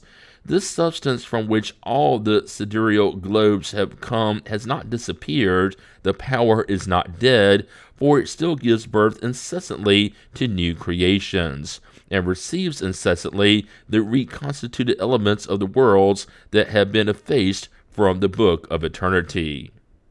The ethereal matter, rarefied to various degrees and which is diffused throughout interplanetary space, that cosmic fluid that fills the universe, rarefied to various degrees in the immense regions rich in clusters of stars, condensed to various degrees where the stellar sky does not yet shine, modified to various degrees by different combinations according to their locations in the expanse, is nothing more than the primitive substance in which reside the universal forces from which nature has taken all things. If one were to ask what the beginning of these forces was, and how such beginning could be in the very substance that produced it, we would respond that mechanics offers numerous examples. Is not elasticity which enables a spring to be stretched in the spring itself, and does it not depend on the way the molecules are arranged? Bodies that obey the centrifugal force receive their impulse from the first movement exerted on them. Author. 18. This fluid penetrates bodies like an immense ocean. In it resides the vital principle that gives rise to the life of beings and perpetuates it on each globe according to its condition, a principle which in its latent state lies dormant as long as no voice calls upon it.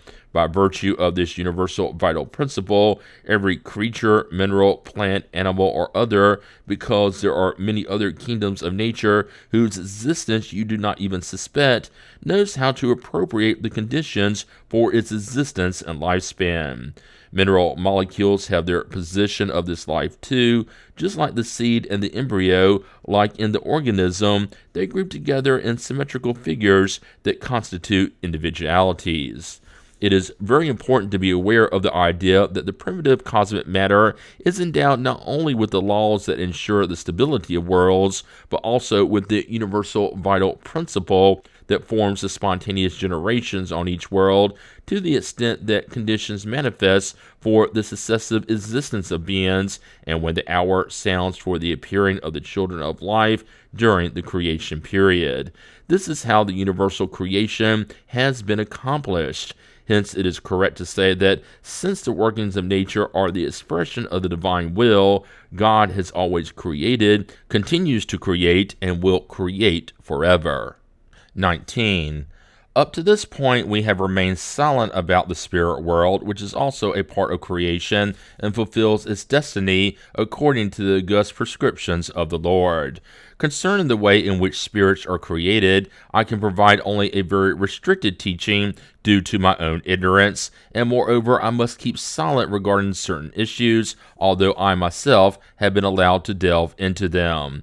To those who are piously desirous to understand and who are humble before God, I will say, begging them not to base any premature theory on my words, the Spirit does not receive divine illumination, which gives it, along with free will and consciousness, the awareness of its higher destiny, without having passed through the divinely unavoidable series of lower beings, among which the labor of its individualization is slowly worked out. It is only from the day when the Lord imprints on its brow his august seal that the Spirit takes its place in the ranks of humankind. Once more, do not build your ideas upon my words, so sadly celebrated in the history of metaphysics. I would 1,000 times prefer to remain silent about such lofty issues, which are far above our ordinary ponderings, than to lead you to distort the meaning of my teachings and immerse you through my fault in the inextricable maze of deism or fatalism. Suns and planets. 20. Now, at some point in the universe, lost among the myriads of worlds, the cosmic matter condenses into the form of a huge nebula. This nebula is animated by the universal laws that govern matter. In virtue of these laws, most notably the molecular force of attraction, it takes the shape of a spheroid, the only one that a mass of matter isolated in space can assume. The circular movement produced by the strictly equal gravity of all the molecular zones toward the center soon modifies this primitive sphere to lead it, movement by movement, to the lenticular shape. We speak of the nebula as a whole. 21. Two new forces have arisen as a result of this rotational movement: centripetal force and centrifugal force, the former trying to pull all the zones to the center, the latter trying to move them away. Now, with the movement accelerating as the nebula condenses and its radius increasing as it approaches the lenticular shape, the centrifugal force incessantly developed by these two causes soon predominates over the attraction at the center.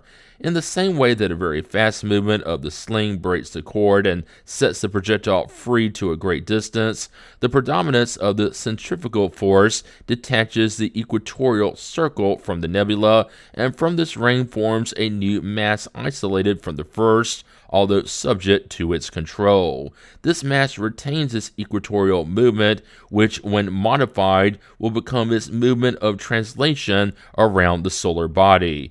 Furthermore, its new state gives it a rotational movement around its own center. 22. The Generatrix Nebula, which gave birth to this new world, has condensed and retaken its spherical shape. However, since the primitive heat developed by its diverse movements weakens extremely slowly, the phenomena we have just described will be reproduced frequently and over an extended period, as long as the nebula does not become dense or solid enough to offer any effective resistance to the modifications of shape that its movement of rotation successively imprints on it. Consequently, the nebula will have given birth not to one heavenly body only, but to hundreds of worlds detached from the focal center, having sprung from the nebula through the mode of formation mentioned above. Now, each of these worlds, endowed like the original world with the natural forces that preside over the creation of universes, will engender subsequent new globes, gravitating henceforth around it, just as it itself gravitates concurrently with its siblings around the focal point of their existence and life. Each one of these worlds will be a sun, the center of a vortex of planets exiting successively from its equator. These planets will receive a special individual life, though dependent on the star that generated them. 23. Thus, planets are formed from masses of condensed matter that has not yet solidified, detached from the central mass by the action of centrifugal force and by virtue of the laws of movement, taking on a spheroid shape that is more elliptical or less so, depending on the degree of fluidity they have retained. One of these planets will be Earth, which, before being cooled off and covered with a solid crust, will give birth to the Moon through the same process of astral formation to which it owes its own existence. The Earth, henceforth inscribed in the Book of Life, will be the cradle for centuries, whose weakness is protected under the wings of divine providence, a new string in the infinite harp that must resound in its place in the universal concert of the worlds. Moons. 24.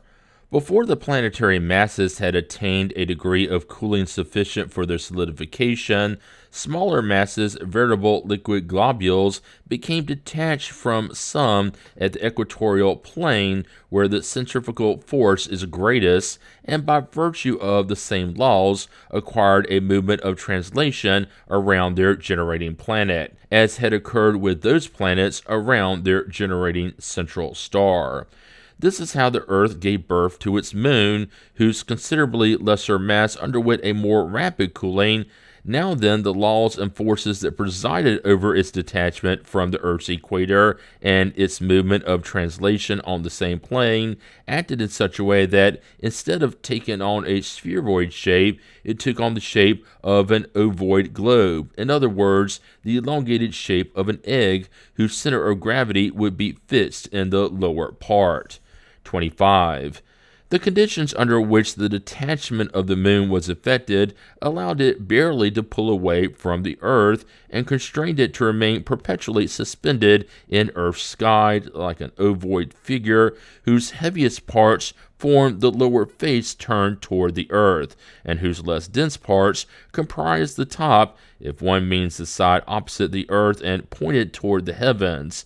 This is what makes this heavenly body always show the same side to us. To better understand its geological state, it can be pictured as being a ball of cork whose base turned toward the Earth would be made of lead.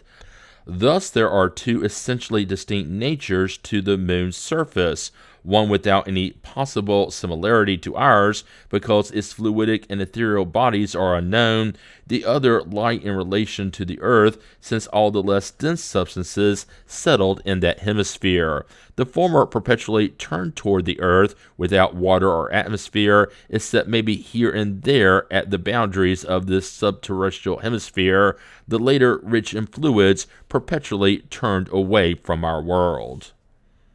This entirely new theory about the Moon explains, through the law of gravity, the reason why this heavenly body always shows the same face to the Earth.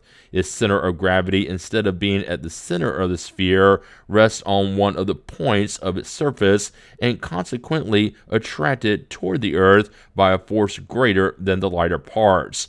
The Moon would produce the effect of one of those figures commonly called puceaux, roly-polies, or bob-bats in the U.S. Translator, whose heavier base makes them always pop right back up, whereas the planets whose center of gravity is at equal distances from their surface turn regularly on their axis. The gaseous or liquid vivifying fluids, as a consequence of their specific lightness, would be found accumulated in the upper hemisphere, continuously turned away from the Earth. The lower hemisphere, the only one we see, would be devoid of such fluids and therefore inappropriate for life, while it would rain on the other. Hence, if the upper hemisphere is inhabited, its inhabitants have never seen the Earth, unless they travel to the other hemisphere, something impossible for them if there are no conditions indispensable to life. As rational and scientific as this theory may be, since it cannot yet be confirmed by any direct observation, it can be accepted only as a hypothesis and as an idea that can serve as a reference to science. It must be agreed that it is the only one at this time that gives a satisfactory explanation for the particularities this globe displays. Author. 26. The number and state of the moons of each planet varied in accordance with the special conditions under which they were formed. Some planets did not give birth to any secondary heavenly body, as is the case of Mercury, Venus, and Mars, while others like Earth, Jupiter, Saturn, etc. formed one or more. 27. Besides its own satellites or moons, the planet Saturn displays the special phenomena of its ring system, which seen from afar appears to encircle it like a white aureole. The rings of Saturn have puzzled astronomers since Galileo Galilei discovered them with his telescope in 1610. Detailed study by the Voyager 1 and Voyager 2 spacecraft in the 1980s only increased the mystery. There are thousands of rings made up of billions of particles of ice and rock. The particles range in size from a grain of sugar to the size of a house. The rings are believed to be pieces of comets, asteroids, or shattered moons that broke up before they reached the planet. Each ring orbits at a different speed around the planet. Translator. This formation is a new demonstration of the universality of the laws of nature. The ring is actually the result of a separation effectuated on Saturn's equator in primitive times. In the same way that an equatorial zone escaped the Earth to form its satellite, the difference is that Saturn's ring is formed in all of its parts of homogeneous molecules, probably already in a certain degree of condensation, and could thereby continue its rotational movement in the same way and with a time almost equal to that which animates the planet. If one of the points of this ring had been denser than another, one or many agglomerations of substances would have suddenly occurred, and Saturn would have had many more moons. Since the time of its formation, this ring has solidified in the same way as the other planetary bodies. Comets. 28. Wandering heavenly bodies, even more so than the planets that have retained that etymological label, comets are the guides that will help us cross the boundaries of the system to which the Earth belongs in order to carry us to far-off regions in the sidereal expanse.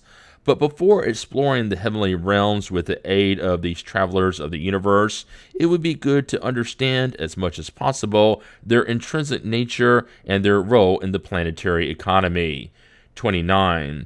These bearded heavenly bodies have often been seen as being infant worlds, brewing in their primordial chaos the conditions for life and existence that are bestowed on the inhabited worlds. Others have imagined these extraordinary bodies to be worlds in a state of destruction, and for many their striking appearance has been the subject of erroneous speculation concerning their nature, so much so that even in judicial astrology, some used to regard them as a portent of disasters sent by providential decrees to the astonished and trembling earth.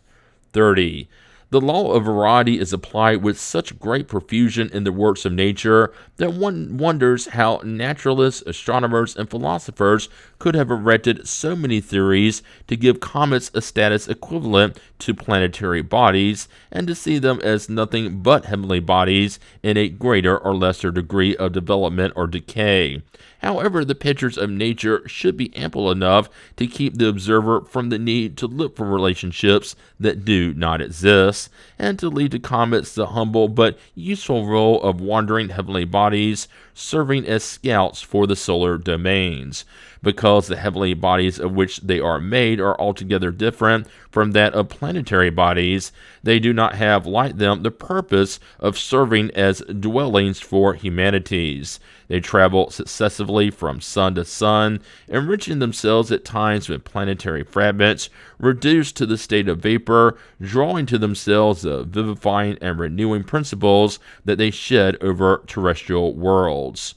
Chapter 9, number 12. 31.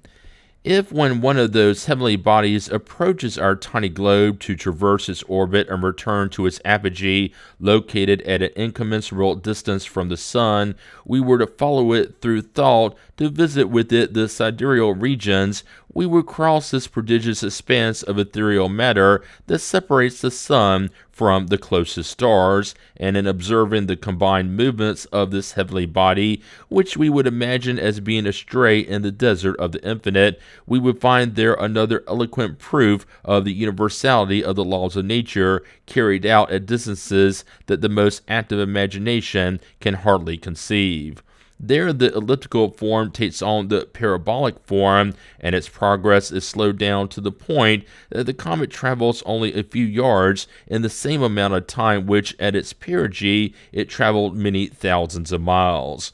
Perhaps a more powerful sun, more important than the one it has just left behind, will exercise over this comet a preponderant attraction and receive it into the ranks of its own subjects, and then the confused children of your tiny earth will wait in vain for its return, which they have predicted through incomplete observations.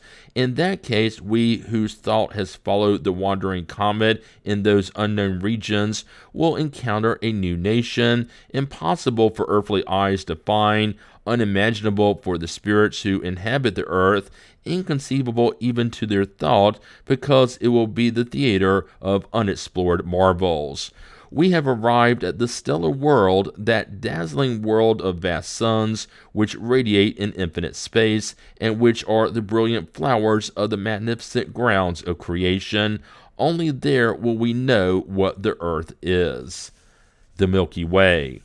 32. On beautiful, moonless, starry nights, everyone can see that whitish glow which crosses the heavens from one end to the other, and which the ancients dubbed the Milky Way, due to its milky appearance. That diffuse globe has long been explored in modern times by the eye of the telescope, and that path of gold dust, or that stream of milk of ancient mythology, has become a vast field of unknown marvels. The research of observers has led to the understanding of its nature, and has revealed that there, where the eye gets lost and would encounter only a weak luminosity, there are millions of suns more luminous and important than the one that illuminates us. 33. In fact, the Milky Way is a prairie sown with solar or planetary flowers that shine throughout its enormous expanse. Our sun and all the bodies that accompany it are part of those resplendent orbs that form the Milky Way. However, the sun, notwithstanding its gigantic proportions in relation to Earth and the magnitude of its domain, occupies only an inappreciable dot in this vast creation. One can count some 30 million similar suns gravitating in that immense region at a distance from each other greater than 100,000 times the radius of the Earth's orbit. More than 3,400,000,000,000 leagues. 1 league equals 3 miles. Author. Earth's orbit is not a perfect circle. The Earth is slightly closer to the Sun in early January and further away in July. In January, the Earth is 91.4 million miles, 147.1 million kilometers from the Sun, and in July is 94.5 million miles, 152.1 million kilometers away. Source: www.nasa.gov/worldbook/earth_worldbook.html. Translator. 34. By this approximate calculation, one can judge the extent of that sidereal region and the relation that unites our system to the universality of other systems that occupy it. One can also judge the smallness of the Sun's domain, even more so the nothingness of our tiny Earth. What would Earth be then if one were to consider the beings that people the Milky Way? I say nothingness because our determinations apply not only to the material and physical extent of the bodies we are studying, that would not be much, but also and above all to their moral state as a place and the rank they occupy in the eternal hierarchy of beings. Creation is displayed there in all its majesty, engendering and propagating the manifestations of life and intelligence all around the solar world, and in each one of the systems that surround it on all sides. 35. In this way, one can understand the position occupied by our sun or the earth in the world of stars. Such considerations will carry even more weight if one were to reflect on the status of the Milky Way itself, which in the immensity of sidereal creations represents only an unperceivable and unappreciable point when seen from afar, because it is nothing more than one stellar nebula among the thousands existing in space. It seems vaster and richer to us than others. It is only because it surrounds us and unfolds in all its reaches before our eyes, whereas the others, lost in the unfathomable depths, barely let themselves be glimpsed. 36. Well, if one knows that the Earth is nothing or almost nothing within the solar system is nothing or almost nothing within the Milky Way is nothing or almost nothing within the universality of nebulae, and because this universality is itself a very small thing within the immense infinite, one will begin to understand what the terrestrial globe is. The fit stars. 37. The so-called fit stars that constellate the two hemispheres of the firmament are not isolated from all outside attraction, as is generally assumed. Far from it. They all belong to one and the same agglomeration of stellar bodies. This agglomeration is nothing other than a large nebula of which we are part, and whose equatorial plane projected throughout the sky has received the name Milky Way. All the suns comprising it are in solidarity. Their multiple influences continually react upon each other, and universal gravity unites all of them in the same family. 38. Among those diverse suns, most are like ours, encircled by secondary worlds that they illuminate and support by means of the same laws that preside over life in our own planetary system. Some, like Sirius, are thousands of times richer and more magnificent in size than ours, and their role in the universe is more important, just as the planets that revolve around them are greater in number and far more advanced than ours. Others are very dissimilar in their stellar functions. It is thus that a certain number of these suns, true twins in the sidereal order, are accompanied by the same aged siblings and form in space dual systems to which nature has given functions that are different from those pertaining to our sun. In astronomy, these have been labeled binary stars. They are two suns that revolve around each other like a planet around its sun. What a peculiar and magnificent show must be enjoyed by the inhabitants of the worlds that comprise these systems, illuminated by a binary sun, but also how different the conditions of life must be there. In a later communication, the spirit of Galileo added, there are also systems that are more complicated in which different suns play face to face with each other the role of moons. Thus they produce marvelous light shows for the inhabitants of the globes they illuminate. In fact, despite their apparent proximity, inhabited worlds can revolve between them and alternately receive diversely colored light waves which combine to form white light. Author. Their years are no longer measured by the same periods or the days by the same suns, and those worlds illuminated by a double torch have received as their inheritance conditions of an existence unimaginable to those who have not left this tiny terrestrial world. Other stars without entourage and deprived of planets have received better elements of habitability than those granted to others. In their immensity, the laws of nature are diversified, and if unity is the grand word of the universe, infinite diversity is no less than its eternal attribute. 39.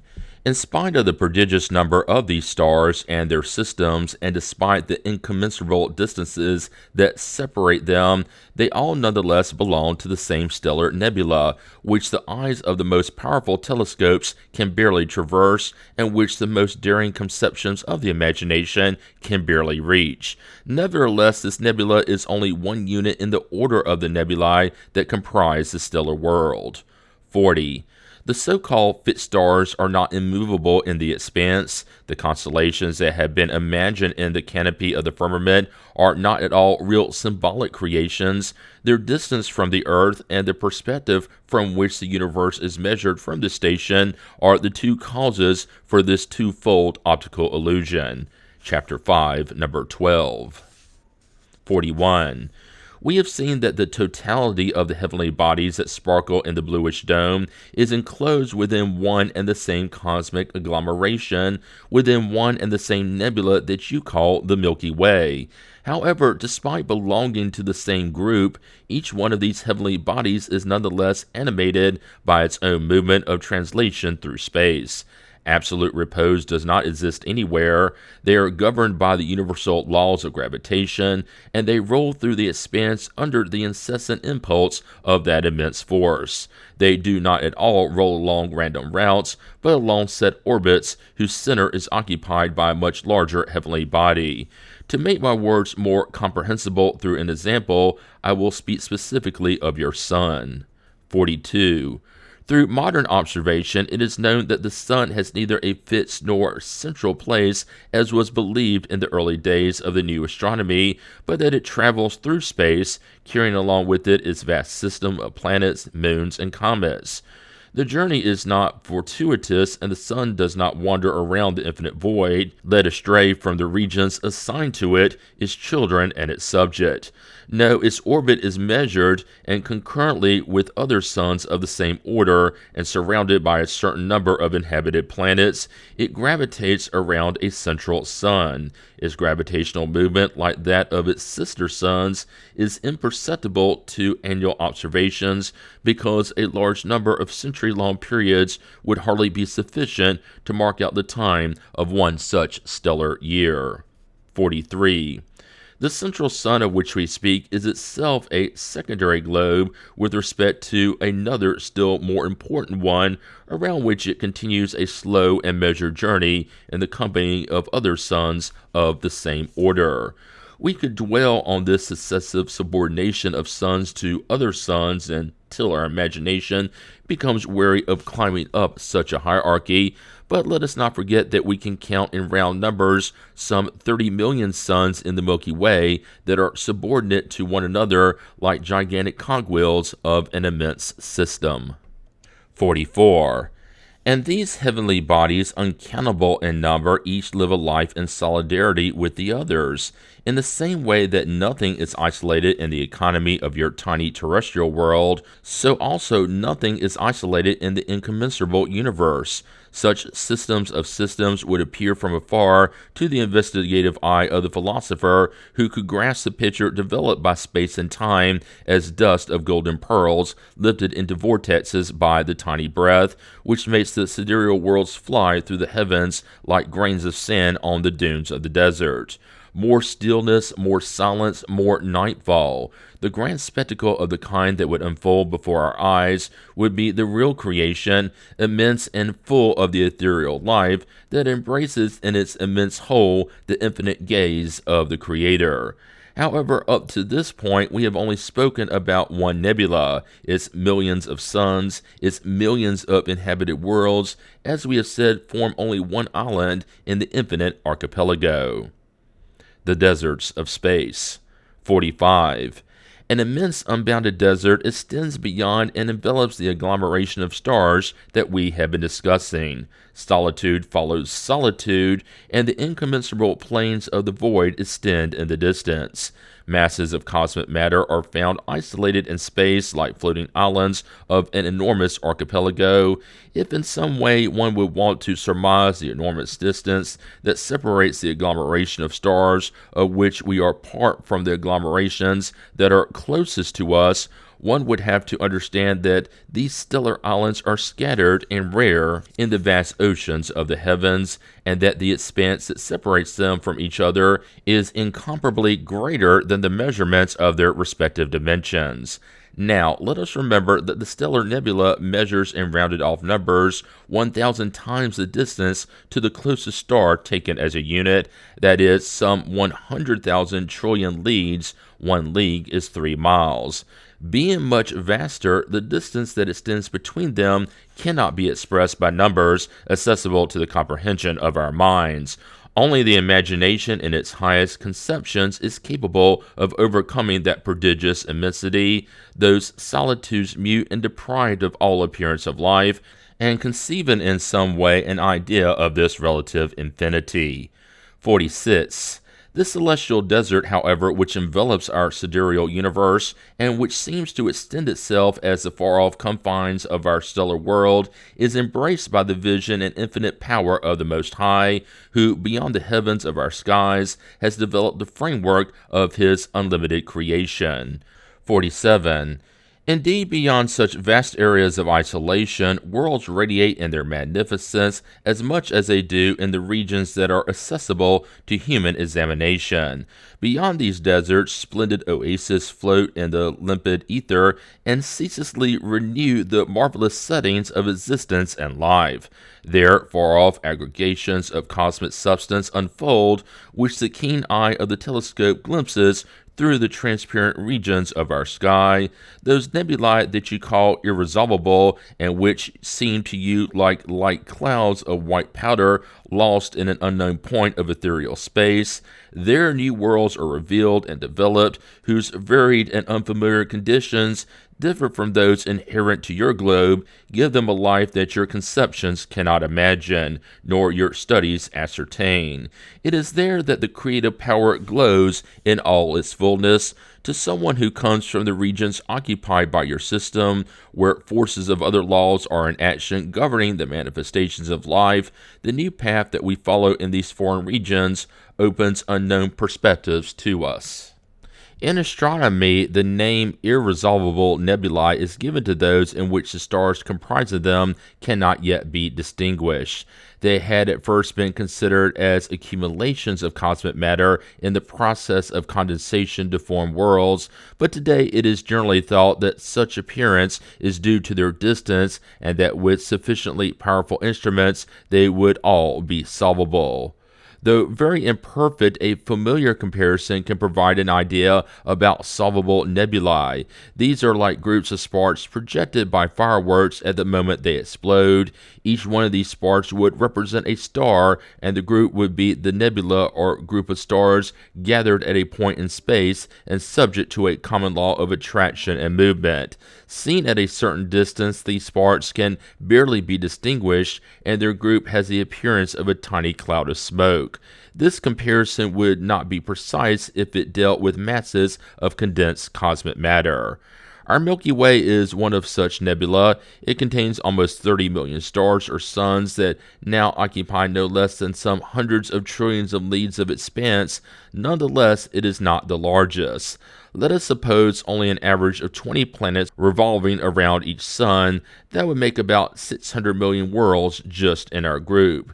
If we could travel from our nebula to another, there we would be as if in the midst of our Milky Way, but with a starry sky of a completely different appearance, which in spite of its colossal dimensions in relation to us, would seem in the distance like a tiny lenticular flake lost in the infinite. But before reaching the new nebula, we would be like a traveler who leaves a city and travels through a vast uninhabited country before arriving at another city. We would have crossed incommensurable spaces devoid of stars and worlds, which Galileo calls the deserts of space. As we proceed, we would see our own nebula receding behind us, decreasing in size to our eyes at the same time that the one toward which we are traveling becomes more and more distinct, similar to the massive sparks from the fireworks shell. As we travel through thought to the regions of space beyond the archipelago of our own nebula, we would see all around us millions of similar archipelagos of different shapes, each containing millions of suns and hundreds of millions of inhabited worlds. Everything that might identify us with the immensity of the expanse and the structure of the universe is useful for broadening our ideas, so restricted by common beliefs. God grows before our eyes to the degree that we better comprehend the grandeur of his works and our insignificance. We have come a long way, as one can see, from the belief instilled by the Mosaic Genesis, which makes our tiny imperceptible earth the main creation of God, and its inhabitants the sole objects of his solicitude. We understand the vanity of those who believe that everything in the universe was made for them, and of those who dare dispute the existence of the Supreme Being. Within a few centuries, one will be astonished that a religion made to glorify God lowered God to such petty proportions.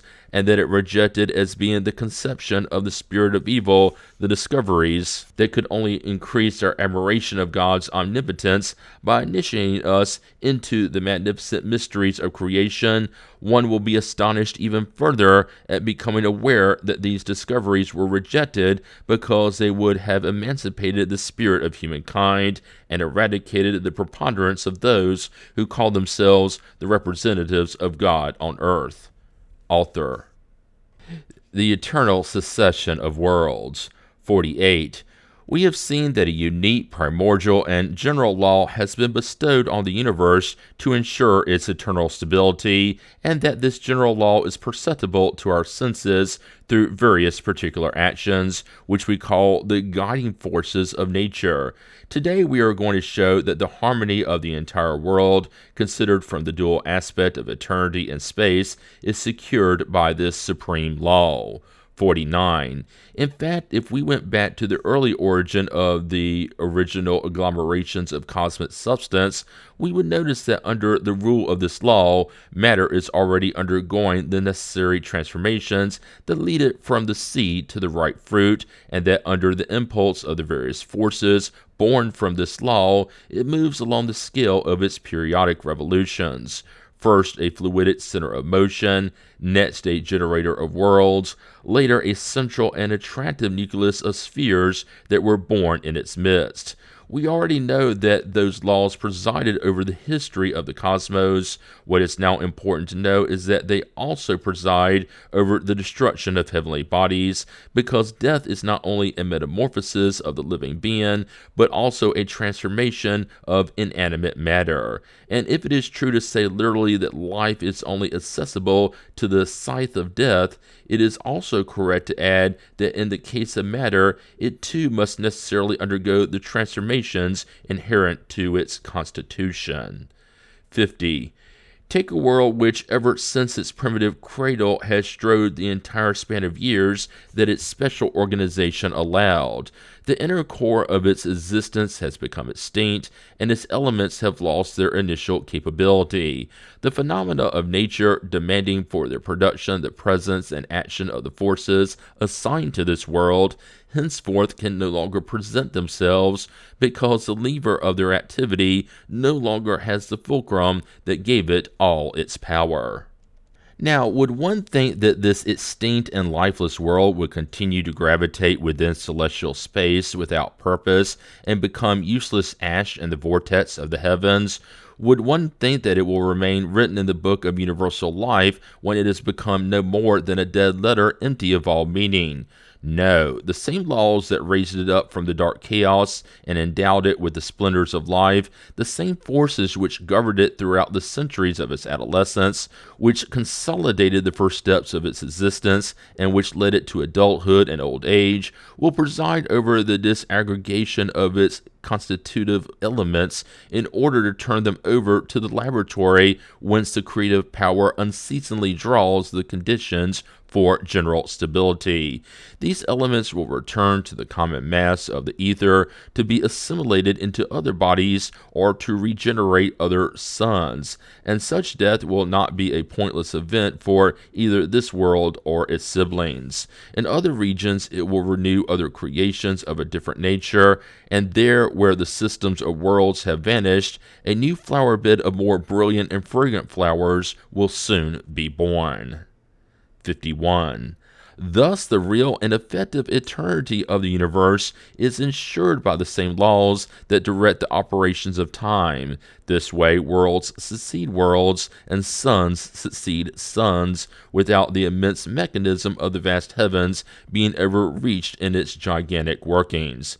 There where your eyes admire the splendid stars in the canopy of the night, there where your mind contemplates magnificent radiances that shine from faraway places, the finger of death has long extinguished many such splendors, the void has long succeeded such radiances, and even received new creations yet unknown. The immense distance of these heavenly bodies over which the light they have sent has taken thousands of years to reach us, means that today say we are only receiving rays that they sent long before the creation of the earth, and which we will still admire for thousands of years after their actual disappearance.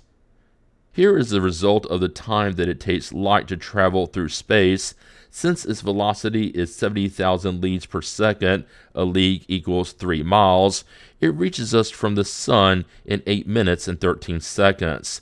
Thus, if a phenomena occurred on the sun's surface, we would not perceive it until 8 minutes later, and for the same reason, we would still see the event 8 minutes after it had ceased. Because of its distance, the light of a star took 1,000 years to reach us. We would see the star only 1,000 years after its formation.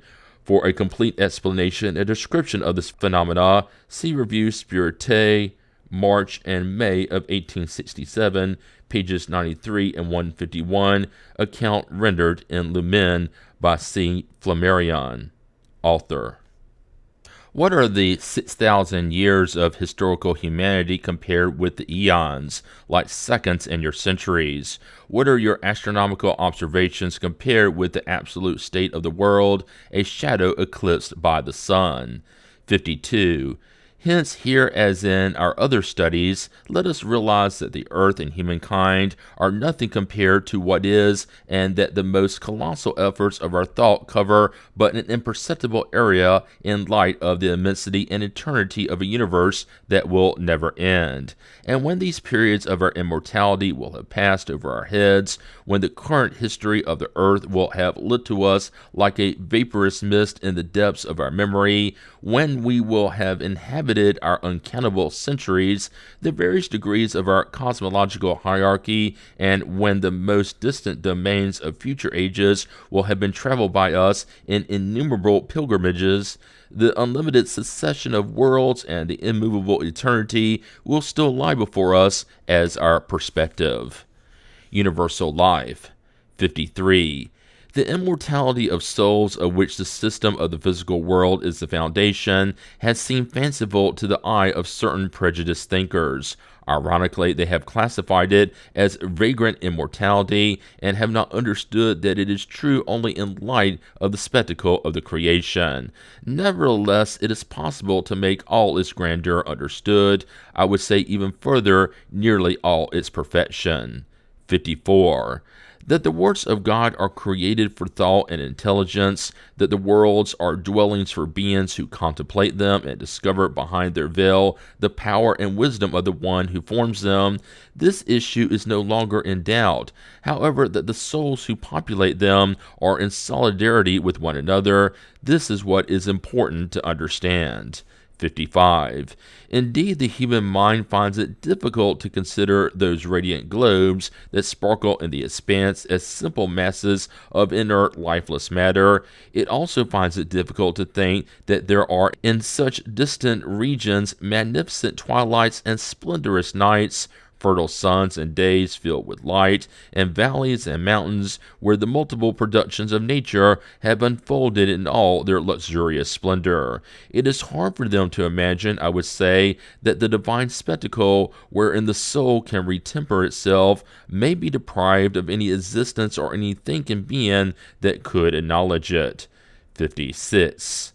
But to this eminently just idea of creation, it is necessary to add that of the solidarity of humankind, and therein lies the mystery of future eternity.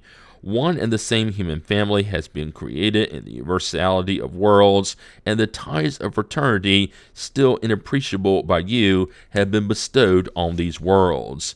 If these heavenly bodies, which are harmonized in their vast systems, are inhabited by intelligent beings, it is not at all by beings unknown to one another, but rather by beings marked on their brow by the same destiny, and who must meet one another momentarily according to their life functions, and meet again according to their mutual affinities. It is the great family of spirits who populate the celestial lands. It is the great radiance of the divine spirits who embraces the expanse of the heavens, and who remains as the first and final archetype of spiritual perfection. 57. By what odd aberration have we believed we should deny immortality to the vast regions of the ether, containing it within an inadmissible boundary and within an absolute duality? Should not a true theory of the world therefore precede true dogmatic doctrine, and should not science precede theology? Will it deviate so much as to establish its basis on metaphysics? The answer is simple and shows us that the new philosophy will sit triumphantly upon the ruins of the old, because its foundation will be victoriously erected upon ancient errors. The diversity of worlds. 58. You have accompanied us on our celestial excursions, and you have visited with us in the immense regions of space. Under our eyes, suns have succeeded suns, systems have succeeded systems, and nebulae have succeeded nebulae. The splendid panorama of the harmony of the cosmos has unfolded before our steps, and we have received a foretaste of the idea of the infinite. With our future perfectibility will we be able to comprehend in its full extent. The mysteries of the ether have disclosed their enigmas, till now undecipherable, and we at least have conceived of the idea of the universality of things. Now it is important for us to pause and reflect. 59. Without a doubt, it is good to have realized the smallness of the earth and its mediocre importance in the hierarchy of worlds. It is good to have struck down the human presumption that is so dear to us, and to have humbled ourselves before the absolute grandeur. However, it will be better still to morally interpret the spectacle that we have witnessed. I would like to speak of the infinite power of nature and the idea we ought to have about its mode of action in the diverse parts of the vast universe. 60. Accustomed as we are to judging things by our poor, small dwelling place, we imagine that nature could not or must not have acted on other worlds except according to the rules that we recognize down here. Now, it is precisely in this that it is important for us to reform our judgment. Cast your gaze for an instant on any one region of your globe and on one of the productions of your nature. Do you not recognize that the seal of an infinite variety and the proof of an unequaled activity? Do you not see in the wing of a canary or in the petal of a rosebud in bloom the extraordinary fecundity of such beautiful nature? May your studies be applied to the beginnings that soar through the air. May they descend to the violet growing in the woods. May they break open the depths of the ocean. In everything and everywhere you will read this universal truth. All-powerful nature acts according to places, times, and circumstances. It is one in its overall harmony, but multiple in its productions. It plays with the sun as with a drop of water, and its peoples an immense world with living beings with the same ease that it hatches the egg laid by the autumn butterfly. 61. Now then, if such is the variety that nature has been able to portray to us in all places of this small world, so narrow and limited, how much broader should you consider this mode of action when pondering the perspectives of vaster worlds? How much more developed and lush you must recognize nature to be, operating in those marvelous worlds which, much more than the earth, attest to its unknowable perfection. Thus, do not see systems similar to your own planetary system revolving around each one of the suns in space. Do not see on those unknown planets the three kingdoms of nature that display themselves around you. Instead, think that just as no human face looks like any other face in the entire human species, a prodigious, unimaginable diversity is also manifested in the ethereal dwelling places that float in the bosom of space. From the fact that your animate nature begins with the zoophyte to culminate with the human being, that the atmosphere nourishes terrestrial life, that the liquid element constantly renews it, that your seasons may succeed in this life the phenomena that divide it up, do not conclude that the millions and millions of Earths that float in the spatial expanse are similar to this one. Far from it. They differ according to the diverse conditions that have been assigned to them and according to their respective roles in the scenario of the universe. They are the diversified jewels in an immense mosaic, the diverse flowers in a remarkable flower bed. Part 1, Chapter 7, A Geological Sketch of the Earth. The geological periods. The primitive state of the globe. the primary period, the transition period, the secondary period, the tertiary period, the diluvial period, the post-diluvial or present period, the birth of humankind. 1. The geological periods. The Earth carries within it the obvious traces of its formation. The phases can be tracked with mathematical precision in the different formations that make up its framework. The whole of such studies composes a science called geology, a science born during the century 19th, and which has cast light on the highly controversial issue of the origin of the Earth and the living beings inhabiting it. On this point, there is no theory. It is the strict result of the observation of the facts, and in light of such facts, there is no room for doubt. The history of the globe's formation is written in the geological strata much more surely than in preconceived books, because it is nature herself that speaks, that bears herself, and not the imagination of persons who create theories. Where one sees the marks of fire, one can safely say that there has been a fire. Where one sees the marks of water, one can no less surely say that there has been water. Where one sees marks of animals, one can say that animals have lived there. Geology is thus a completely observational science. It draws conclusions only from what it sees. On questionable points, it affirms nothing. It forgoes arguable opinions, waiting for more complete observations. Without the discoveries of geology, as without those of astronomy, the world's genius would still be dwelling in the darkness of legend. Thanks to geology, people today know the history of their habitation, and the scaffolding of the fables that used to surround its cradle has crumbled, never to rise again. 2. Everywhere in terrains where there are trenches, natural or man-made excavation, one may observe what are called stratifications, in other words, superposed strata. The terrains that display this pattern are designated by the name stratified terrains. These strata of highly variable thickness from a few centimeters to 100 meters or more are distinguished from one another by the color and nature of the substances composing them.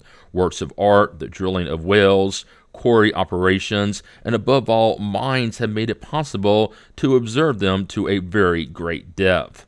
3. The strata are usually homogeneous, that is, each formed of the same substance or of various substances that existed together and formed a compact whole. The line of demarcation that separates them from one another is always clearly defined, like the layers of a foundation of a building. In no part does one see them mixed and lost in one another at their respective boundaries, as occurs, for example, in the colors of a prism or a rainbow. By these characteristics, one can see that they were formed successively and were deposited one on top of the other under different conditions and by different causes. The deepest ones, of course, formed first, and those closer to the surface afterwards. The last of all of them, that which is found at the surface, is called the vegetative stratum, which owes its properties to the decayed remains of organic matter coming from plants and animals. 4. In geology, the lower layers underneath the vegetative strata are called rock strata, a name which in this context does not always imply the idea of a rocky substance, but means a bed or bank made of some kind of mineral substance. Some are composed of sand, clay, marl, or gravel. Others are composed of actual stone of varying hardness, such as sandstone, marble, chalk, limestone, or calcareous rock, grindstone, coal, asphalt, etc. It is said that a rock is harder or less hard according to its density. By examining the nature of these rocks or strata, one can recognize certain signs indicating that some have come from molten matter and at times vitrified by the action of fire, others from earth-like substances deposited by water. Some of these substances remain disaggregated, such as sand, others initially in a pasty state due to the action of certain chemical agents or other causes, harden and acquire the consistency of stone over time. The layers of superposed stone are evidence of successive deposits Fire and water, therefore, have played their part in forming the materials that compose the solid framework of the globe. 5. The normal position of the earthy or stony layers coming from aqueous deposits is horizontal when one sees those plains which at times extend to be lost from view and which are perfectly horizontal and compacted as if they had been leveled with a roller, or those deep valleys that are as flat as the surface of a lake. One can be certain that at some time in the remote past, such places were for a long time covered by placid waters, which upon withdrawing left dry the soils they had deposited during their stay. When the waters receded, these soils became covered with vegetation, when instead of the slimy, limey, clayish, or marly soils so appropriate for assimilating the nutritive principles, the waters deposited nothing but silicate sand, which would not agglomerate. We end up with the sandy arid plains that made up moons and deserts. The sediments left behind by partial floods and those that formed the alluvial deposits at the mouths of rivers can give a small idea of it. 6. While the horizontal is the normal and most generalized position of aqueous formations, one often sees in mountainous countries rather large expanses of hard rock established on an inclined and sometimes even vertical position, although their characteristics indicate that they were formed by water. Now, according to the laws of the equilibrium of liquids and of gravity, aqueous deposits cannot be formed except on horizontal planes, and considering the fact that those that occur on inclined planes are drawn downward by currents and their own weight, it is obvious that such deposits must have been lifted up by some kind of force after their solidification or transformation into rock. From these considerations, one can conclude with certainty that all the rocky layers resulting from aqueous deposits in a perfectly horizontal position were formed over centuries by still water, and that every time they are in an inclined position, it is because the ground was shaken and dislocated afterward by generalized or partial upheavals of varying degrees. 7. A characteristic fact of the highest importance because of the irrefutable evidence it supplies consists in the fossil remains of animals and plants that are found in huge quantities in the various strata. And since these remains are found in even the hardest rock, one must conclude that the existence of these beings was prior to the formation of such rock. Now, if one considers the prodigious number of centuries that were needed to harden them and bring them to the state they have been in since time immemorial, one must perforce conclude that the appearance of organic beings upon the earth is lost in the night of time, and that consequently it was well before the date implied in the book of Genesis. Fossil, from the Latin fossilia, fossilis, derived from fossa, fossi, and the verb fodere, to dig, to excavate the earth. In geology, this word refers to the bodies or remains of organic bodies coming from beings that lived before historical times. By extension, it also refers to the mineral substances with traces of the presence of organisms, such as those that are imprinted by plants or animals. The word petrification refers only to bodies that have been transformed into stone by the infiltration of silicate or calcareous matter into their organic tissues. All petrifications are necessarily fossils, but not all fossils are petrifications. Objects that are covered by a stony layer, once they are immersed in certain waters loaded with calcareous substances, such as those of the St. Hilaire Crete near Clermont in Ambrienne, are not petrifications per se, but simply incrustations. Monuments, inscriptions, and objects crafted by humans belong to the field of archaeology. Author. 8.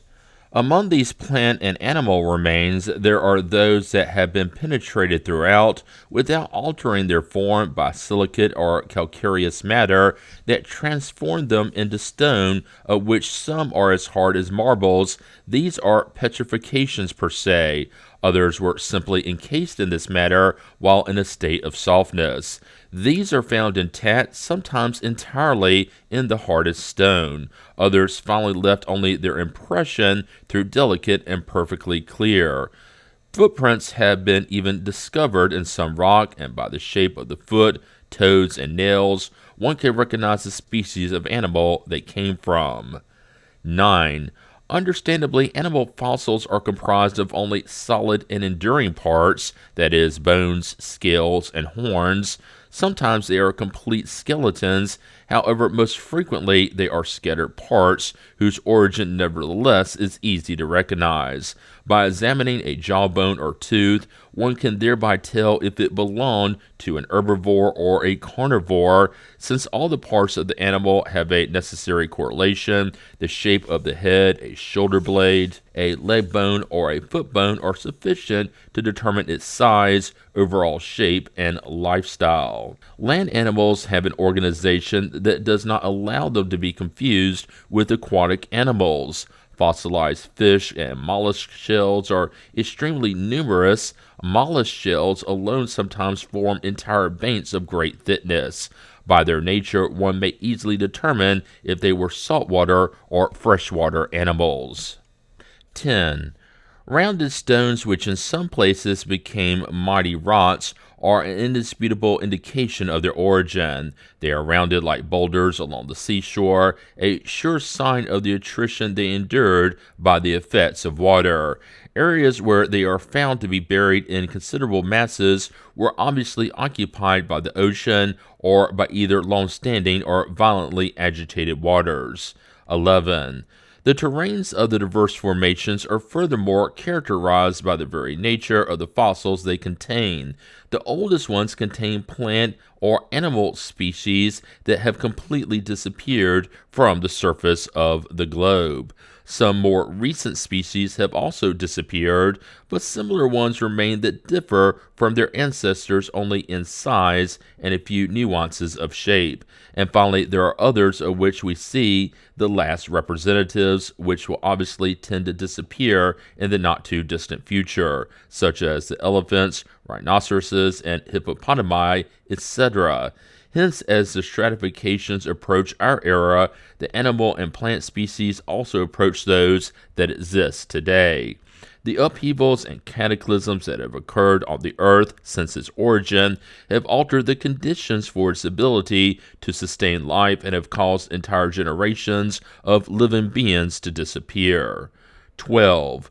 By investigating the nature of the geological strata, one can positively determine if at the time of their formation, the region that contains them was occupied by oceans or lakes, or by forests or plains populated by land animals. Consequently, if in a certain region one discovers a series of superposed strata containing marine, freshwater, and land fossils, alternately and repeatedly, it is irrefutable proof that the region was often invaded by the sea, covered with lakes, and turned into dry land. And how many centuries upon centuries, thousands of centuries perhaps, must have been required for the completion of each period? What a powerful force was needed to dislocate and then replace the ocean and to lift the mountains? How many physical revolutions and violent upheavals the earth had to have to gone through before becoming as we have seen it since historic times? And some would want this to be the work of less time than it takes to make a plant grow. 13. As stated earlier, the study of the geological strata attests to successive formations that change the appearance of the globe, and it divides its history into several eras. These eras constitute what are called geological periods, and knowledge of them is essential for understanding Genesis. There are 6 main periods designated by the names primary, transition, secondary, tertiary, diluvial, and post-diluvial or present period. The terrains formed during the time of each period are also called primitive, transition, secondary, etc. Thus, it is said that this stratum or rock or such and such fossil are to be found in terrain of such and such period. 14. It is essential to note that the number of these periods is not absolute, but depends on the classification system. The 6 periods designated above comprise only those that were marked by a notable and widespread modification in the state of the globe. However, observation has proven that much successive stratification occurred during each period. That is why they have been divided into subperiods characterized by the name of the terrains, and which raised to 26 the number of well-characterized overall strata, not counting those that resulted from modifications due to purely local causes. The primitive state of the globe. 15. The flattening of the poles and other conclusive facts are sure indications that at its origin the earth must have been in a liquid or softened state. Such a state could have been caused by matter liquefied by fire or soaked by water. It is proverbially stated, "There is no smoke without a fire."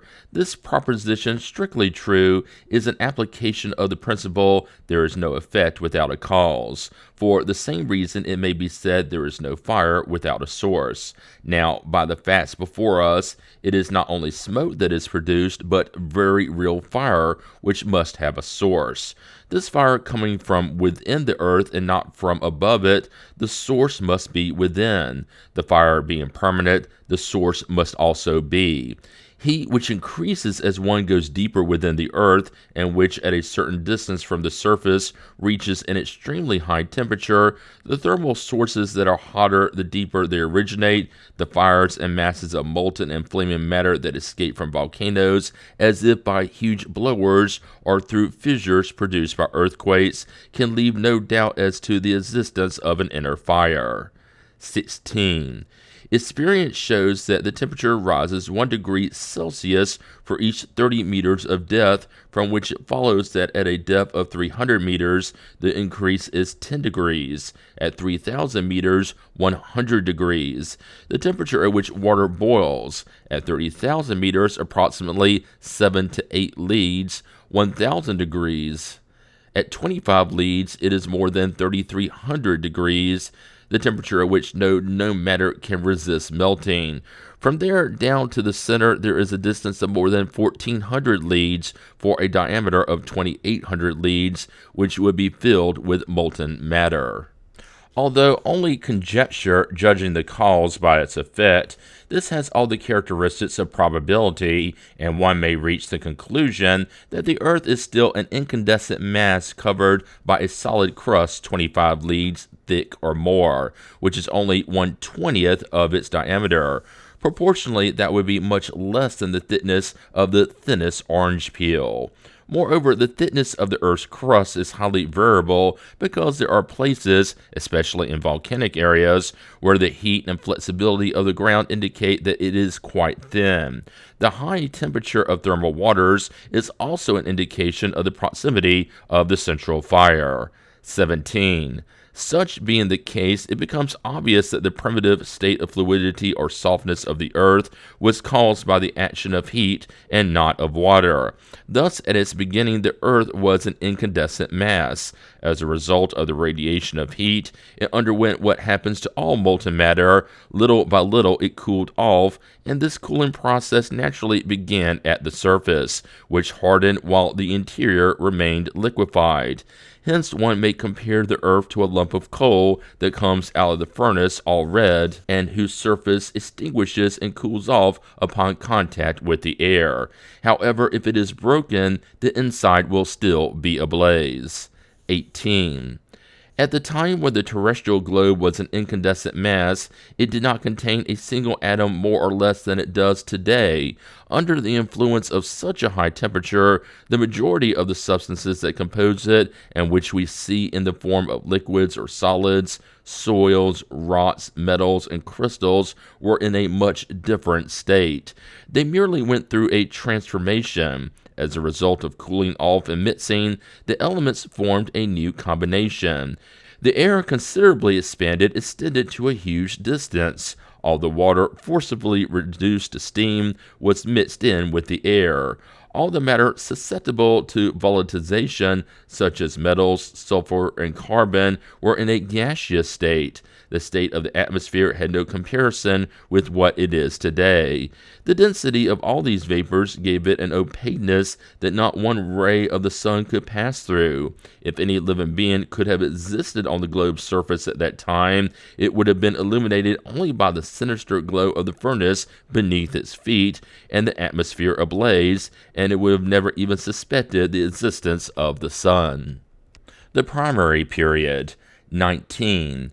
The first effect of the cooling process was the solidification of the outer crust of the molten mass, which formed a solid crust that was thin at first, but little by little became thicker.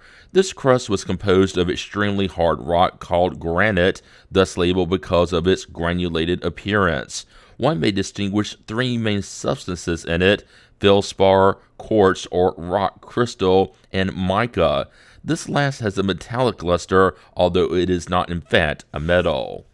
The granite layer was thus the first to form on the globe, which it encases completely and constitute a sort of bony framework. It is the direct product of consolidated molten matter. It is upon this layer and in the cavities that appear on its tortured surface where the successively deposited strata of other terrains formed afterward.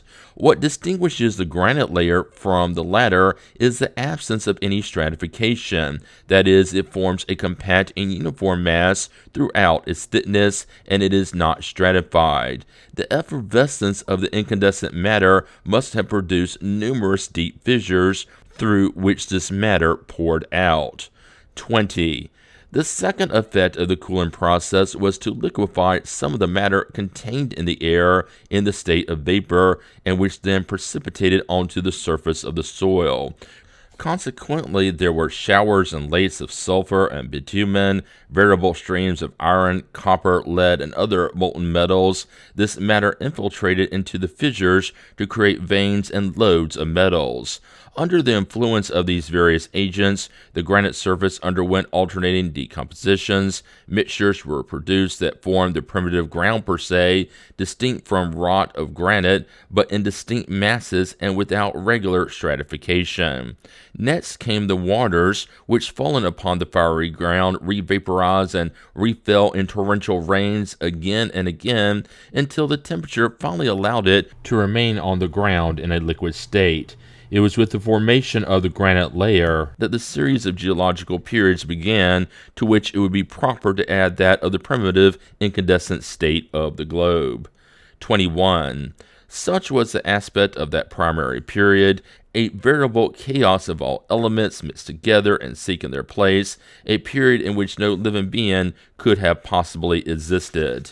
Thus, one of its distinctive characteristics in geology is the absence of any trace of plant or animal life whatsoever. It is impossible to assign a definite time frame to that first period, as well as the following ones.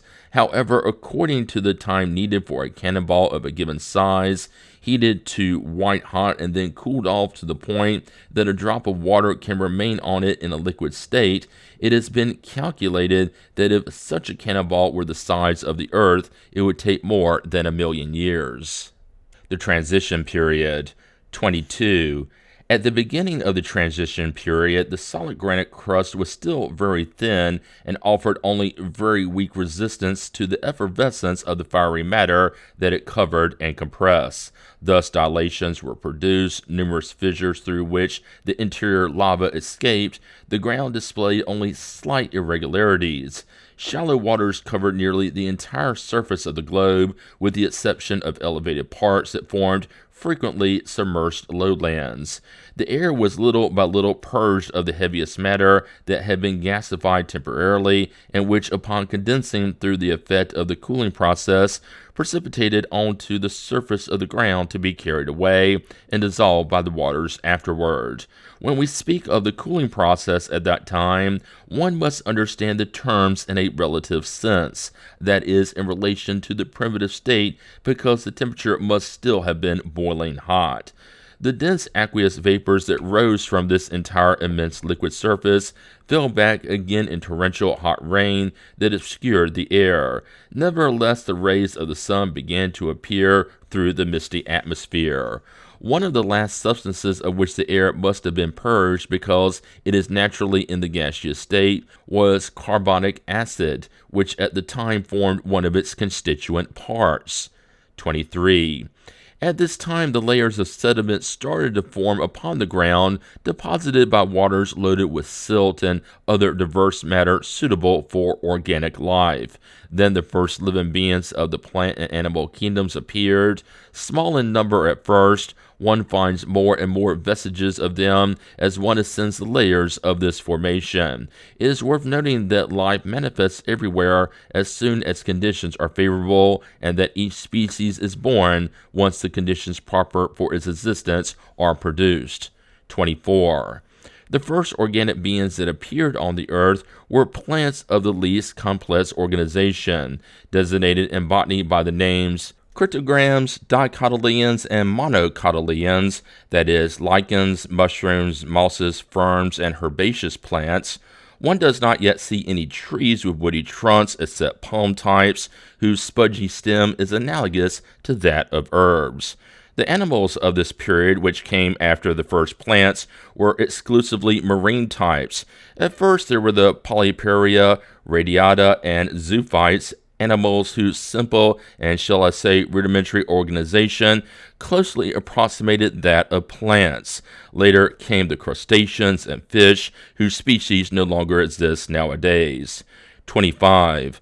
Under the influence of heat and humidity, and as a consequence of the excessive carbonic acid, a gas unsuitable for terrestrial animals to breathe but necessary for plants, disseminated in the air, the exposed grounds quickly became covered with lush vegetation, while at the same time aquatic plants multiplied in the swamps. Plants of this kind, which today are simple herbs of a few centimeters, reached prodigious heights and diameters. Thus there were forests of tree-like ferns 8 to 10 meters high and of proportional diameter, lycopods, club moths of the same size, horsetail 4 to 5 meters tall, but which today are only 1 meter, and an infinite number of species that no longer exist. Toward the end of the period, a few coniferous or pine-type trees began to appear. 26.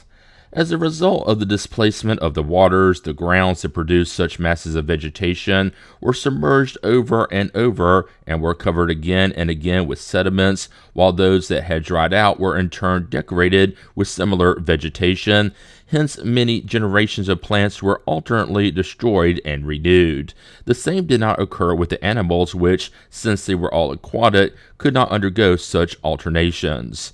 The plant remains accumulated over a long series of centuries to form extremely thick layers. Under the action of heat, humidity, and the pressure exerted by later soil deposits, and undoubtedly due to various chemical agents, gases, acids, and salts produced by a combination of primitive elements, this plant matter underwent a fermentation that converted it into coal. Coal mines are therefore the direct product of the decomposition of heaps of plants accumulated during the transition period, which is why coal may be found on nearly every continent.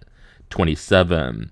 The fossil remains of the lush vegetation of the era, found today under the ice of the polar lands as well as in the tropics, led to the necessary conclusion that since the vegetation was uniform, the temperature also must have been. The poles, therefore, were not covered with ice as they are now. Back then, the earth drew its heat from itself, from the central fire that warmed equally the entire solid, quite thin layer. This heat was much greater than what the solar rays were able to furnish, weak as they still were due to the density of the atmosphere. Only later, when the central heat could exert only a weak or no action at all upon the outer surface of the globe, did the heat from the sun become preponderant, and the polar regions, which received only oblique rays, providing very little heat, became covered with ice. We know that at the time of which we speak, and even for a long time thereafter, ice was unknown on the earth. The period must have been very long, judging by the number and thickness of the coal layers. Under the Bay of Fundy, Nova Scotia, Mr. Lywell found under a coal layer 400 meters, 1,200 feet thick, 68 different levels, displaying evident traces of many soils from forests wherein the tree's trunks still had their roots. El Figuer. Supporting that it took 1,000 years to form each of these levels, it would have taken 68,000 years for this single coal layer to have formed. Author. The Secondary Period. 28. With the end of the transition period, the colossal vegetation and the animals that characterized that era disappeared, either because the atmospheric conditions were no longer the same or because a series of cataclysms wiped out everything that lived on the earth. It is probable that both causes contributed to this change because, on one hand, a study of the terrains that signal the end of that period attests to a great convulsions caused by upthrusts and eruptions that spread huge quantities of lava over the ground, and because, on the other hand, notable changes occurred in the three kingdoms of nature. 29. From the mineral aspect, the secondary period is characterized by numerous and solid strata that attest to a slow formation in the midst of the waters and signal different well-characterized eras. The vegetation spreads less quickly and is less colossal than in the preceding period, undoubtedly as a result of the decrease in heat and humidity, along with the supervening modifications in the elements comprising the atmosphere. The herbaceous and bulbous plants are joined by those with woody trunks and the first trees per se. 30. The animals are still aquatic or are amphibious at best. Animal life on dry land makes little progress. A prodigious quantity of shell animals develops in the seas as a result of the formation of calcareous matter. New fish species of a more perfected organization than in the prior period appear. The first cetaceans arrive. The animals most characteristic of this period are the gigantic reptiles, among which may be noted. Ichthyosaurus, a species of fish lizard that reached a length of nearly 10 meters and whose prodigiously elongated jaws were armed with 180 teeth.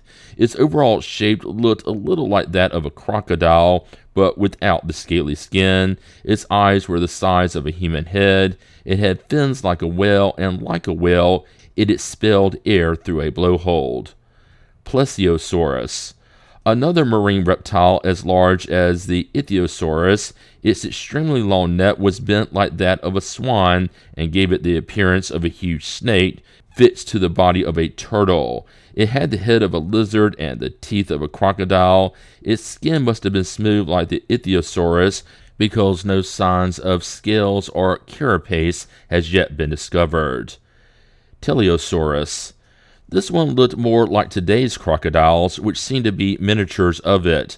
Like crocodiles, it had a scaly hide and lived in both water and on land. It was around 10 meters long, of which 3 or 4 composed the head. Its enormous mouth could open up to 2 meters. Megalosaurus, a large lizard, a species of crocodile 14 to 15 meters in length, essentially carnivorous that fed on reptiles, small crocodiles, and turtles. Its formidable jaws were armed with teeth in the shape of a double-edged billhook blade, curved backward in such a way that once they sunk into prey, it was impossible for it to get loose. Iguanodon, the largest lizard that has ever appeared on the earth. It measured 20 to 25 meters from its head to the tip of its tail. Its snout was topped by a bony horn similar to that of today's iguana, which the animal seemed no different from except in size. The modern-day iguana is only about 1 meter in length. The shape of its teeth showed that it was herbivorous, and that of its feet that it was a land animal. Pterodactyl, a bizarre animal the size of a swan, possessing a reptile-like body, a bird-like head, and a bat-like fleshy membranes that connected its toes. These membranes were quite long and acted like a parachute when it jumped on its prey from the top of a tree or from a rock. It did not have a horny beak like birds, but its jawbones, as long as half its body, were adorned with teeth and ended in a point-like beak. 31. During this period, which must have been very long, as attested to by the number and strength of the geological strata, animal life developed abundantly in the waters, as had occurred with vegetation in the previous period. The air, purer and more suitable for breathing, began to allow a few animals to live on land. The oceans were displaced several times, but without violent upheavals.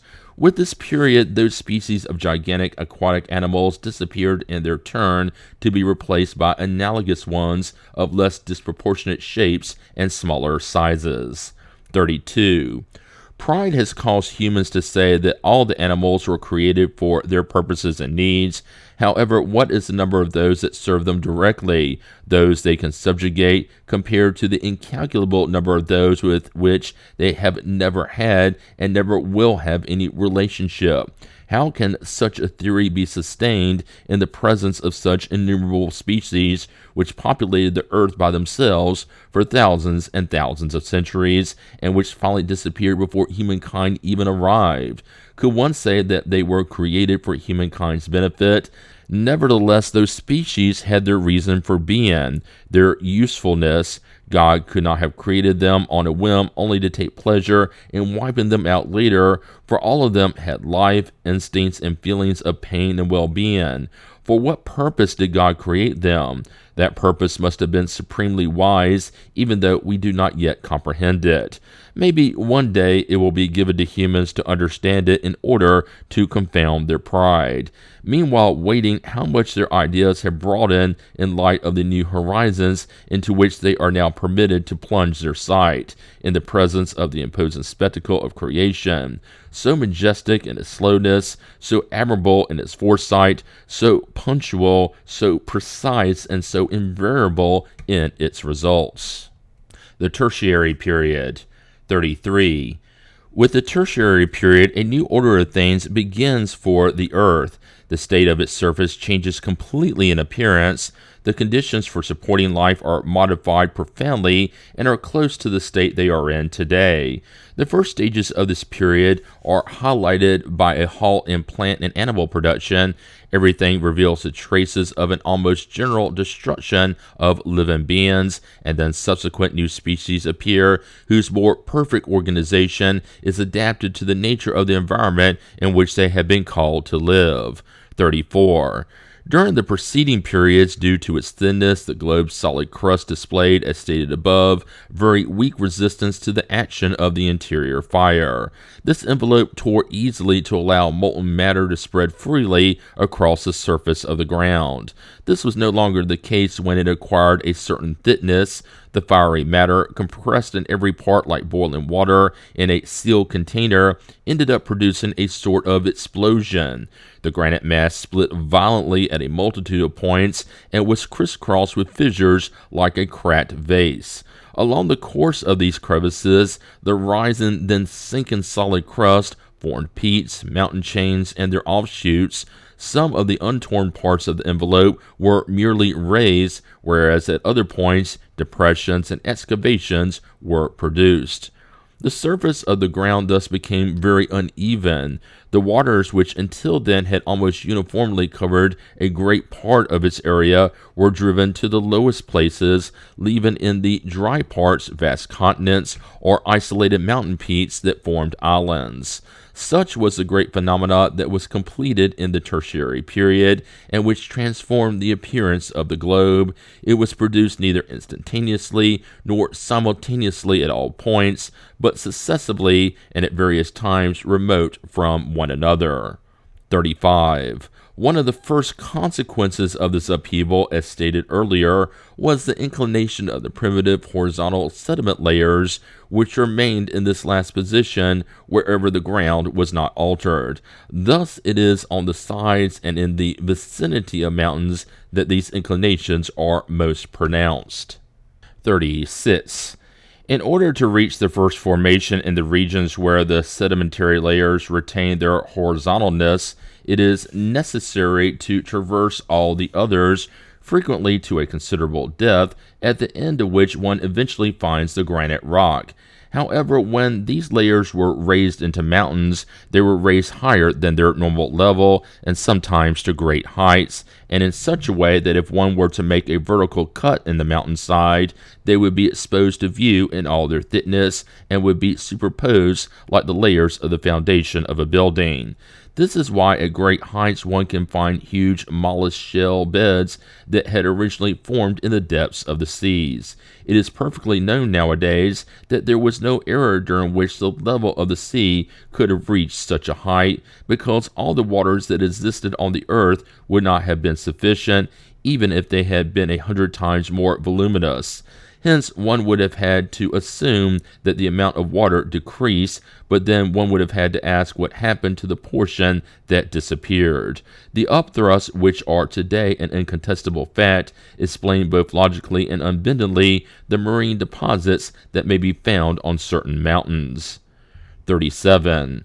In the places where the upthrust of the primitive rock caused a complete break in the ground, whether by its speed or the shape, size, height, and volume of the upraised mass, the granite was exposed bare like a tooth that has broken through the gums. Uplifted, broken, and set back in order, the layers that had covered it were uncovered. That is why lands belonging to the oldest formations, and which may be found in their original position to a great depth, comprise the ground of certain regions today. 38. The granite mass dislocated by the effect of the upthrust left fissures in some places through which the interior fire escaped and through which molten matter flowed out. These are volcanoes.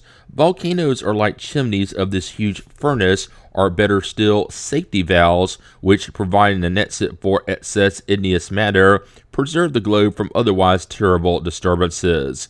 Consequently, it may be stated that the number of active volcanoes is a cause of security for the whole of the ground surface.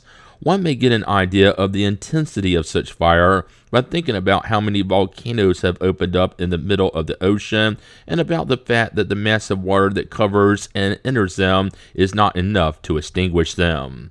39. The upthrust operating on the solid mass necessarily displaced the waters, which retreated to the hollow areas and became deeper due to the rising of emerging terrains and the sinking of others. However, these same low places thrust up in their turn here and there, fended off the waters, which then flowed elsewhere, and so on and so forth, until they could settle in a more stable position. The successive dislocations of this liquid mass inevitably carved and altered the surface of the ground.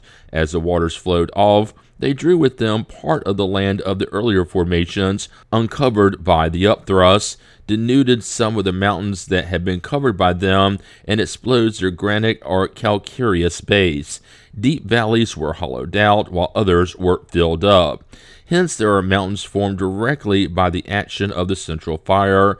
These are principally the mountains of granite. Others are the result of the action of the waters, which, carrying along movable earth and soluble matter, carved valleys around a resistant base, calcareous or otherwise. The matter carried by the water currents formed the layers of the tertiary period, which are easily distinguished from those of the preceding periods, not so much by their composition, which is much the same, but by their placement. The strata of the primary, transition, and secondary periods formed upon a surface that was disturbed very little, and are therefore almost uniform throughout the earth. Those of the tertiary period, on the other hand, formed over a highly uneven base, and due to the carrying action of the waters, have a more local character.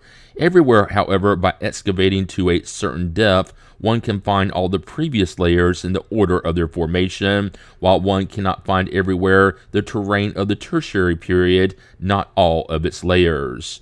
40. During the ground upheavals taking place at the beginning of this period, one perceives that organic life must have experienced a standstill, recognizable by examining the terrains lacking fossils. However, once a calmer state ensued, plants and animals reappeared. With the conditions for life changing and the atmosphere becoming more purified, one sees new species being formed bearing a more perfect organization. Regarding their structure, plants differ little from those of our day. 41. During the two preceding periods, the grounds not covered with water were not very extensive and were still marshy and frequently flooded. That is why there were only aquatic animals or amphibians. The tertiary period, which saw the formation of vast continents, is characterized by the appearance of land animals. Just as the transition period saw the appearance of colossal vegetation and the secondary period gigantic reptiles, the tertiary period saw the appearance of giant mammals such as the elephant, rhinoceros, hippopotamus, paleotherium, megatherium, dinotherium, mastodon, mammoth, etc. These last two varieties of elephant were 5 to 6 meters in height, and their tusks reached up to 4 meters in length. This period also saw the arrival of birds as well as a majority of the animal species in existence today. Some species of this era survived the subsequent cataclysms. Others, generically classified as antediluvial animals, disappeared completely or were replaced by similar species that were less heavy and massive and whose first types were like prototypes. Such were called Felis philia, a carnivore the size of a bull with the anatomical characteristics of a tiger and lion, and the Cervus megacerus, a variety of elk whose antlers, 3 meters in length, were spaced 3 to 4 meters from tip to tip. The Diluvial period. 42. This period is marked by one of the greatest cataclysms that have ever shaken the globe, changing once more the aspect of its appearance and destroying forever a huge number of living species, of which only remains have been found. Everywhere it left traces that attest to how widespread it was. The waters were violently torn from their resting places to invade the continents, taking earth and rock with them, denuding mountains and uprooting centuries-old forests. The new deposits they formed are designated in geology as diluvial terrains. 43. One of the most significant signs of this great disaster are rocks called erratic blocks, the name given to granite boulders that are found isolated on the plains, resting on top of tertiary terrains, and in the middle of diluvial terrains, something several hundred leagues from the mountains from which they are torn. It is obvious they could not have been carried such great distances except by violent currents. 44.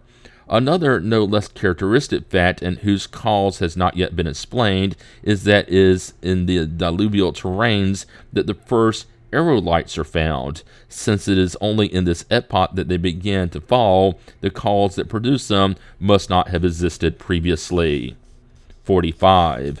It is also around this period that the poles began to be covered with ice and that the glaciers in the mountains were formed, which points to a noticeable change in the Earth's temperature.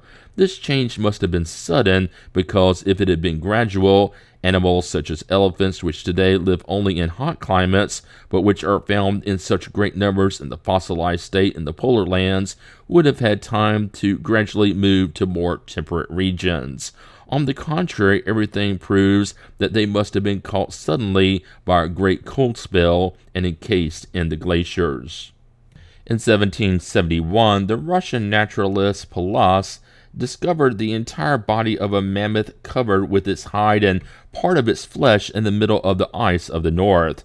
In 1799, another one described by the naturalist Adams was discovered also encased in a huge block of ice at the mouth of the Lena River in Siberia. The Jakuts of the area cut its flesh into pieces to feed their dogs.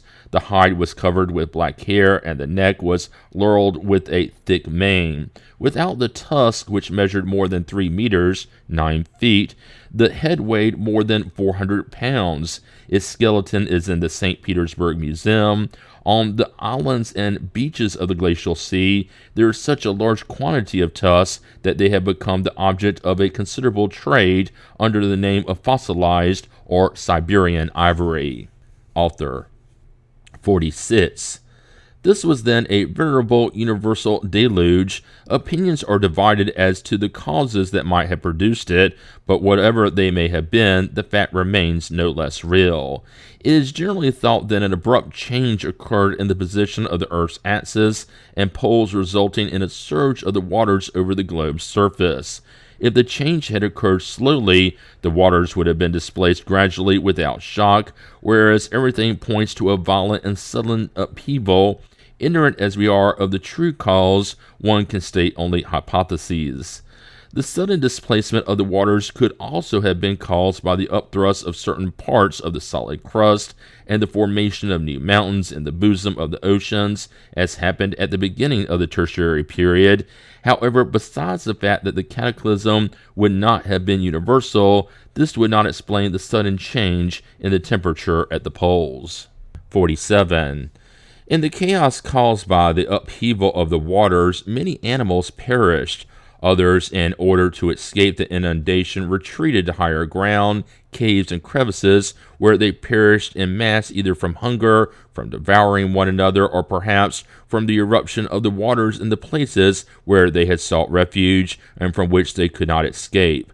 This would explain the large quantity of diverse animal bones, carnivores and others, that are found mixed together in certain caves, named for this reason breccia or bone caves. They are most often found under stalagmites. In some, the bones seem to have been carried there by water currents. A large number of such caverns are known, of which some extend for a considerable distance. In Mexico, there is one that extends for many leagues. The one at Adelsberg in Carniola, Austria, is no less than 3 leagues, 9 miles. One of the most famous is at Gallenruth in Württemberg. There are also many in France, England, Germany, Sicily, and other European countries. Author. The post-diluvial or present period, the birth of humankind. 48. Once equilibrium was reestablished on the surface of the globe, plant and animal life quickly resumed its course. The ground had hardened to assume a more stable position. The air had become more purified and was more suitable for more delicate organs. The sun, which shined with all its light through a clean atmosphere, spread a less suffocating and more vivifying heat than that of the internal furnace.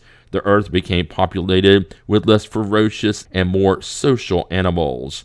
The more succulent plants offered less coarse nourishment. In other words, everything was prepared on the earth for the new guests that would inhabit it, and it was then that human beings appeared, the last beings of creation, whose intelligence should from then on contribute to the overall progress as well as to their own. 49. Have human beings really existed on the earth only since the diluvial period, or had they appeared before? This is a very controversial question nowadays, but its solution, whatever it may be, would not change anything about the set of established facts, and the appearance of human beings would be no less than 1,000 of years prior to the date assigned by the biblical Genesis. What led to the thinking that the appearance of humans occurred only after the deluge is that no authentic vestige of their existence in the prior period has ever been found. The bones that were discovered in various places, and which led to the belief in the existence of a supposed race of gigantic antediluvians, were recognized as being elephant bones. What cannot be doubted is that humans did not exist in the primary, transition, or secondary periods, not only because no trace of them has ever been discovered, but because life-supporting conditions did not yet exist for them. If they appeared during the tertiary period, it could have been only toward the end, and they would not have yet multiplied very much.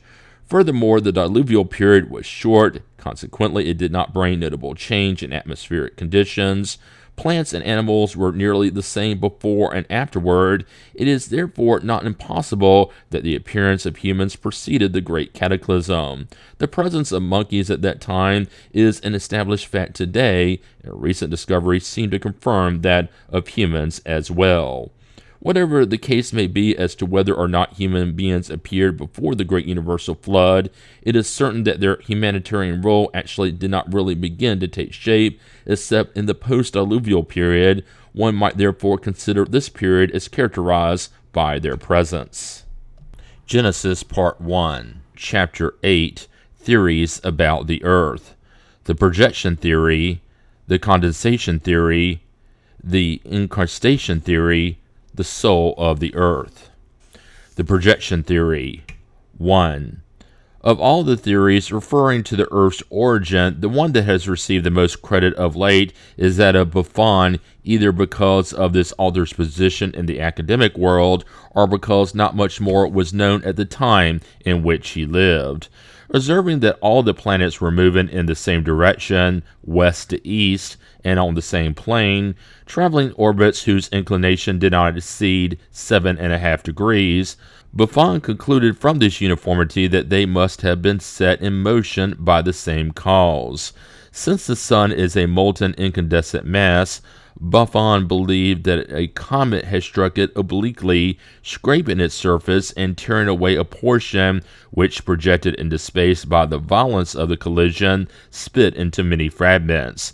These fragments formed the planets, which continued to move in a circle due to a combination of centripetal and centrifugal forces, and in the direction given to them by the initial collision, in other words, on an ecliptic plane. The planets would thus be part of the incandescent substance of the sun, and would therefore also have been incandescent at their origin.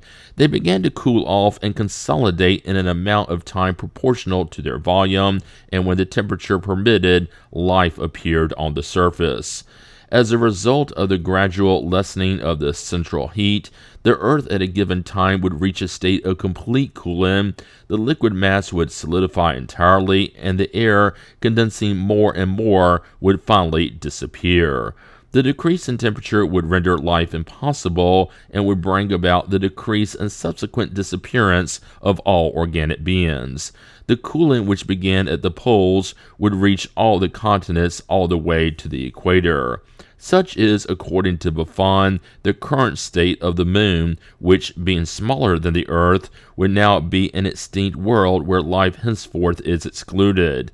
The sun itself would one day suffer the same fate. According to his calculations, the earth would have taken approximately 74,000 years to reach its current temperature, and in 93,000 years it would see the end of organized nature. 2. Buffon's theory was disproved by new scientific discoveries and has now been almost completely abandoned for the following reasons. 1. For a long time, it was believed that comets were solid objects whose encounter with a planet could lead to the latter's destruction. According to this hypothesis, Buffon's supposition would not be improbable, but today we know that comets are composed of a condensed gaseous matter, rarefied enough, however, that it is possible to see medium-sized stars through their cores. In this state, offering less resistance than the sun, a violent collision capable of projecting a portion of its mass to such distances would be impossible. 2.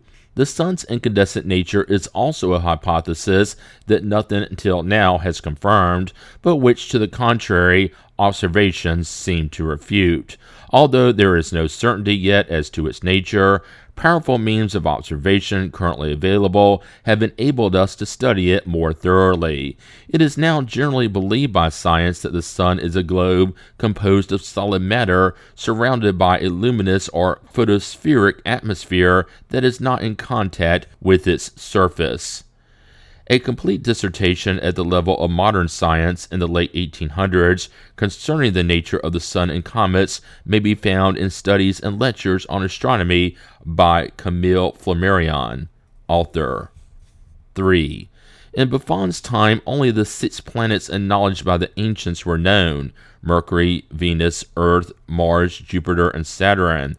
Afterward, many more were discovered, of which 3, Juno, Ceres, and Pallas, have inclined orbits of 13, 10, and 34 degrees respectively, which does not agree with the hypothesis of a unique projection movement. 4. Buffon's calculations regarding the cooling have been recognized as being completely inaccurate ever since the discovery of the law of decreasing heat by Fourier. The Earth did not require 74,000 years to reach its current temperature, but millions of years. 5. Buffon considered only the globe's central heat without taking the sun's rays into account. Today, highly precise scientific data, based on experimentation, has shown that due to the thickness of the Earth's crust, the internal heat of the globe has for a long time played only an insignificant part in the exterior surface's temperature. The variations that this atmosphere undergoes are periodic and are due to the preponderant action of the solar heat. See Chapter 7, number 25. The effect of this cause being permanent, while that of the central heat is nil or almost nil, the diminution of the latter cannot bring about noticeable modifications on the Earth's surface. In order for the Earth to become uninhabitable due to overall cooling, the sun would have to be extinguished. For greater details on the subject and regarding the law of decreasing heat, see Lettres sur les Révolutions du Globe by Dr. Bertrand, a former student of the Polytechnic Institute, Letter 2. This work on the level of modern science, written with simplicity and without any sectarian spirit, offers a geological study of great interest. Author. The condensation theory. 3. The theory of the formation of the Earth due to the condensation of cosmic matter is the prevailing one in science nowadays because it is the one that is best supported by observation, that best resolves the greatest number of problems, and which is based more than all the others on the great principle of universal unity. It was described previously in Chapter 6 under the heading General Uranography. As we can see, these first two theories arrive at the same result: the primitive incandescent state of the globe, the formation of a solid crust through cooling, the existence of a central fire, and the appearance of organic life as soon as the temperature renders it possible. They differ, however, at essential points, and it is quite possible that if Buffon were alive today, he would have formed other ideas. Geology takes the Earth at the point where direct observation is possible. Its state prior to that is outside the realm of experimentation and can be nothing but conjectural. Thus, between two hypotheses, common sense says that one must choose the one which is sanctioned by logic and which better agrees with observed facts.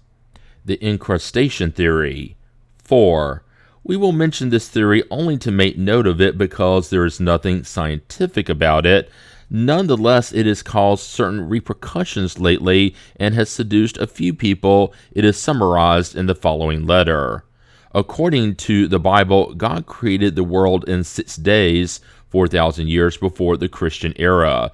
This is contested by geologists through their study of fossils and the thousands of incontestable characteristics of ancientness that date the origin of the earth back to millions of years. However, the scriptures speak the truth, and geologists do too, and it was a simple peasant who brought them into agreement by teaching us that our earth is an extremely modern encrusted planet composed of extremely ancient matter. Either after the destruction of an unknown planet that had reached maturity or in harmony with one that used to exist in the place we occupy today, the soul of the earth received orders to bring its satellites together in order to form our current globe according to the rules of progress in everything and for everything. Only 4 of these heavenly bodies consented to the association proposed to them. Only the moon persisted in its autonomy, for globes also possess free will. To proceed with this melding, the Earth's soul directed an attracting magnetic ray toward the satellites, which put into a catalytic state all their plant, animal, and human life appearances that would be brought into the community. This operation had as its witnesses only the Earth's soul and the great celestial messengers that aided it in the great task of opening up the globes to share their innards in common. Once the melding was done, the waters flowed into the empty places left by the moon's absence. The atmosphere mixed together, and the awakening or resurrection of the prototypes that had been in the catalytic state began. Human beings were the last to be drawn out of their hypnotic state, and they found themselves surrounded by luxurious vegetation and the animals that dwelt in peace about them in the terrestrial paradise. All this was accomplished in 6 days by the very powerful workers that God had put in charge of the deed. The planet Asia brought us the yellow race, the planet that had been civilized the longest; Africa, the black race; Europe, the white race; and America, the red race. The moon would have perhaps brought us the green or the blue race. Thus, certain animals whose remains are all that are left of them never lived on our current earth, but would have been brought from other worlds scattered by old age. The fossils that are found in climates where such life could not have lived down here undoubtedly lived in such different zones on the globes where they originated. Such remains are found at our poles, whereas the animals used to live on the equator of their former worlds. 5. This theory has the most positive data of experimental science against it. Moreover, it ignores the whole issue of the origin it claims to resolve. It states how the earth might have been formed, but it does not state how the 4 worlds that came together to structure it were formed. If things had happened this way, why is it that nowhere can traces be found of the enormous melding that must have extended to the entrails of the globe? Each one of those worlds, Asia, Africa, Europe, and America, upon bringing their own matter, would have had a particularly different geology, which is not the case. On the contrary, we see first of all that the granite nucleus is uniform, of a homogeneous composition in all parts of the globe and without break in continuity. Second, the geological strata of the same formation, identical in composition and superposed everywhere in the same order, continue without interruption from one side of the ocean to the other, from Europe to Asia, from Africa to the Americas, reciprocally. These layers, which testify to the transformations of the globe, verify that such transformations occurred all over the surface and not only on one part. They display the periods of the appearance, existence, and disappearance of the same plant and animal species equally in different parts of the world. They show the flora and fauna of those remote periods progressing simultaneously everywhere under the influence of a uniform temperature, changing their characteristics everywhere as the temperature changed. Such a state of things is irreconcilable with the formation of the earth by the joining of several different worlds. Furthermore, we must ask what would have become of the ocean that occupied the space left by the moon, since it was unwilling to join with its sisters. What would happen to the present Earth if someday the moon got the idea to reclaim its place and thus expel the ocean? 6. This theory has seduced a few people because it seems to explain the presence on the earth of the different human races and their localization. However, since these races could originate on those separate worlds, why could they have not done so at several points of the same globe? It wants to resolve one problem with an even bigger one. Actually, whatever had been the speed and artfulness of the process, such a joining together would not have been possible without violent upheavals. The faster it was, the more disastrous the cataclysms would have been. Hence, it seems impossible that beings that were simply put to sleep through a magnetic process could have withstood them to awaken peacefully afterward. If they were mere prototypes, what were they composed of? How could beings that were completely formed have been reduced to the state of prototypes? Moreover, the question remains as to how these prototypes developed all over again. This would again be the earth forming in a miraculous way, but by a process less poetic and less grandiose than the one in the biblical Genesis, whereas natural laws deduced from observation give a much more complete and rational explanation for its formation. When such a theory is connected to an entire cosmogony, one would have to ask upon what rational base the rest could lie. The notion that by means of this theory we can establish agreement between the biblical Genesis and science is entirely illusory, since science itself contradicts it. The author of the above letter, a learned man, while seduced for a moment by this theory, soon saw its vulnerable sides and did not delay in combating it with the support of science. Author. The soul of the earth. 7. The soul of the earth plays a principal role in the incrustation theory. Let us see if this idea has a better foundation. Organic development is always related to the development of the intellectual principle. The organism completes itself to the degree that its soul's faculties multiply. In all beings, the organic scale always follows the progression of the intelligence from the polyp to the human being. It could be no other way, since the soul requires an instrument that is appropriate for the importance of the functions it must perform. What good would it do the oyster to have the intelligence of an ape without the organs needed for manifesting it? Thus, if the earth were an animate being serving as the body of a special soul, by reason of its constitution, this soul should be even more rudimentary than that of the polyp, since the earth does not even have the vitality of a plant. However, by the role attributed to this soul, one would make it a being gifted with reason and with the most complete free will. In short, a high-order spirit, which is not rational, since never would a spirit have been so badly divided up and more imprisoned. Understood in such a sense, the idea of an earth soul must therefore be ranked among theoretical and chimerical concepts. By soul of the earth, one might more rationally understand the idea of a collectivity of spirits in charge of developing and guiding its constitutive elements, which already supposes a certain degree of intellectual development, or better yet, the spirit to whom the lofty guidance of the moral destinies and progress of its inhabitants has been entrusted, a mission that could only be attributed to being eminently superior in wisdom and knowledge. In this case, the spirit is not, properly speaking, the soul of the earth, since it is neither incarnated within nor subordinated to its material state. It is a leader in charge of its direction, like a general is in charge of conducting an army. A spirit charged with a mission as important as governing a world would not be capricious, otherwise God would be very improvident to entrust the execution of God's laws to beings capable of transgressing them through their ill will. Now then, according to the incrustation doctrine, it would have been the ill will of the soul of the moon that would have caused the earth to remain incomplete. There are ideas that are self-refuting. See Revue Spirite, September 1868, page 261.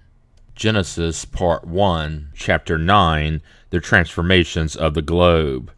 General or partial transformations, the age of the mountains, the biblical flood, periodic transformations, future cataclysms, the increase or decrease in the earth's size.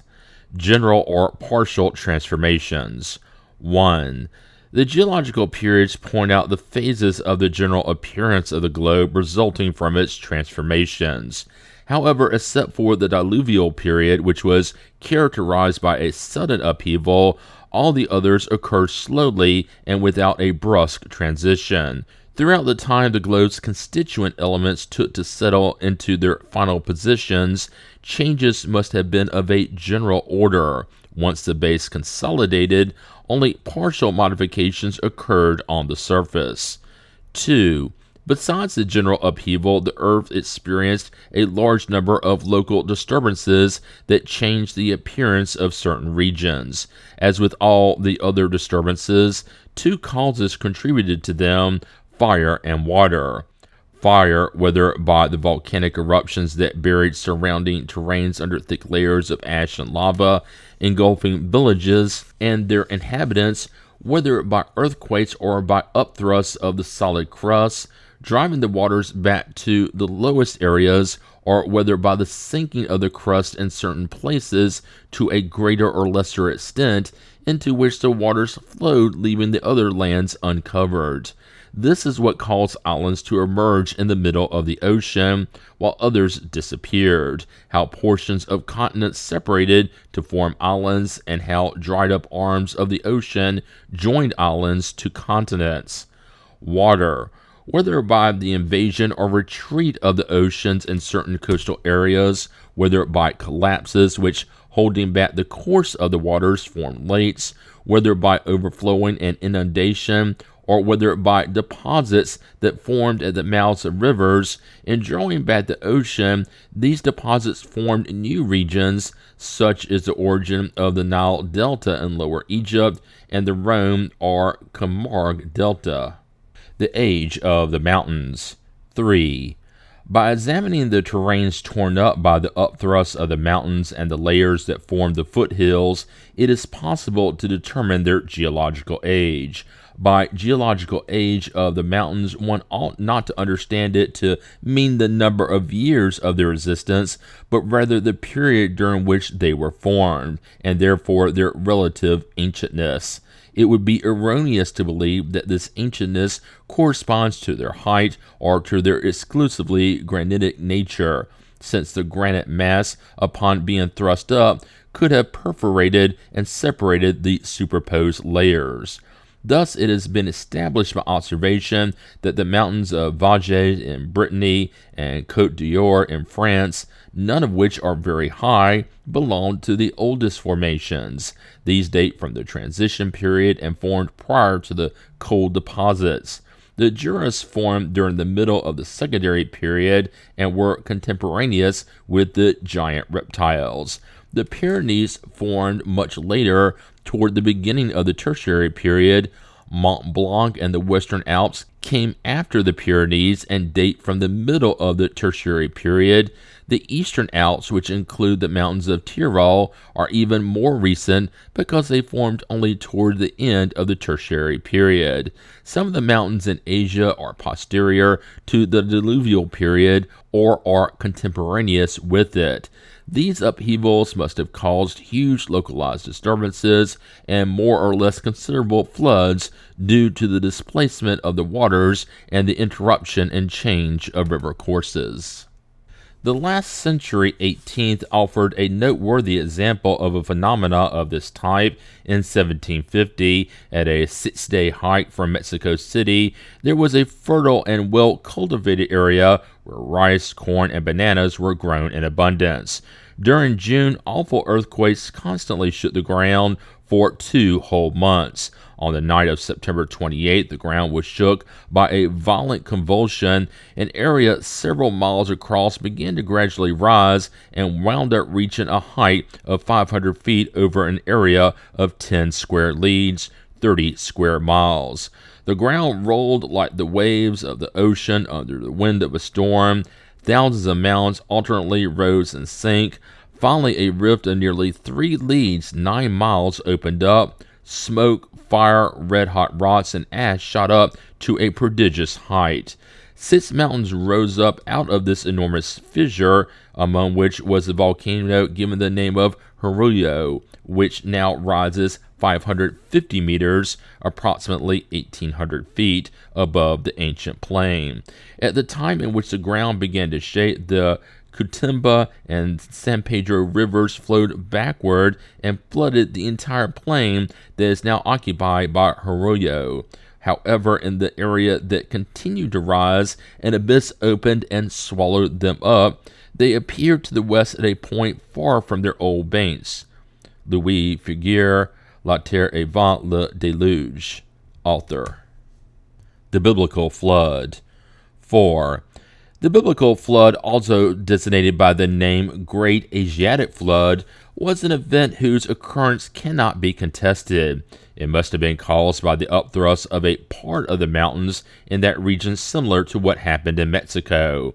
What has arisen in support of this opinion is the existence of an inland sea which once extended from the Black Sea to the Arctic Ocean, and which has been confirmed by geological investigations. The Azov and Caspian Seas, whose waters are salty although they are not connected to any other sea, and the Aral Sea, along with countless lakes scattered over the immense plains of Tartary and the Russian steppes, seem to be what remained of this ancient sea. At the time of the thrusting up of the Caucasus Mountains after the universal flood, a portion of these waters retreated north toward the Arctic Ocean, while the other flowed south toward the Indian Ocean. These inundations flooded and ravaged Mesopotamia and the entire region inhabited by the ancestors of the Hebrew people. Although this flood extended over quite a large area, it is acknowledged today that it was only local, that it could not have been caused by rain, no matter how heavy and continuous it might have been for 40 days, since calculations have proven that the quantity of water that fell could not have been sufficient to cover all the earth up to the top of the highest mountains. Consequently, since the flood invaded all the lands known to them, the people at the time who knew only about a very small fraction of the globe's surface and who had no idea of its configuration must have thought that it affected the whole earth. If to this belief we add the imaginative and hyperbolic descriptive form peculiar to the Oriental style, the exaggeration of the biblical narrative comes as no surprise. 5. The Asiatic flood is obviously posterior to the appearance of humans on the earth, since the memory of it has been preserved in the traditions of all that part of the world's peoples who have consecrated it in their theogonies. According to the Vedas, the Indian legend about the flood says that Brahma, transforming himself into a fish, approached the pious monarch Vivaswata and said to him, "The time for the ending of the universe has come. Soon everything on earth shall be destroyed. You must build a ship, which you shall board after having loaded it with the seeds of all the plants. You must await me in this ship, and I will come to you, bearing on my head a horn that will enable you to recognize me." The saint obeyed, built a ship, boarded it, and attached it with a very strong cable to the horn of the fish. The ship was towed for many years at a great speed in the midst of the darkness of a dreadful storm, finally coming to rest on the top of Mount Himawat in the Himalayas. Brahma then ordered Vivaswata to raise all living beings and to repopulate the earth. The similarity of this legend to the biblical narrative of Noah is striking. From India it passed on to Egypt along with a multitude of other beliefs, and since the book of the Vedas predates that of Moses, the record of the former cannot be an imitation of the latter. It is therefore probable that the Mosaic writer who has studied the doctrines of the Egyptian priests drew his doctrine from theirs. Author. The Asiatic flood is also posterior to the Great Universal Flood, which marked the beginning of the present geological period. When we speak of antediluvian humans and animals, it is to be understood as referring to that first cataclysm. Periodic transformations. 6. Besides its annual movement around the sun, which produces the seasons, and its 24-hour rotational movement, which produces day and night, the Earth has a third movement, which it completes in approximately 25,000 years, more precisely 25,868, and which produces the phenomena designed in astronomy by the name precession of the equinoxes. See Chapter 5, number 11. This movement, which would be impossible to explain in only a few words without figures and a geometric demonstration, consists in a sort of circular oscillation, which has been compared to that of the spin of a toy top slowing down, by which the Earth's axis, changing in inclination, describes a double cone whose tip is at the Earth's center and whose bases take up the surface circumscribed by the polar circles, that is, an area of a 23.5 degree radius. 7. The equinox is the moment in which the sun, in passing from one hemisphere to the other, is perpendicular to the equator. This happens twice per year, around March 21st. when the sun returns to the northern hemisphere, and around September 22nd when it returns to the southern. However, as a result of the gradual change in the axis' slant, which causes another in the slant of the equator on the ecliptic, the moment of the equinox advances a few minutes, 25 minutes, 7 seconds each year. This advance is what is called the precession of the equinoxes, from the Latin precedere, to move forward, combined from pro, forward, and cedere, to go. Over time, these few minutes add up to hours, days, months, and years, with the result that the spring equinox, which now arrives in March, will at a given time arrive in February, then in January, then in December. Then December will have the temperature of March, March that of June, and so forth, until arriving back at March. At this point, things will once again be in their current state, which will take place in 25,868 years, to recommence the same revolution indefinitely. The precession of the equinoxes leads to another change, which operates on the position of the signs of the zodiac. The Earth revolves around the Sun in 1 year, and as it advances, the Sun each month faces a different constellation. There are 12 of these constellations: Aries, Taurus, Gemini, Cancer, Leo, Virgo, Libra, Scorpio, Sagittarius, Capricorn, Aquarius, and Pisces. They are called zodiac constellations, or signs of the zodiac, and they form a circle on the Earth's equatorial plane. According to the month in which an individual is born, it is said that he or she was born under such and such sign, hence the prognostications of astrology. However, due to the precession of the equinoxes, it just so happens that the months no longer correspond to the same constellation. A person born in the month of July is no longer under the sign of Leo, but that of Cancer. Thus falls the superstitious notion connected to the influence of the signs. See Chapter 5, number 12, Author. 8. The result of this conical movement of the axis is that the Earth's poles do not constantly look at the same points in the sky, that the North Star will not always be the North Star, and that the poles will gradually incline varying degrees toward the Sun and will receive varying degrees of direct rays from it. Thus, it follows that Iceland and Lapland, for example, which are below the Arctic Circle, could at a given time receive solar rays as if they were on the latitude of Spain and Italy, and that in the extreme opposite position, Spain and Italy could have the temperature of Iceland and Lapland, and so on and so forth, with each renewal of the 25,000-year period. The gradual displacements of the isothermal lines, a phenomenon recognized by science as positively as the displacement of the ocean, is a material fact supporting this theory. 9. The consequences of this movement have not yet been determined precisely because it has been possible to observe only a small part of its revolution. Therefore, regarding the subject, there have been only presumptions, some of which have a certain probability. Such consequences are: 1.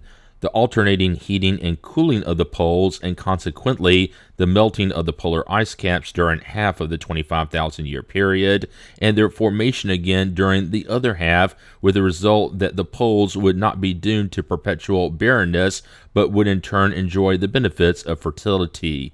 2. The gradual dislocation of the ocean, slowly invading the lands while uncovering others, to abandon them again and re-enter its former seafloor. The periodic movement, renewed again and again, would constitute a true 25,000-year universal tide.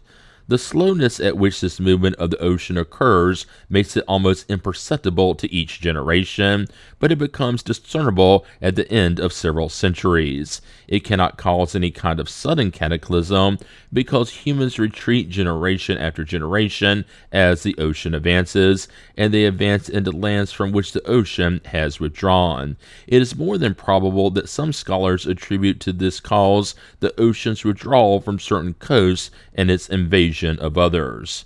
10. The The slow, gradual, and periodic dislocation of the ocean is a fact proven by experience and attested to by numerous examples on all points of the globe. Its consequence is the upkeep of the productive capacity of the earth. This long immersion is a time of repose, during which submerged lands recoup the vital principles that have been exhausted by a no less lengthy time of production. The huge deposits of organic matter formed by the stay of the waters for centuries and centuries are natural fertilizers that are renewed periodically, and generations go by without perceiving such changes. Among the most recent occurrences proving the dislocation of the ocean, we may cite the following. When the ocean in the Gulf of Gascony, France, between Old Sulac and the Tower of Cordon is calm, one can see the sediments of a wall on the bottom. These are the remains of the ancient and great city of Novia Magus, which was invaded by the waves in 580 A.D. The rock of Cordon, which was then connected to the shore, is now 12 kilometers 7 miles away. In the English Channel, on the coast of Le Havre, the ocean gains ground daily and is undermining the cliffs of Saint Adresse, which are crumbling little by little. 2 kilometers, approximately 1.5 miles from the coast between Saint Adresse and Cap de la Heve, Cape La Hague, the embankment of a clot can be found, which in times gone by has been exposed and connected to dry land. Ancient documents state that upon that site, which is sealed over nowadays, there was a town called Saint Denis Chef de Co.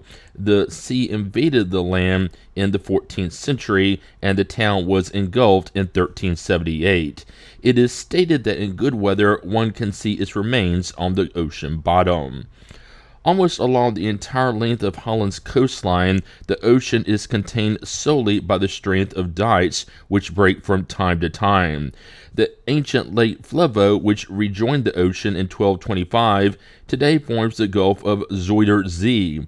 The invasion by the ocean engulfed a number of towns. According to these occurrences, the territory of Paris and of France will someday be once again occupied by the ocean, as it already has been many times, as proven by geological observations. The mountainous parts will form islands like today's Jersey, Guernsey, and England, previously all contiguous to the continent. Then it will be possible to sail over the areas today that are traveled by railroads. Ships will reach Montmartre, Mont Valérien, and the hills of St. Cloud and Meudon. The woods and forests, though, which we now stroll, will be buried under the waters, covered with silt and populated with fish instead of birds. The biblical flood could not have had the same cause, since in its case the invasion by the waters was sudden and of short duration. Otherwise, that duration would have lasted for many thousands of years and would still be the case today without humans being aware of it. Author. Future cataclysms. 11. The great upheavals on the earth occurred at the time in which its solid crust, due to its thinness, offered only weak resistance to the effervescence of the fiery matter in its interior. One can see that such disturbances diminished in intensity and generality as the crust consolidated. Numerous volcanoes are now extinct, while others were covered over by terrains that formed afterward. Of course, localized disturbances might still be caused as a result of volcanic eruptions, the emergence of new volcanoes, and the sudden flooding of certain regions. A few islands might emerge from the ocean, and others might sink, but the time of widespread cataclysms, such as those that signal the great geological periods, has passed. The Earth has taken a position which, although not completely unchanging, has from now on placed the human species under protection from generalized disturbances, with the exception of causes alien to our globe, which nothing could predict.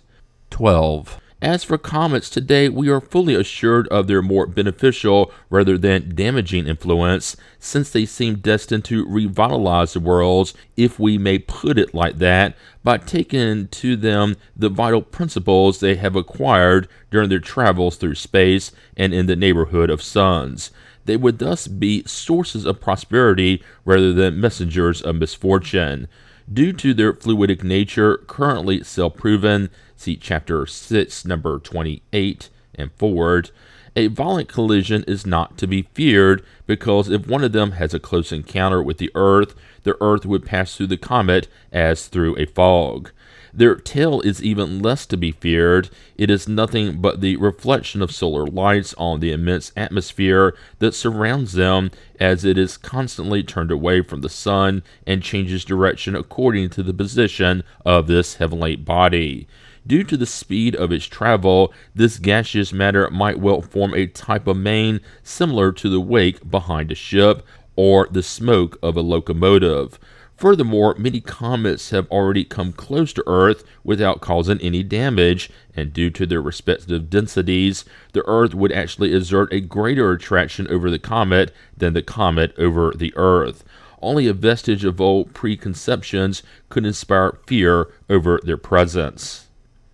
The comet of 1861 passed through the Earth's orbit at 20 hours distance ahead of the planet, which became immersed in its atmosphere without any resultant accident. Author. 13. It is also necessary to relegate to the area of absurd hypotheses the impossible encounter of the Earth with another planet. The regularity and invariability of the laws that preside over the movements of heavenly bodies remove all probabilities of such an encounter. Nevertheless, the Earth will have an end. How? This still remains in the realm of conjecture. However, since it is still far away from the perfection that it can reach and the old age that would signal its decline, its current inhabitants can rest assured that it will not happen during their lifetime. See Chapter 6, number 48 and forward. 14. Physically, the Earth experienced the convulsions of childhood. It henceforth entered a period of relative stability, that of a calm progress, accomplished by the regular return of the same physical phenomena and the intelligent cooperation of humankind. However, it is still in the midst of the task of giving rise to moral progress. Therein shall lie the cause of its greatest disturbances. Until humankind has progressed sufficiently in perfection through intelligence and the practice of the divine laws, the greatest disturbances will be events caused by human beings more than by nature. That is, they will be moral and social rather than physical. The increase or decrease in the Earth's size. 15. Does Earth's size increase, decrease, or remain the same? In support of the increase in the Earth's size, some individuals base their position on the notion that planets are adding more to the soil than they are taking from it, which in one sense is correct, but not in another. Plants nourish themselves as much or even more from the gaseous substances they draw from the atmosphere than from those they extract through their roots. The atmosphere makes up an integral part of the globe. The gases that constitute it come from the decomposition of solid bodies, which, upon recomposing, take back from the atmosphere what they released into it. This is an exchange, or rather a perpetual transformation. The increase of plants and animals is carried out through the constitutive elements of the globe, and as such, their remains, as considerable as they may be, do not add one atom to the mass. If the solid part of the globe were to continuously increase due to such a cause, it would be at the expense of the atmosphere, which would decrease proportionally and would end up being unsuitable for life if it did not recover through the decomposition of solid bodies what it lost through their composition. At Earth's origin, the first geological strata were formed from solid matter momentarily volatilized by the effect of the high temperature, and which later, condensed by the cooling, fell as precipitation. Undoubtedly, they raised the surface of the ground a little, but without adding anything to the overall mass, since it was nothing but a displacement of matter. Once the atmosphere was purged of the foreign elements that had been in suspension to arrive at a normal state, things began to follow the regular course they took thereafter. Today, the least modification in the atmosphere's composition would lead to the destruction of the Earth's current inhabitants, but new races would probably form under different conditions. Considered from this point of view, the globe's mass, in other words, the sum of the molecules that comprise the whole of its solid, liquid, and gaseous parts, has incontestably been the same since its origin. If it were to experience a dilation or condensation, its size would increase or decrease without its mass undergoing any change. However, if the Earth did increase in mass, it would have to be the effect of some outside cause, since it could not draw from itself the elements needed for its own growth. According to one theory, the globe will increase in mass and volume by the influx of interplanetary cosmic matter. There is nothing irrational about this idea, but it is too hypothetical to be accepted in principle. It is no more than one theory fought by opposing theories, none of which science has yet settled on. Regarding this subject, let us hear the opinion of the eminent spirit who dictated the scholarly uranographic studies described above in Chapter 6. Worlds become exhausted as they age and tend to dissolve in order to serve as elements for the formation of other worlds. Little by little, they return to the universal cosmic fluid of space, which they themselves took in order to form. Furthermore, all bodies become spent due to attrition. The rapid and incessant movement of the globe through the cosmic fluid has the effect of continuously decreasing its mass, although of an indiscernible quantity over a given time. In its orbit around the Sun, the Earth's velocity is about 400 leagues, 1,200 miles, 1,930 kilometers per minute. Since its circumference is 9,000 leagues, 27,000 miles, 44,000 kilometers, then with each rotation on its axis, each point on the equator travels 9,000 leagues, 27,000 miles in 24 hours, or 6.3 leagues, 19 miles, 30.5 kilometers per minute. Author. As I see it, the existence of worlds is divided into three periods. First period, the condensation of matter, during which the globe's size decreases considerably while its mass remains the same. This is the period of its infancy. Second period, the contraction and solidification of the crust, the eclosion of prototypes and the development of life up to the appearance of the most perfectible biotype. At this moment, the globe is in all its plenitude. It is the age of adulthood. It loses, though very little, its constitutive elements.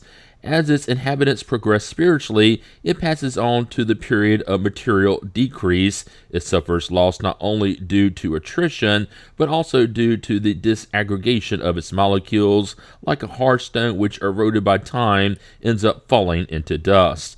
In its dual movement of rotation and translation, it leaves fluid bits of its substance in space until the moment in which its dissolution is complete. However, since its force of attraction is due to its mass, I am not referring to size. As the globe's mass decreases, its conditions for equilibrium in space are modified. Overpowered by more massive planets against which it can no longer act as a counterweight, it suffers deflections in its movements, and as a result, there are profound changes in the conditions for life on its surface. Thus, birth, life, and death, or infancy, adulthood, and decrepitude, these are the three phases through which every agglomeration of organic or inorganic matter passes. Only the spirit, which is not matter at all, is indestructible. Galileo, Parisian Society, 1868. Genesis, Part 1, Chapter 10, The Organic Genesis. The first formation of living beings, the vital principle, spontaneous generation, the scale of organic beings, human beings. The first formation of living beings. 1. There was a time when there were no animals, thus they had a beginning. Each species appeared to the degree that the globe acquired the conditions necessary for its existence. That is certain. How were the first biotypes of each species formed? We can understand that once the first couple appeared, individuals multiplied, but where did this first couple come from? This is one of those mysteries connected to the beginning of things and about which one can only make hypotheses. If science cannot yet completely resolve the problem, it can at least point the way. 2. One of the first questions that arise is the following. Did each animal species come from a primary couple or from many couples created, or, if you will, germinated simultaneously in different places? This latter supposition is the most probable. We might even say that it results from observation. In fact, the study of the geological layers attests to the presence in terrains of similar formation and across vast areas on the furthest apart points of the globe. Such generalized and somewhat contemporaneous multiplication would have been impossible with one single primitive type. Additionally, the life of one individual, especially an emergent individual, is subject to so many eventualities that an entire creation could have been compromised if not for the plurality of types, which would imply an unacceptable improvidence on the part of the Supreme Creator. Moreover, if a particular type could have been formed at one point, it would have been formed at many points by the same cause. Hence, everything concurs in demonstrating that there was a simultaneous and multiple creation of the first couples for each animal and plant species. 3. The formation of the first living beings may be deduced by analogy from the same law according to which inorganic bodies were formed and continue to be formed each and every day. As one delves further into the laws of nature, one can see the mechanisms, which at first seem so complicated, become simplified and melded together in the great law of unity that presides over the whole work of creation. This will be better understood when one becomes aware of the formation of inorganic bodies, which was the first step. 4. Chemistry regards a certain number of substances as elementary, such as oxygen, hydrogen, nitrogen, carbon, chlorine, iodine, fluorine, sulfur, phosphorus, and all the metals. Through their combination, they form compounds, oxides, acids, alkalis, salts, and the innumerable varieties that result from combinations of these. The combination of two elements to form a third requires a particular concourse of circumstances, whether a particular degree of heat, dryness, or humidity, whether movement or rest, whether an electric current, etc. Unless these conditions are present, the combination does not occur. 5. When a combination does occur, the elements lose their characteristic properties, whereas the resultant compound possesses new and different qualities from those of the original. It is thus, for example, that oxygen and hydrogen, which are invisible gases, when combined chemically form water, which is liquid, solid, or gaseous, depending on the temperature. Properly speaking, in water there is no longer either oxygen or hydrogen, but rather a new substance. If water is decomposed, the two gases return to their free state, recover their own properties, and there is no longer water. The same quantity of water can thus be alternately decomposed and recomposed ad infinitum. 6. The composition and decomposition of substances occur as a result of the degree of affinity the basic elements have for one another. The formation of water, for example, results from the mutual affinity between oxygen and hydrogen. However, if water comes in contact with an element that has a greater affinity for oxygen than hydrogen has, the water decomposes, the oxygen is absorbed, the hydrogen is released, and there is no longer water. 7. Compound substances are always formed in definite proportions, that is, by the combination of a certain quantity of constituent elements. Hence, in order to form water, 1 part oxygen and 2 parts hydrogen are required. If 2 parts oxygen are combined with 2 of hydrogen, then instead of water, one gets hydrogen dioxide, a corrosive liquid, formed nonetheless from the same elements as water, but in a different proportion. 8. Such is, in a few words, the law that presides over the formation of all the substances in nature. The innumerable variety of these substances results from a small number of basic elements combined in different proportions. Thus, oxygen combined in certain proportions with carbon, sulfur, and phosphorus forms carbonic, sulfuric, and phosphoric acid. Oxygen and iron form iron oxide or rust. Oxygen and lead, both harmless, form lead oxides such as litharge, lead monoxide, white lead, and red lead oxide, which are poisonous. Oxygen combined with calcium, sodium, or potassium forms lime, soda, and potash. Lime combined with carbonic acid forms calcium carbonate or calcareous stones such as marble, chalk, sandstone, and stalactites in caves. Combined with sulfuric acid, it forms calcium sulfate or gypsum and alabaster. With phosphoric acid, it forms calcium phosphate, the main component of bone. Chlorine and hydrogen form hydrochloric acid. Chlorine and sodium form sodium chloride or sea salt. 9. All these combinations and thousands of others are obtained artificially in small quantities in chemistry labs. They form spontaneously on a large scale in the great laboratory of nature. At its origin, the earth did not contain these compounds, but only their volatilized constituent elements. When the calcareous terrains and others turned stony over time were deposited on the earth's surface, those elements did not exist completely formed. However, they were contained in the air in a gaseous state. Having precipitated due to the cooling effect, these elements combined under favorable conditions according to the degree of their molecular affinity.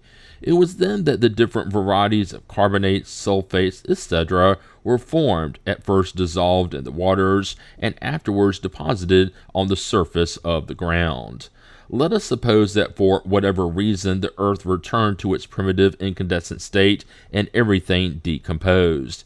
The elements would separate, all fusible substances would melt, and all those that were volatile would volatilize. Later, a second cooling would bring about a new precipitation, and the old combinations would form once again. 10. These considerations show how much chemistry is necessary for the understanding of Genesis. Before the knowledge of the law of molecular affinity, it was impossible to comprehend how the earth formed. Chemistry has clarified the question under a completely new light, just as astronomy and geology have from other points of view. 11. In the formation of solid bodies, one of the most remarkable phenomena is crystallization, which consists in the symmetrical form assumed by certain substances and passing from the liquid or gaseous state to the solid state. This form, which varies according to the nature of the substance, is usually that of geometric solids, such as the prism, the rhomboid, the cube, or the pyramid. Everyone is familiar with crystals of sugar, crystals of rock, or crystallized silica, which are six-sided prisms that end up in an equally hexagonal pyramid. The diamond is pure carbon or crystallized carbon. The designs that are produced on window panes in winter are due to the crystallization of water vapor during freezing in the form of prismatic needles. The regular arrangement of crystals has to do with the particular shape of the molecules of each body. These particles, infinitely small to us, but which nevertheless occupy a certain amount of space, seek one another out through molecular attraction and arrange and juxtapose themselves according to the requirement of their shape so as to take their place around the nucleus or initial center of attraction to form a symmetric whole. Crystallization occurs only under certain favorable circumstances, apart from which it cannot take place. Temperature and motionlessness are essential conditions. One knows that high heat keeps the molecules apart and does not allow them to condense, and that agitation opposes their symmetric arrangement, yielding only a disorganized and irregular mass differing from crystallization per se. 12. The law that presides over the formation of minerals leads naturally to the formation of organic bodies.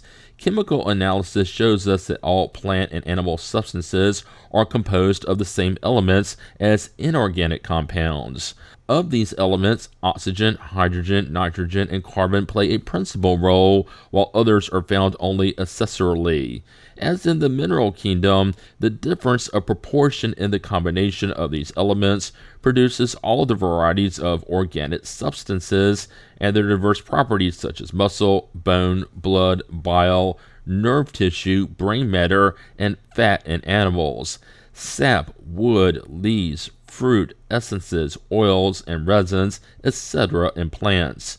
Thus, in the formation of animals and plants, there is no special substance that may not be found also in the mineral kingdom. 13. A few common examples will enable one to understand the transformations that occur in the organic kingdom solely through the modification of the constitutive elements. In grape juice, there is not yet either wine or alcohol, but only water and sugar. When the juice matures and is placed under the right conditions, an inner process occurs to which we give the name of fermentation. In this process, a part of the sugar decomposes. The oxygen, hydrogen, and carbon separate and combine in the proportions needed to produce alcohol.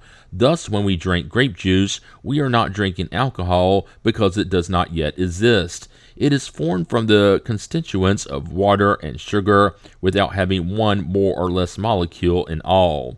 In the bread and vegetables we eat, there is obviously no meat, blood, bone, bile, or brain matter, and yet these same foods decompose and recompose by means of digestion to produce those different substances simply through the transmutation of their constitutive elements.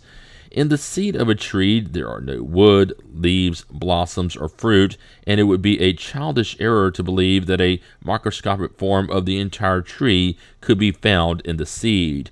Moreover, there is not nearly enough oxygen, hydrogen, and carbon in the seed to form even one tree leaf. The seed contains a prototype that germinates when the conditions are favorable, and this prototype thrives through the liquids it draws from the soil and the gases it breathes from the air. These liquids, which are not stem, leaves, blossoms, or fruit, seep into the plant to form the sap, the same as food in animals forms the blood. This sap is taken by circulation to all parts of the plant, and depending on what part it arrives at and what special preparation it undergoes, becomes stem, leaves, and fruit, just as the blood becomes flesh, bone, bile, etc. And yet they are always the same elements: oxygen, hydrogen, nitrogen, and carbon combined in various ways. 14. The different combinations of elements needed to form mineral, plant, and animal substances cannot therefore occur except in a favorable environment and circumstances. Apart from such circumstances, the elementary principles are in a sort of inertia. However, as soon as the circumstances become favorable, a process of development begins. The molecules start to move, to jiggle, to attract, approaching and separating in virtue of the law of affinity and through their multiple combinations. They compose the infinite variety of substances. If such conditions cease, the process stops suddenly, only to start over when the appropriate conditions reappear. This is how plants become active, slow down, stop, and start under the action of heat, light, humidity, cold, or dryness. That a certain plant prospers in one climate or soil, but weakens or dies in another. 15. What occurs daily under our very eyes can set us on the road to what happened at the beginning of time, for the laws of nature are invariable. Since the constituent elements of both organic and inorganic beings are the same, and since we see them incessantly form rocks, plants, and fruits, one can conclude that, like the first rocks, the bodies of the first living beings were formed by the aggregation of elementary molecules in virtue of the law of affinity to the degree that the conditions for life on the globe were favorable for this or that species. The similarity in form and color and the reproduction of the biotypes of each species can be compared to the similarity in the form of each type of crystal.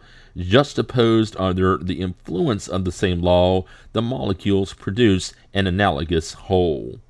The vital principle. 16. In stating that plants and animals are formed from the same basic constituents as minerals, one must understand it in an exclusively material sense. Moreover, it is an issue that relates solely to the body. Without speaking of the intelligent principle, which is a separate concept altogether, there is in organic matter a special elusive principle which has not yet been defined. The vital principle. This principle, active in the living being and extinct in the dead one, gives the substance the characteristic properties that distinguish it from inorganic substances. The chemical processes that decompose and recompose the greater part of inorganic bodies can decompose organic bodies as well, but have never succeeded at recomposing even one dead leaf. Obvious proof that in organic bodies there is something that is non-existent in the others. 17. Is the vital principle something distinct with an existence of its own, or rather, going back to the theory of a sole generative element, is the vital principle a particular state, one of the modifications of the universal cosmic fluid, which then becomes the life principle, just as it becomes light, fire, heat, or electricity? It is in this last sense that the issue has been resolved through the communications quoted earlier in the book. See Chapter 6, General Uranography. Whatever one's opinion may be on the nature of the vital principle, however, it does exist because we see its effects. One can therefore logically admit that as organic beings are formed, they assimilate the vital principle that is necessary for their purpose, or if we prefer, that this principle develops in each individual by the same effect of the combination of the elements, much like we see heat, light, and electricity developed under the influence of certain circumstances. 18.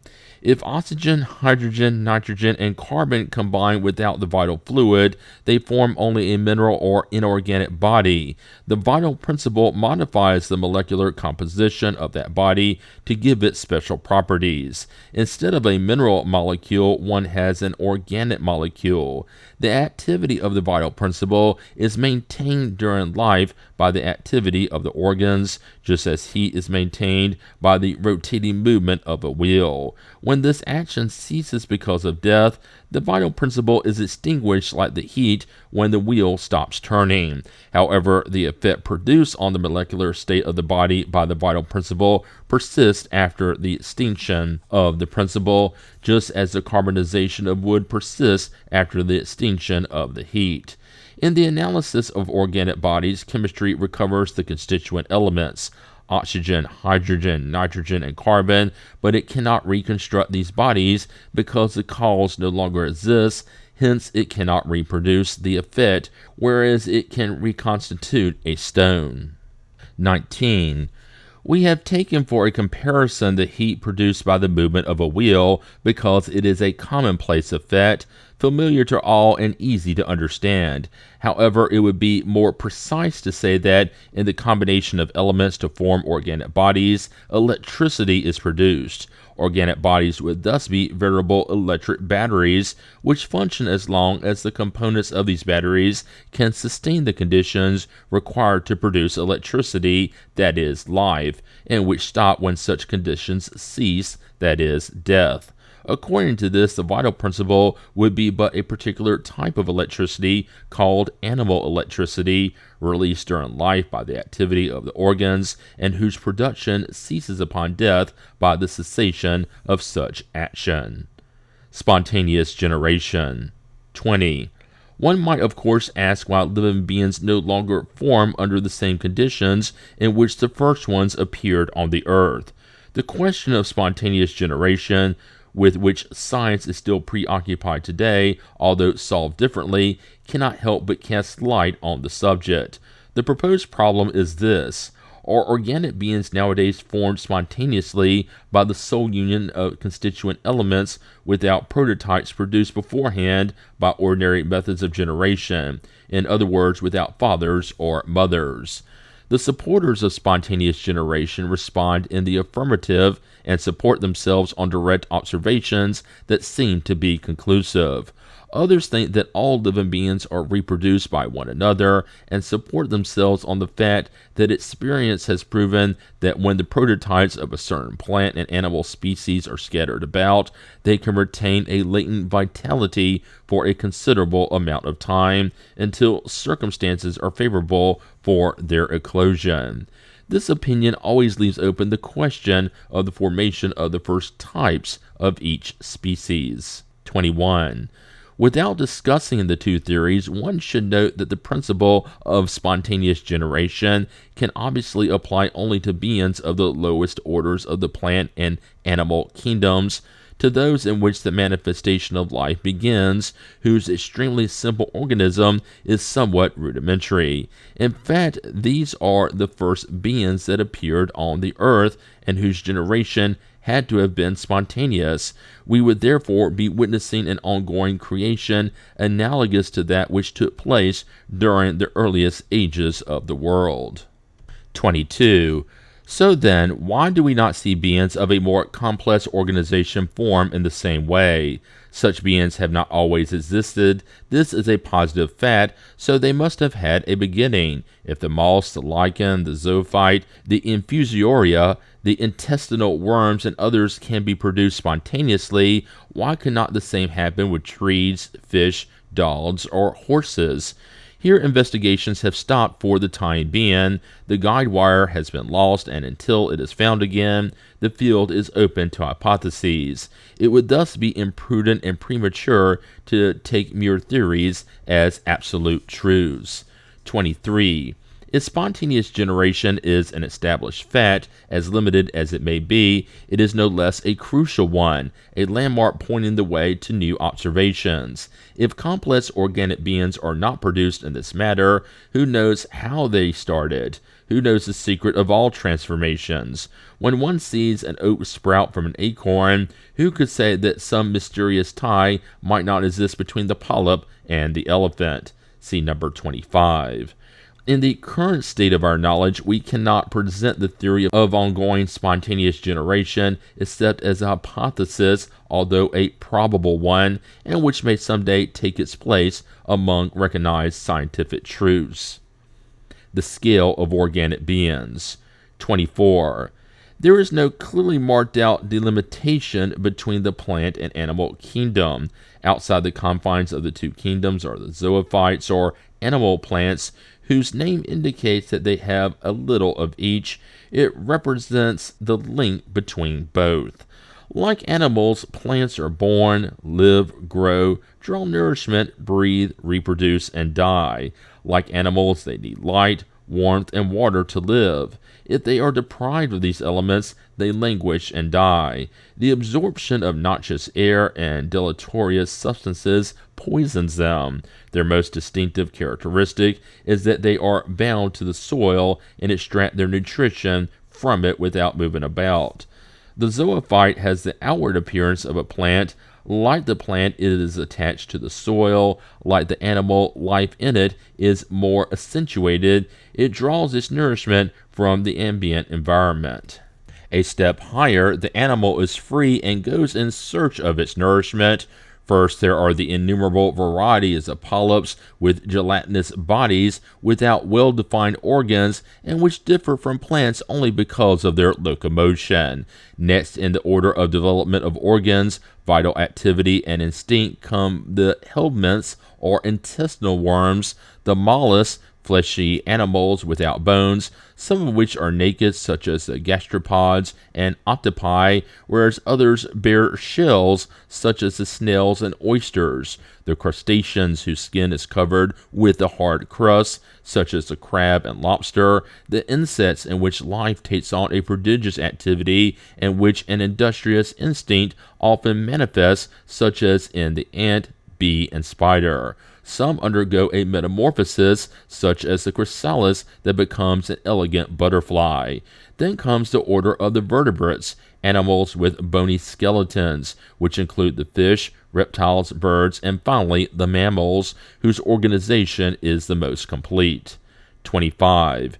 If we consider only the two extreme ends of the chain, there is obviously no apparent analogy. But if one goes from one link to the next without breaking continuity, one goes from plants to vertebrates without a brusque transition. One understands, therefore, that animals of a complex organization could be but a transformation, or if one prefers, a gradual development, imperceptible at first, from the species immediately before, and so on, step by step, all the way down to the elementary primitive being.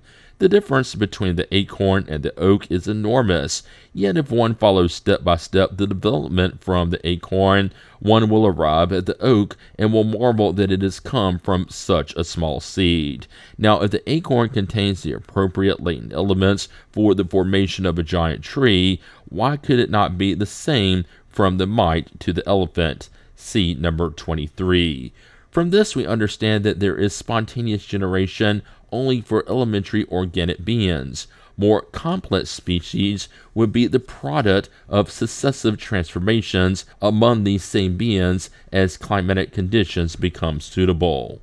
As each species acquired the faculty to reproduce, crossbreeding led to innumerable varieties, and subsequently, once a species became established and sustainable, who is to say that the primitive prototype from which it came did not disappear as useless henceforth?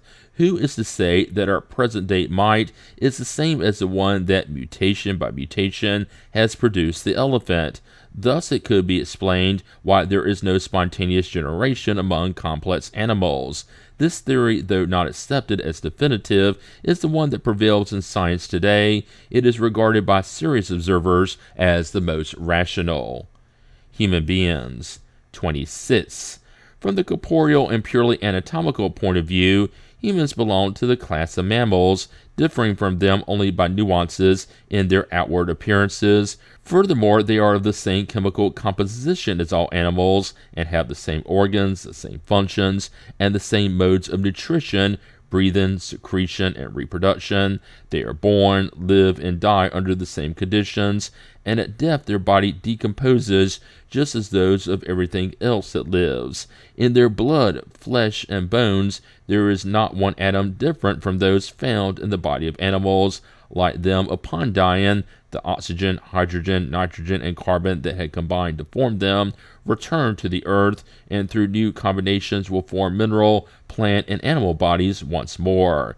The analogy is so close that one can study the organic functions of certain animals when experiments cannot be performed on actual human beings. 27. In the class of mammals, human beings belong to the biped order. Immediately below them are the quadrupeds, animals with 4 legs, or apes, some of which, such as the orangutan and the chimpanzee, display certain human-like behaviors, so much so that for a long time they were designated by the name jungle men. Like humans, they walk upright, use a stick, construct their shelters, and take food to their mouth with their hands, all human-like characteristics. 28. However little one might observe the skill of living beings from the point of view of their organisms, one realizes that from the lichen to the tree, and then from the zoophyte to the human being, there is an unbroken gradual chain in which all the links have a point of contact with the preceding one. In following the series of beings step by step, it may be said that each species is an improvement, a transformation of the one immediately beneath it. Since the human body is under identical conditions as other bodies chemically and constitutionally, that is, born, lives, and dies in the same way, it must have been formed under the same conditions. 29. Whatever the impact on their pride, humans must resign themselves to seeing in their physical bodies nothing but the last link of animality on the earth. The inexorable argument of the facts is in plain sight, against which it is useless to protest. However, the more the body decreases in value in their eyes, the more the spiritual principle increases in importance. If the former places them on the level of the animal, the latter raises them to an immeasurable height. We see the circle within which the animal is contained. We do not see the limit that can be reached by the human spirit. 30. Materialism can see in that fact that Spiritism, far from fearing the discoveries of science and its positivism, moves forward and encourages them, because it is sure that the spiritual principle, which has its own existence, cannot suffer any damage. Spiritism walks hand in hand with materialism on the terrain of matter. It accepts everything that materialism accepts, but at the point where materialism stops, Spiritism goes further. Spiritism and materialism are like two travelers who journey together from the same starting point, having gone a certain distance. One says, "I cannot go any further," while the other continues on his way and discovers a new world.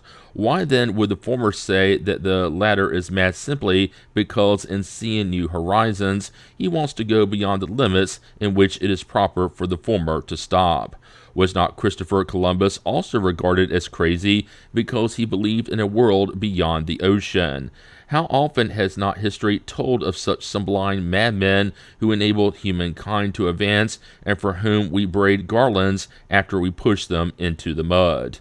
Well then, Spiritism, that madness of the 19th century, according to those who wish to remain on the terrestrial shore, uncovers a whole world to us, a world much more important for humankind than the Americas, because not everyone goes to the Americas, whereas all without exception go to the spirit world, making continuous journeys from one to the other. Having come to this point within Genesis, materialism stops, whereas Spiritism carries on with its research in the realm of the spiritual Genesis. Genesis, Part 1, Chapter 11, The Spiritual Genesis. The spiritual principle, the union of the spiritual principle and matter, a hypothesis concerning the origin of human bodies, the incarnation of spirits, reincarnation, emigrations and immigrations of spirits, the Adamic race, the doctrine of the fallen angel and paradise lost. The spiritual principle. 1. The existence of the spiritual principle is the fact which, so to speak, has no more need of demonstration than the material principle. To some extent it is an axiomatic truth. It is affirmed by its effects, just as matter is affirmed by its own effects. According to the principle, since every effect has a cause, every intelligent effect must have an intelligent cause. There is no one who cannot tell the difference between the mechanical movement of a bell rattled by the wind and the movement of the same bell meant as a signal or a warning, thereby attesting to a thought and intent behind it. Now, since it would not occur to anyone to attribute the thought to the physical matter comprising the bell, one must conclude that it was moved by an intelligence that used it as an instrument to manifest itself. For the same reason, it would not occur to anyone to attribute thought to the corpse of a dead person. If living persons think, it is because there is something within them that is no longer there when they are dead. The difference between living persons and the bell is that the intelligence that makes the latter move is outside of it, whereas the intelligence that causes the former to act is within them. 2. The spiritual principle is the corollary of the existence of God. Without this principle, God would have no reason to exist, since one could no more conceive of the supreme intelligence reigning solely over brute matter throughout eternity than an earthly monarch reigning solely over stones throughout his or her life. Since it is not possible to accept a God apart from one possessing the essential attributes of the divinity, that is, justice and goodness, such attributes would be worthless if they were exerted solely on matter. 3. On the other hand, one could not conceive of a supremely just and good God creating intelligent and sensible beings in order to consign them to nothingness after a few days of uncompensated sufferings, gazing upon that unending succession of beings who are born without having been asked to be, who think for an instant in order to know nothing but pain, and who then cease to exist forever after an ephemeral existence. Without the survival after death of the thinking being, the suffering of life would be a purposeless cruelty on God's part. That is why materialism and atheism are corollaries of each other. Denying the cause, they cannot accept the effect. Denying the effect, they cannot accept the cause. Materialism therefore becomes plausible to itself, but it is not plausible to reason. 4. The idea of the perpetuity of the spiritual being is innate in human beings. It exists within them as an intuition, a yearning. They understand the compensation for the miseries of life lies only in the perpetuity of the spiritual being, which is why there always have been and always will be more spiritualists than materialists and more theists than atheists. To the intuitive idea and the power of reasoning, Spiritism adds the sanction of the spirit phenomena, that is, the physical proof of the existence of the spiritual being, its survival after death, its immortality, and its individuality. Spiritism renders precise and definite what used to be a vague and abstract idea. It shows us the intelligent being acting outside of matter, whether after or during the life of the body. 5. Are the spiritual principle and the vital principle one and the same thing? Starting as always from the observation of the facts, we will state that if the vital principle were inseparable from the intelligent principle, there would be good reason to confuse the two. However, because there are beings that live but do not think, such as plants, human bodies that are still animated with organic life while there is no manifestation of thought, vital movements that are produced in living beings independent of any act of their will, and organic life that during sleep is preserved in full activity while mental life does not manifest itself by any outward sign, we should conclude that there are grounds to believe that organic life per se resides in a principle inherent to matter, independent of the spiritual life that is inherent to the spirit. Since matter has a vitality independent of the spirit, and since the spirit has a vitality independent of matter, it is obvious that this twofold vitality rests upon two different principles. See Chapter 10, numbers 16 through 19. 6. Might the spiritual principle have its source in the universal cosmic element? Might it be only a transformation, a mode of existence of that element, such as light, electricity, heat, etc.?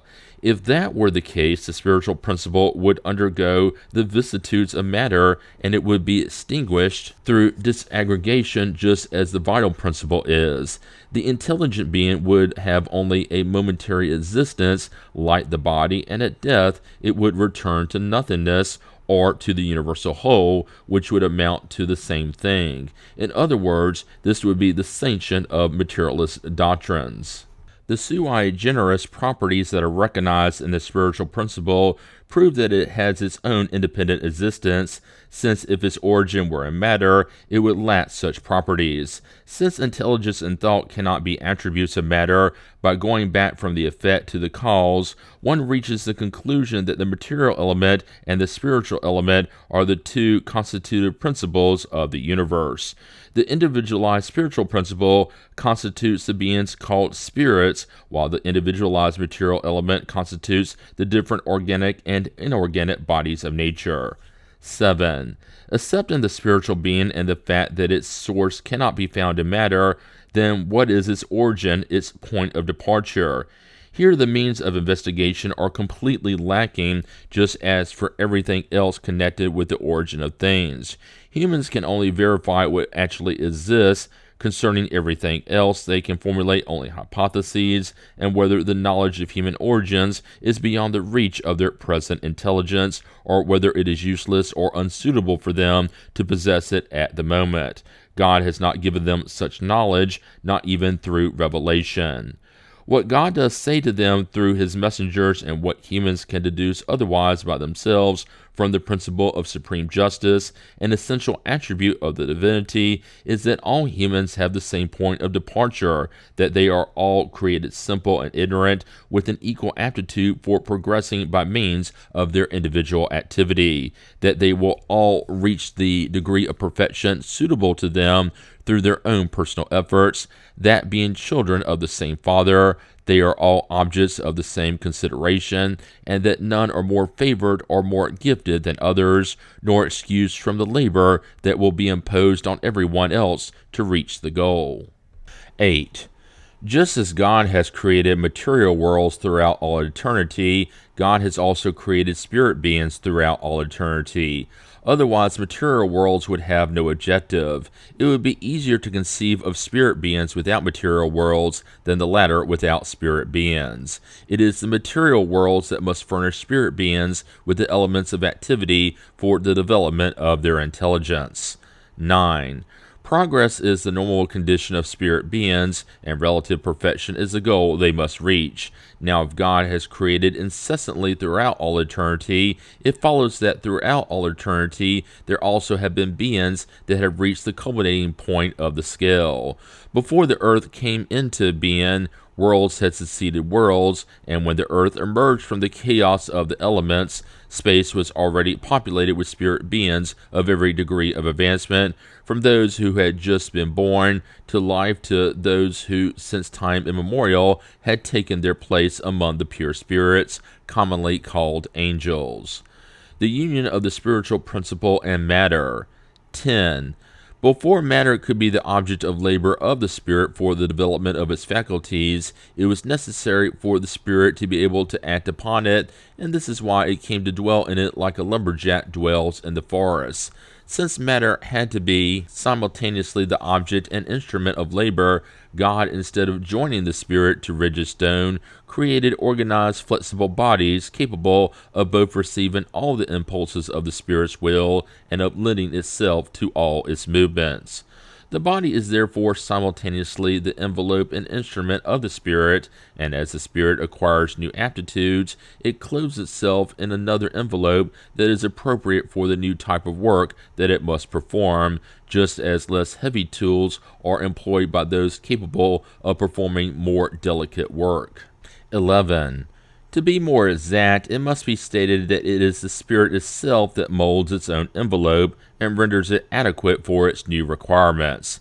The spirit perfects, develops, and completes the organism to the degree that it feels the need to manifest new faculties. In other words, it tailors it to the stature of its intelligence. God furnishes the spirit with the materials, but it is up to the spirit to use them.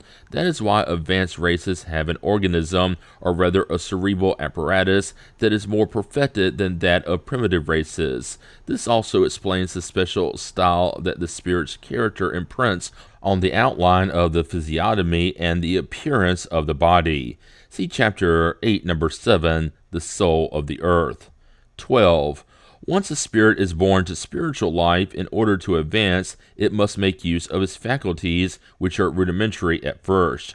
For this reason, it clothes itself in a corporeal envelope that is adequate for its state of intellectual infancy, an envelope it leaves behind to put on another as its abilities increase. Now, since there have been worlds throughout all time, and since these worlds have given birth to organized bodies appropriate for receiving spirits, likewise throughout all time, spirits, whatever their degree of advancement, have found the elements required for their corporeal life. 13. Since the body is exclusively material, it undergoes the vicissitudes of matter. After functioning for some time, it becomes disorganized and decomposes. Since the vital principle no longer finds the element needed for its activity, it is extinguished and the body dies. And since the lifeless body has become useless henceforth, the spirit leaves it as one leaves a house that is in ruins or clothes that are worn out. 14. The body, therefore, is nothing but an envelope meant for receiving the spirit. Thus, its origin and the materials from which it is constructed are of little importance. Whether or not the human body is a special creation, it is nonetheless composed of the same elements as the body of animals. It is animated by the same vital principle, in other words, lit by the same fire and illuminated by the same light, and is subject to the same vicissitudes and the same needs. There is no contesting this point. If we were to subtract the spirit and consider matter only, the human being would have nothing that distinguishes it from the animal. However, all that changes when a distinction is made between the habitation and the inhabitant. A great lord, whether living under a thatched roof or dressed in the coarse woolen clothing of a peasant, is a great lord nonetheless. The same applies to the human being. It is not its garment of flesh that sets it apart from the animal and makes it a being apart. It is its spiritual being, its spirit. A hypothesis concerning the origin of human bodies. 15. Because of the similarity between the outward form of the human body and that of an ape, some physiologists have concluded that the former is only a transformation of the latter. There is nothing impossible in this, nor would the dignity of the human being suffer if such were the case. The bodies of apes could very well have served as garments for the first human spirits, who were necessarily little advanced. For their incarnation on the earth, these garments were more appropriate for their needs and more adequate for the exercise of their faculties than the body of any other animal. Instead of a special garment having to be made for the spirit, it found one completely ready. It could therefore clothe itself in the skin of the ape without ceasing to be a human spirit, just as humans sometimes cover themselves in the skins of certain animals but remain human beings. It must be well understood that this is only a hypothesis, which is in no way intended as a principle. It is given only to show that the origin of the body does not prejudice the spirit, which is the principal being, and that the similarity between the human body and that of the ape does not imply parity between its spirit and that of the ape. 16. In accepting this hypothesis, one could say that under the influence and by the effect of the intellectual activity of its new inhabitant, the envelope became modified and embellished in its details while retaining the general form of the whole. See number 11. In procreating, these improved bodies reproduce, displaying the same changes, much as what occurs with grafted trees. They gave origin to a new species that gradually pulled away from the primitive type as the spirit progressed. The ape spirit did not disappear, but continued to procreate ape bodies for its use, just as the fruit of the wild plant reproduces wild plants, whereas the human spirit continued to procreate human bodies, variants of the first mold in which it was established. The strain bifurcated, it produced an offshoot, and this offshoot became a strain. Since there are no brusque transitions in nature, it is probable that the first humans that appeared on the earth must have differed little from the ape in outward appearance, and undoubtedly also in intelligence. In our times, there are still primitives whose arm and foot length and head conformation bear so much similarity to that of an ape that with the addition of body hair, the resemblance would be even closer. The incarnation of spirits. 17. Spiritism teaches us how the union of the spirit and the body occurs in incarnation. Due to its spiritual essence, the spirit is an indefinite abstract being that cannot act directly upon matter. It needs an intermediary. This intermediary is the fluidic envelope, which is in a certain way an integral part of the spirit, a semi-material envelope which one could say is linked to matter by its origin and to spirituality by its ethereal nature. Like all matter, it is drawn from the universal cosmic fluid, which in this instance undergoes a special modification. This envelope, designated by the name perispirit, makes the spirit, an abstract being, into a concrete, definite being that is perceptible to thought. It renders it capable of acting upon tangible matter, as well as all imponderable fluids, which, as we know, are the most powerful driving forces. The paraspiritual fluid is therefore the link between the spirit and matter. During its union with the body, it is the vehicle of its thought for transmitting movement to the various parts of the organism which act upon the impulse of its will, and for enabling repercussion within the spirit of the sensations produced by exterior agents. The nerves are its conducting wires in the same way that the middle wire is the conductor of the electric fluid in the telegraph. 18. When the spirit must incarnate in a human body that is about to be formed, a fluid tie, which is nothing but an extension of its perispirit, connects it to the zygote, to which it is attracted by an irresistible force from the moment of conception. As the fetus develops, the tie tightens under the influence of the fetus's vital material principle. The perispirit, which possesses certain properties of matter, is united molecule by molecule to the body that is forming, a fact from which one may deduce that the spirit, through the intermediary of its perispirit, sort of takes root in the fetus, much as a plant takes root in the soil. When the fetus is fully developed, the union is complete, and the being is born to external life. By an opposite effect, this union between the perispirit and corporeal matter, a union that had been completed under the influence of the zygote's vital principle, terminates when this principle ceases to act due to the disorganization of the body. This union, which had been maintained only by an actuating force, breaks down as soon as this force ceases to act.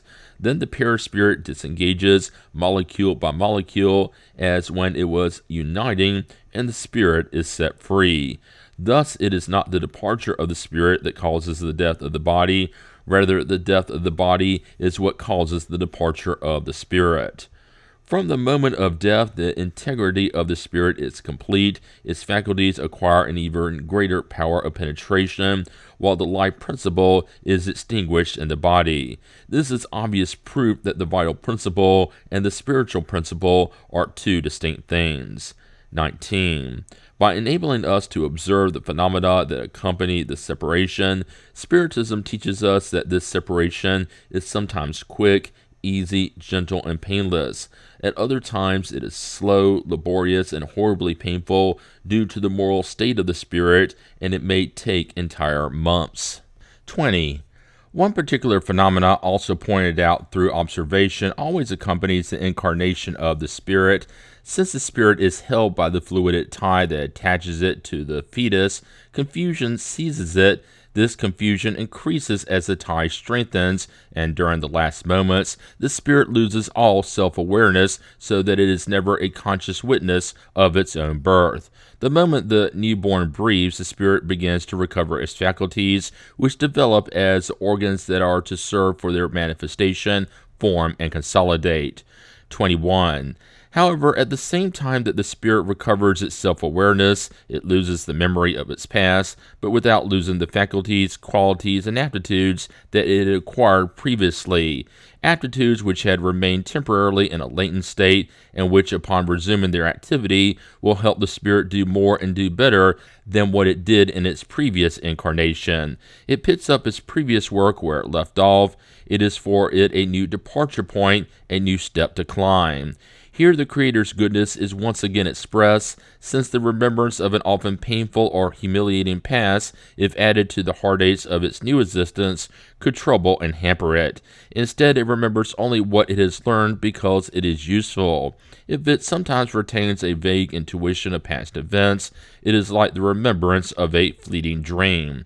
Therefore, this is indeed a new person, despite how old the spirit might be. It leans on new experiences aided by its earlier acquisitions. When it returns to the spirit life, its past unfolds before it, and it can then determine whether it used its time well or badly. 22. Thus, there is no gap in the life of the spirit in spite of the forgetfulness of the past. The spirit is always itself before, during, and after incarnation. Incarnation is but one special phase of its existence. Such forgetfulness occurs only during the outward life of relationships, however. During sleep, while it is partially disengaged from its corporeal ties and restored to freedom in the spirit life, the spirit remembers. Its spirit sight is not so obscured by matter. 23. Taking humankind at its lowest degree of the intellectual scale, such as the least evolved humans, one questions if that is the starting point for the human soul. According to the opinion of certain spiritualist philosophers, the intelligent principle, distinct from the material principle, individualizes and develops by passing through the many degrees of animality. This is the time when the soul rehearses for life and develops its first skills through practice. One might say that this is its incubation period. Having arrived at the degree of development that the human state requires, it receives the special characteristics that comprise the human soul. Hence, there would be a spiritual filiation from animal to human being, just as there is a corporeal filiation. Founded on the great law of unity that presides over creation, one must agree that this theory is in keeping with the justice and goodness of the Creator. It gives a reason, an objective, and a destiny to animals which are no longer disinherited beings, but which find in the future reserved for them a compensation for their sufferings. What constitutes a spiritual human being is not its origin, but the special attributes it is endowed with upon entering humanity, attributes that transform it and make it into a distinct being, just as the tasty fruit is distinct from the bitter root that produced it. By having passed through the lineage of animality, the human being would not be any less human, it would not be any more an animal than the fruit is the root. Just as a learned person is not the shapeless fetus through which he or she debuted in the world. However, this theory leads to numerous issues whose pros and cons are not amenable to discussion at the moment, nor would it be appropriate to examine the different theories that have been formulated on the matter. Hence, without searching for the soul's origin and the channels through which it might have passed, we shall take as its entrance into humanity the point at which, endowed with moral sense and free will, it begins to bear responsibility for its own actions. 24. The incarnate spirit's obligation to provide for the sustenance of its body, its safety and well-being, constrains it to apply its faculties in the search to exercise and develop such faculties. Thus, its union with matter is useful for its evolution, and that is why incarnation is a necessity. Furthermore, by means of the intelligent labor that it performs upon matter to its own advantage, it occurs in the physical transformation and progress of the globe that it inhabits. Its laboring for its own progress is how it contributes to the Creator's work as an unsuspecting agent. 25. The Spirit's incarnation, however, is neither constant nor perpetual. It is only transitory. Upon leaving one body behind, it does not take another immediately. During a shorter or longer length of time, it lives the spirit life, which is its normal life. Hence, the amount of time spent during its different incarnations is very small compared with the time it spends in the state of a free spirit.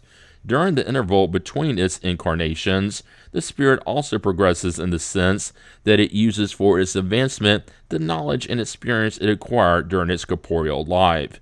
It examines what it did during its earthly stay, reviews what it learned, recognizes its wrongs, draws up its plans, and makes resolutions by which it hopes to be guided in the new existence as it tries to do better. It is in this way that each life is a step forward on the path of progress, a sort of a practical schooling. 26. Incarnation is therefore not normally a punishment for the spirit, as some might think, but a condition inherent to the unevolved state of the spirit and a means of progressing. See Heaven and Hell, Chapter 3, Numbers 8, and so forth. As the spirit progresses morally, it dematerializes, that is, by freeing itself from the influence of matter. It purifies itself. Its life becomes more spiritualized, and its abilities and perceptions broaden. Its happiness is a result of the progress it has accomplished. However, since it acts in virtue of its free will, it can, through negligence or ill will, delay its advancement. Consequently, it prolongs the duration of its material incarnations, which then become a punishment, since due to its own fault, it remains in the lower ranks and must start the same task all over again. It thus depends on the spirit itself to shorten, through its own efforts at self-purification, the extent of the period of incarnations. 27. The physical progress of a planet accompanies the moral progress of its inhabitants. Now, since the creation of worlds and spirits is incessant, and since the latter progress quickly or slowly by virtue of their free will, it follows that there are both newer and older worlds at different degrees of physical and moral advancement. Worlds where incarnation is more material or less so, and where consequently the labor for spirits is also harsher or less harsh. From this point of view, Earth is one of the least advanced because it is populated with relatively low-order spirits. Corporeal life is harder than on other worlds, just as there are less evolved worlds where life is even harder than on the Earth, and for whom the Earth would be a relatively happy world. 28. When on one world spirits have accomplished the amount of progress that the state of that world makes possible, they leave it in order to incarnate on another that is more advanced, where they acquire new knowledge. This process continues until incarnation in physical bodies is no longer useful and they live the spirit life exclusively, where they progress in yet another sense and through other means. When they arrive at the culminating point of progress, they enjoy supreme bliss. Admitted into the counsels of the Almighty, they have God's thought and become God's messengers and direct ministers in the government of worlds, having under their orders other spirits at different degrees of advancement. Hence, all spirits, incarnate or discarnate, at whatever degree they may find themselves in the spirit hierarchy, from the lowest to the highest, have their functions in the grand mechanism of the universe. All are useful to the whole, while at the same time useful to themselves. The least advanced, as happens with unskilled underlings, are charged with material tasks, at first unconsciously, and then gradually more aware. There is activity everywhere in the spirit world. Nowhere is there useless idleness.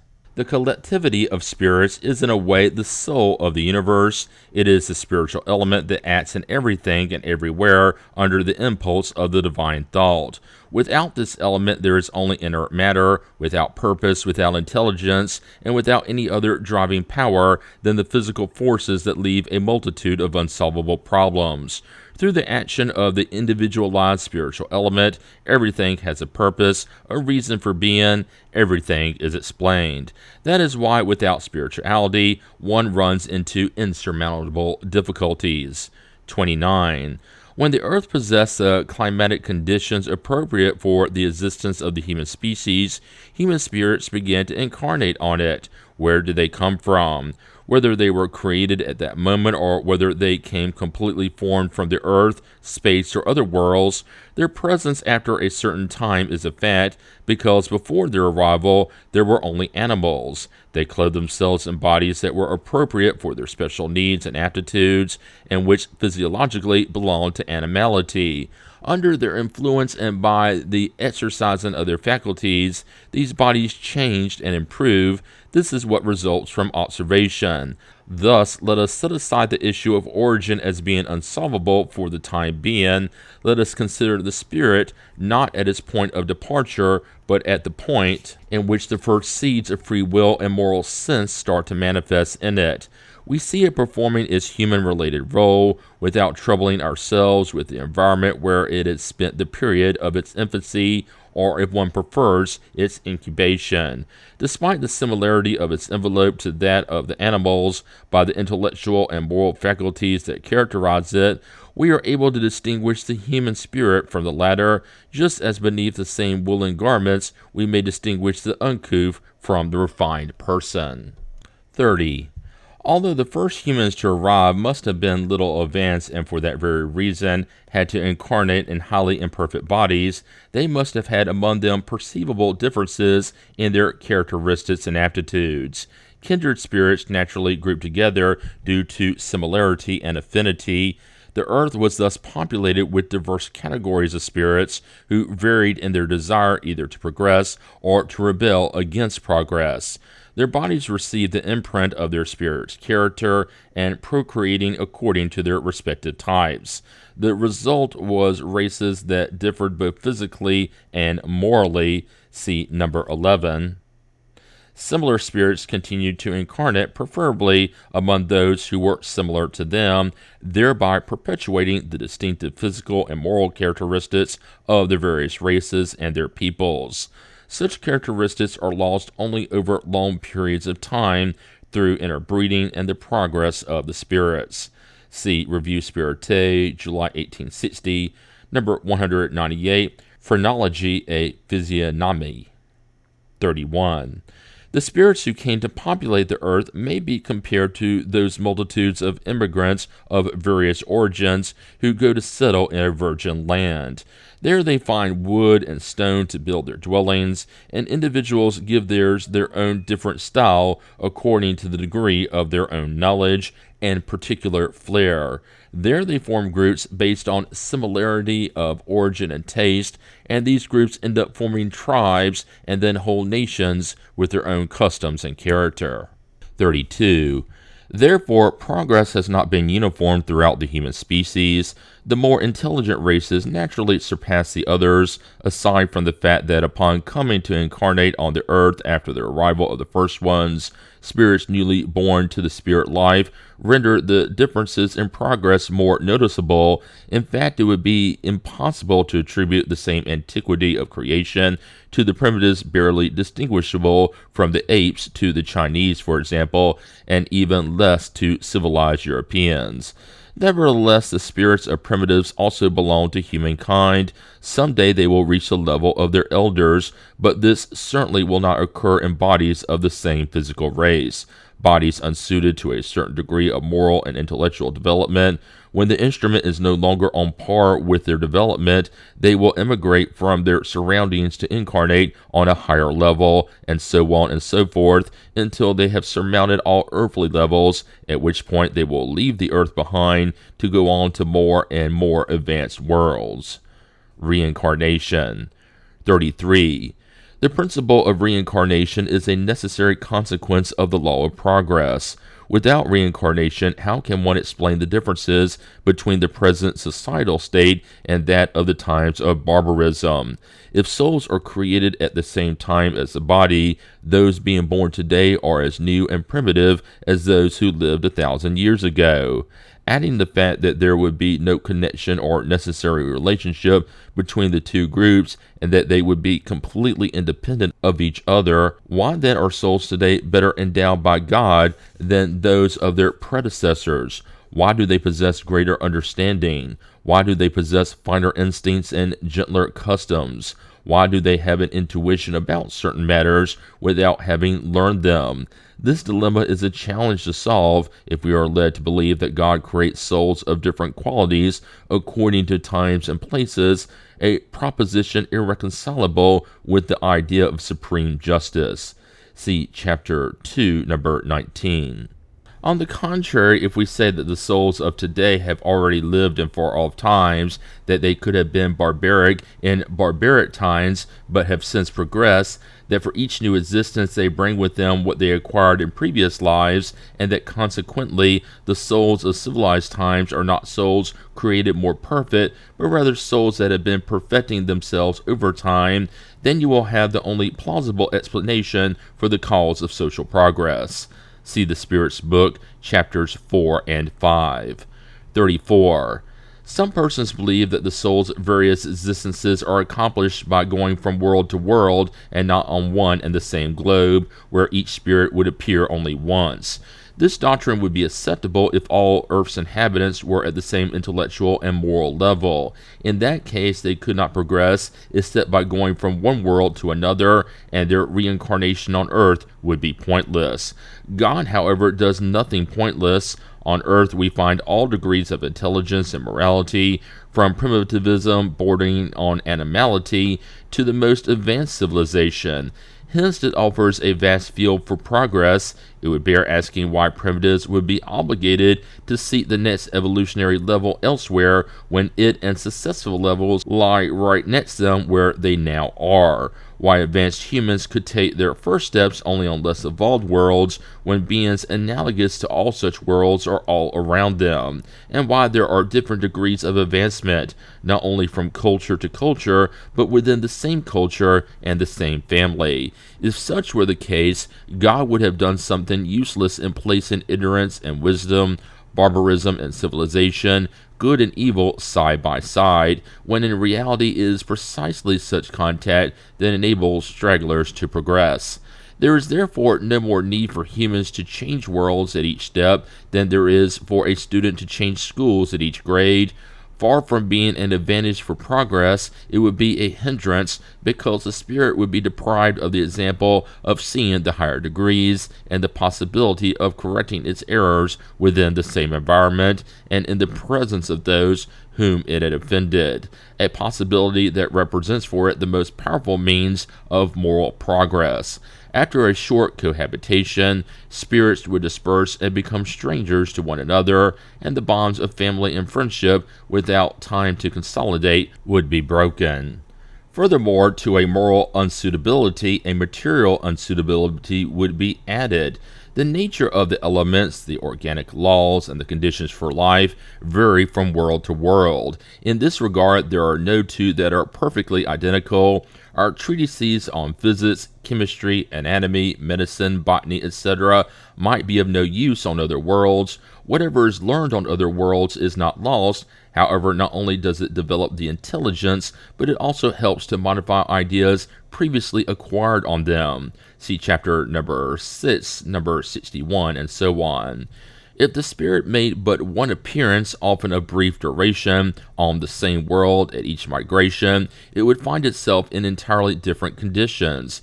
Each time it would operate on new elements with powers and according to laws unfamiliar to it before having had time to work with known elements to study them and to apply them.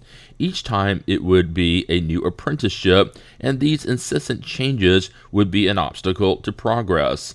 The spirit must therefore remain on the same world until it has acquired the sum of knowledge and degree of perfection that such world renders possible. See number 31. Thus it is, and thus it must be, that spirits depart for a more advanced world, leaving behind the old one on which there is nothing else to acquire. Such is the principle. If there are some who leave before that time, it is obviously due to individual causes that God has weighed in the divine wisdom.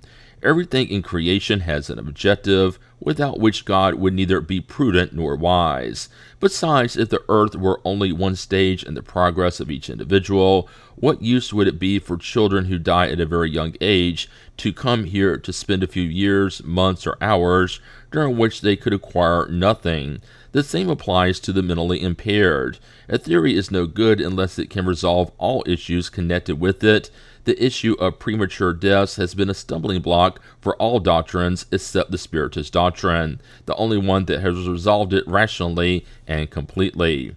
For those who, for their progress, complete a normal lifespan on the earth, there is a real advantage in finding themselves in the same environment in order to continue what they had left unfinished. They often return to the same family or encounter the same persons in order either to make up for the evil they have done or to suffer the law of talion.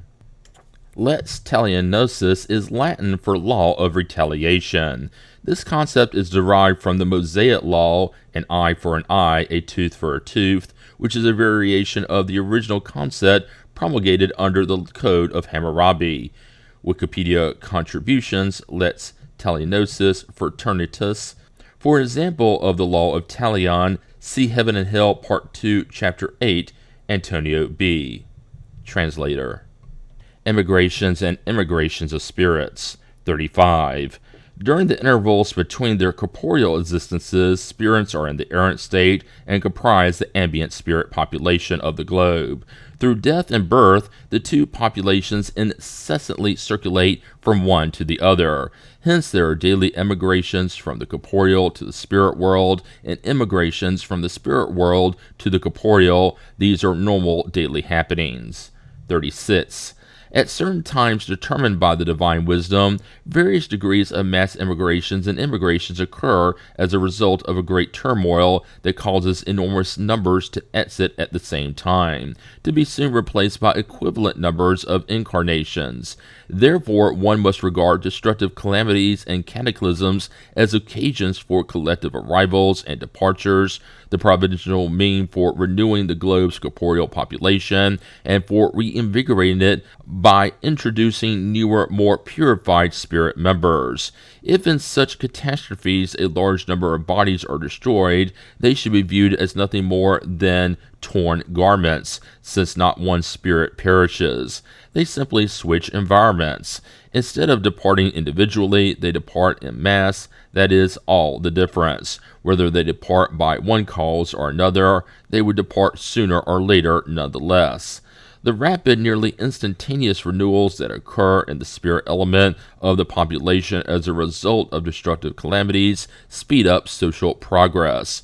Without the emigrations and immigrations that occur from time to time in order to give society a strong boost, it would progress extremely slowly.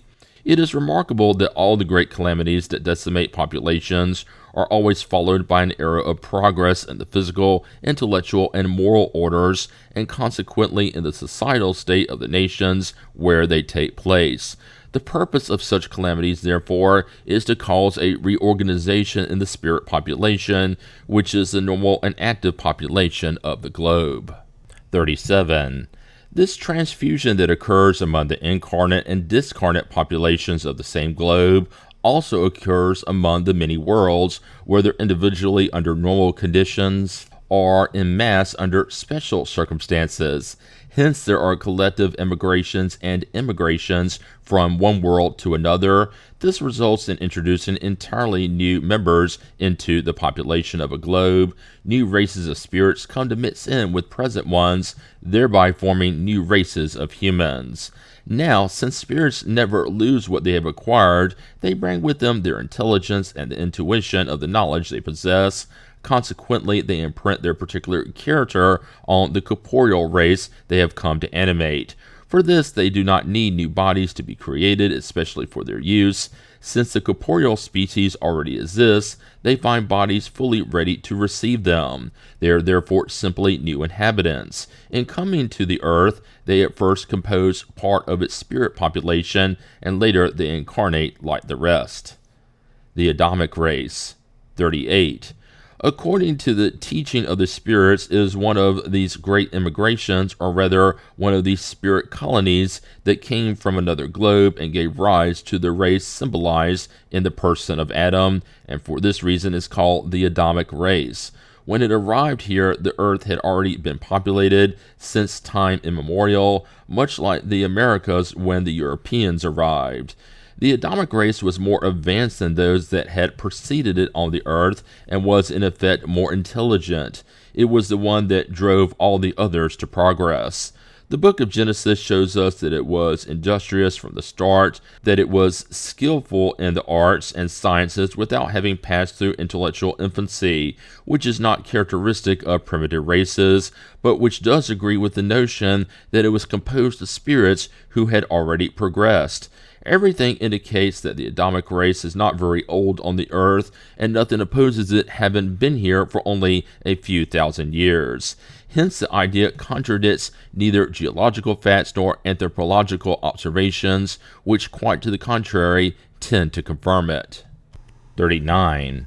The doctrine according to which the entire human species came from one sole individual 6,000 years ago is no longer acceptable according to the current state of our knowledge. Taken from the physical and moral order of things, the main consideration that contradict this assertion may be summed up as follows. From the physiological point of view, certain races display characteristically particular types, a fact that prevents assigning them to a common origin. There are differences that are obviously not simple effects of the climate, since whites who reproduce in countries predominated by blacks do not become blacks, and vice versa. The strength of the sun's rays tans and darkens the skin, but it has never transformed a white into a black, changed the characteristics of the face, or changed straight hair into afro-type hair. Today we know that black skin color comes from a particular subcutaneous tissue distinctive of that species. Therefore, one must regard the black, Mongolian, and white races as having their own origins and as have come into being simultaneously or successively in different parts of the globe. Their interbreeding has given rise to secondary mixed races. The physiological characteristics of the primitive races are obviously indications that they came from special types. Consequently, the same considerations apply both to humans and animals regarding the plurality of their lineage. See Chapter 10, number 2, and so forth. 40. Adam and his descendants are presented in Genesis as essentially intelligent people who from their second generation build cities, cultivate the land, and work with metals. Their progress in the arts and sciences is rapid and sustained. Thus, it is inconceivable that this lineage would have had as its descendants numerous people so backward and of an intelligence so rudimentary that it approached animality, and who would have lost all trace and all remembrance of what their ancestors accomplished.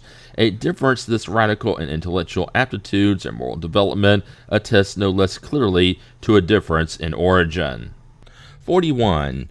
Regardless of the geological facts, proof of the existence of human beings on the earth before the time set by Genesis may be gleaned from the population of the globe. Without mentioning Chinese chronology, which is said to go back some 30,000 years, authentic documentation shows that Egypt, India, and other lands were populated and flourishing at least 3,000 years before the Christian era, that is, 1,000 years after the creation of the first man, according to the biblical chronology. Recent documentation and observation leave no doubt nowadays as to the relations that existed between the Americas and the ancient Egyptians, from which one must conclude that that landmass was already populated at the time. It would thus be necessary to believe that in 1,000 years the descendants of only one individual could cover the largest part of the earth. The reality is such profusion would be completely contrary to all anthropological laws. The 1867 World's Fair displayed antiquities from Mexico that left no doubt as to the connections the peoples of this country had with the ancient Egyptians. On a placard affixed to the Mexican temple at the fair, Mr. Leon Medigan stated, "From the human history point of view, it is not proper to prematurely publish discoveries made by the recent scientific expedition to Mexico. Nonetheless, nothing should keep the public from knowing nowadays that that exploration has pointed to the existence of a large number of cities that disappeared over time, but which the pick and fire can draw from their burial shroud. In all, the excavations uncovered 3 layers of civilizations, which seem to give the American world a remarkable ancientness. This is how science belies daily the claims of the doctrine that limits to 6,000 years the appearance of humankind on the earth, and claims that it derives from one single founder." Author. 42. The possibility becomes even more obvious if one accepts the Genesis account that the flood destroyed the entire human species except for Noah and his family, which could not have been very numerous in the 1656th year of the world, that is, 2,348 years before the Christian era. Therefore, in reality, the date for the peopling of the earth would have started with Noah. However, when the Hebrews settled in Egypt 612 years after the flood, that country, not to mention others, was already a powerful empire that would have had to have been populated in less than 6 centuries by Noah's sole descendants, which is inadmissible.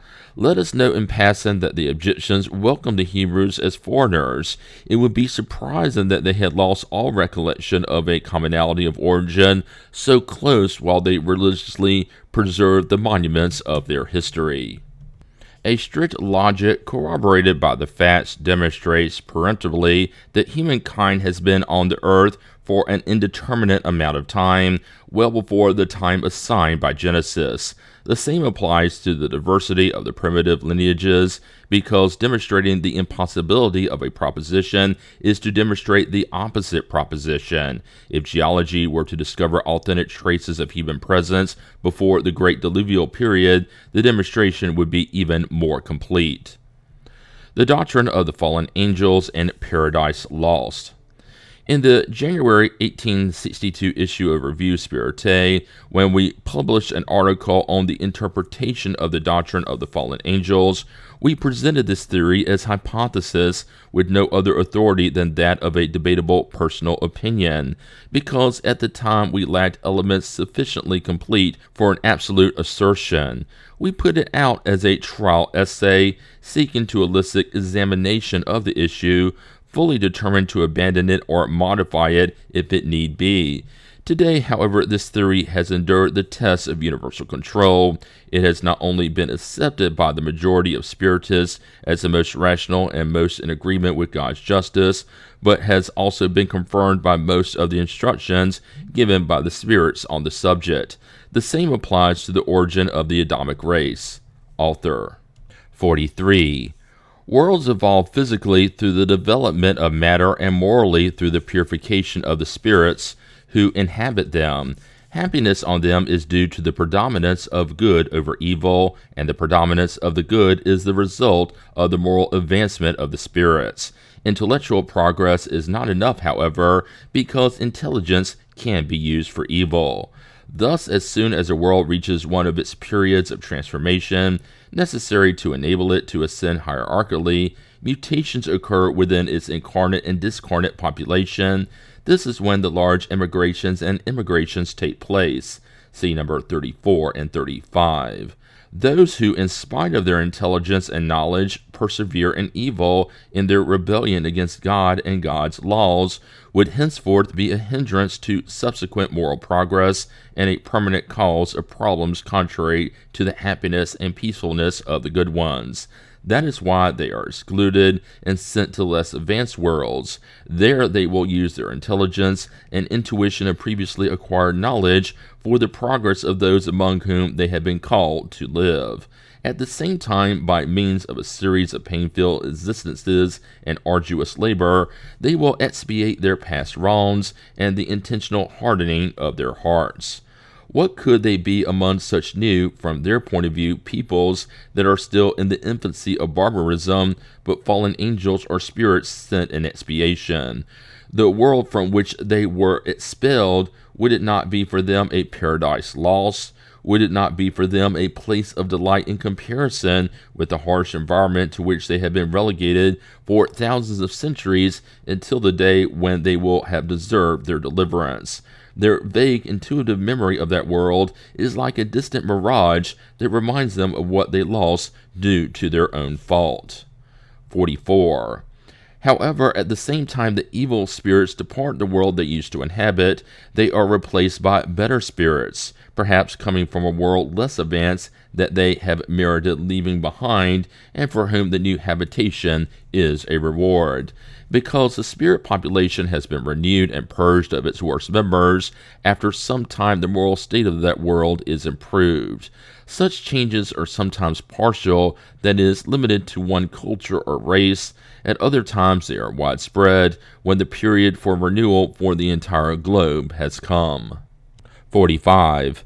The Adamic race displays all the characteristics of a prescribed race. The spirits that comprised it were exiled to the earth, which was already populated but with primitive human beings immersed in ignorance. They had the mission of enabling them to progress by bringing amongst them the light of a developed intelligence. Is this not actually the role that this race has played until today? Its intellectual superiority shows that the world it left behind was more advanced than the earth. However, this world had to enter a new phase of progress, and due to their own obstinacy, these spirits were not up to this task. They would have been out of place and would have become an obstacle to the providential headway of things. Consequently, they were expelled, while others more deserving began to replace them. In relegating that race to this earth of labor and suffering, God had reason to tell them, "You shall gather your nourishment with the sweat of your brow." However, out of divine mercy, God promised to send them a Savior, that is, one who would shine a light on the path they were to follow, so that they would leave this place of misery, this hell, and attain to the bliss of the elect. God sent the Savior in the person of Christ, who taught the law of love and charity unknown to them, and which would be their true anchor of salvation. It is with the same objective of enabling humankind to advance in a determined sense that high-order spirits, although without Christ's qualities, incarnate from time to time on the earth to carry out special missions that simultaneously result in their own personal advancement if they fulfill them according to the objectives of the Creator.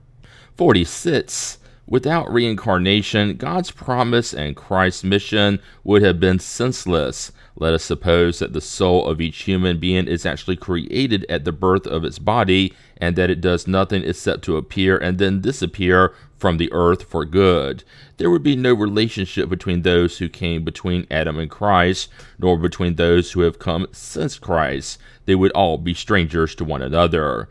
God's promise of a Savior would not apply to Adam's descendants if their souls had not yet been created. So that Christ's mission could correspond to God's words, it would be necessary for it to apply to the same souls. If such souls are new, however, they could not be stained by the wrong of the first father, who is a carnal father and not a spiritual one.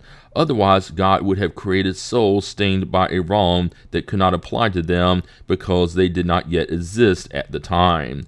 The common doctrine of original sin consequently implies the need for a link between the souls of Christ's time and those of Adam's. It implies, therefore, reincarnation. If you state instead that all those souls made up a part of the colony of spirits exiled on earth at the time of Adam, and that they were stained with vices that had caused them to be excluded from a better world, then you will have the only reasonable interpretation of original sin, a sin that is proper to each individual, and not the result of his or her responsibility for the wrong of another whom he or she has never known. If you say that those souls or spirits are reborn many times on the earth to live corporally in order to progress and purify themselves, and that Christ came to enlighten those same souls not only about their past lives, but also about their subsequent ones, then you will give his mission a real and serious objective acceptable to reason. 47. A familiar example, striking by its similarity, will make the principles that have just been set forth even more comprehensible. On May 24, 1861, the frigate Iphigenia transported a disciplinary company of 291 men to New Caledonia. When they arrived, the commander of the colony gave them an order for the day as follows. When you set your feet upon this far-off land, you will have already understood the role reserved for you. At the example of the brave sailors of our Navy serving in your presence, you will help us bring with distinction the banner of civilization into the midst of the primitive tribes of New Caledonia. Is this not a fine and noble mission, I ask you? You shall fulfill it worthily. Listen to the voice and advice of your superiors. I am their commander. May my words be well understood. The choice of your commander, your officers, your subordinates, and corporals is a sure guarantee for all efforts that will be made to render you excellent soldiers, and I might add to elevate you to the stature of good citizens and transform you into honored colonists if you so desire. Your discipline will be harsh, and so it must be. In our hands, you can be sure it will be firm and unbending, but also just and paternal. It will know how to discern error from vice and degradation. Here we have men who, because of bad conduct, have been expelled from a civilized country and sent to a barbaric culture as punishment. What did their leader tell them? You broke the laws of your own country, you were a cause for trouble and scandal, and you were expelled. They sent you here, but here you can redeem your past. Through labor, you will be able to create an honorable position and become honest citizens. You have a fine mission to fulfill, bringing civilization to these wild tribes. The discipline will be harsh but just, and we will know how to discern those who proceed well. Your fate is in your own hands. You will improve it if you so desire, because you have free will. For those men relegated to the midst of the wild, was their motherland not a paradise lost because of their wrongs and their rebellion against the law? In that far-off land were they not fallen angels? Was not the language of their leader that which God used in addressing the spirits exiled on earth? You disobeyed my laws, and for that you were expelled from the world where you could have lived happily and peacefully. Here you shall be condemned to labor. However, through good behavior, you will merit pardon and regain the homeland you lost because of your own fault, that is, the heaven you have lost. 48. At first sight, the notion of a fall seems to contradict the principle that spirits cannot regress. However, one must consider that it is not the case of a return to the primitive state. The spirit, notwithstanding its lower position, loses nothing of what it has acquired. Its moral and intellectual development remains the same, whatever may be the environment into which it has been placed. It is in the situation of the man and woman of the world condemned to prison for their crimes. Certainly they are disgraced and fallen from a societal point of view, but they become neither more stupid nor more ignorant. 49. Would we believe that those men sent to New Caledonia are suddenly going to become models of virtue? Are they going to suddenly be absolved of their past errors? One would have to not know humanity to believe so. For the same reason, the spirits of the dominant race once transplanted in the land of exile did not instantly shed their pride and their evil instincts. For a long time, they retained the tendencies they brought with them, a vestige of the old yeast. Now, is that not original sin?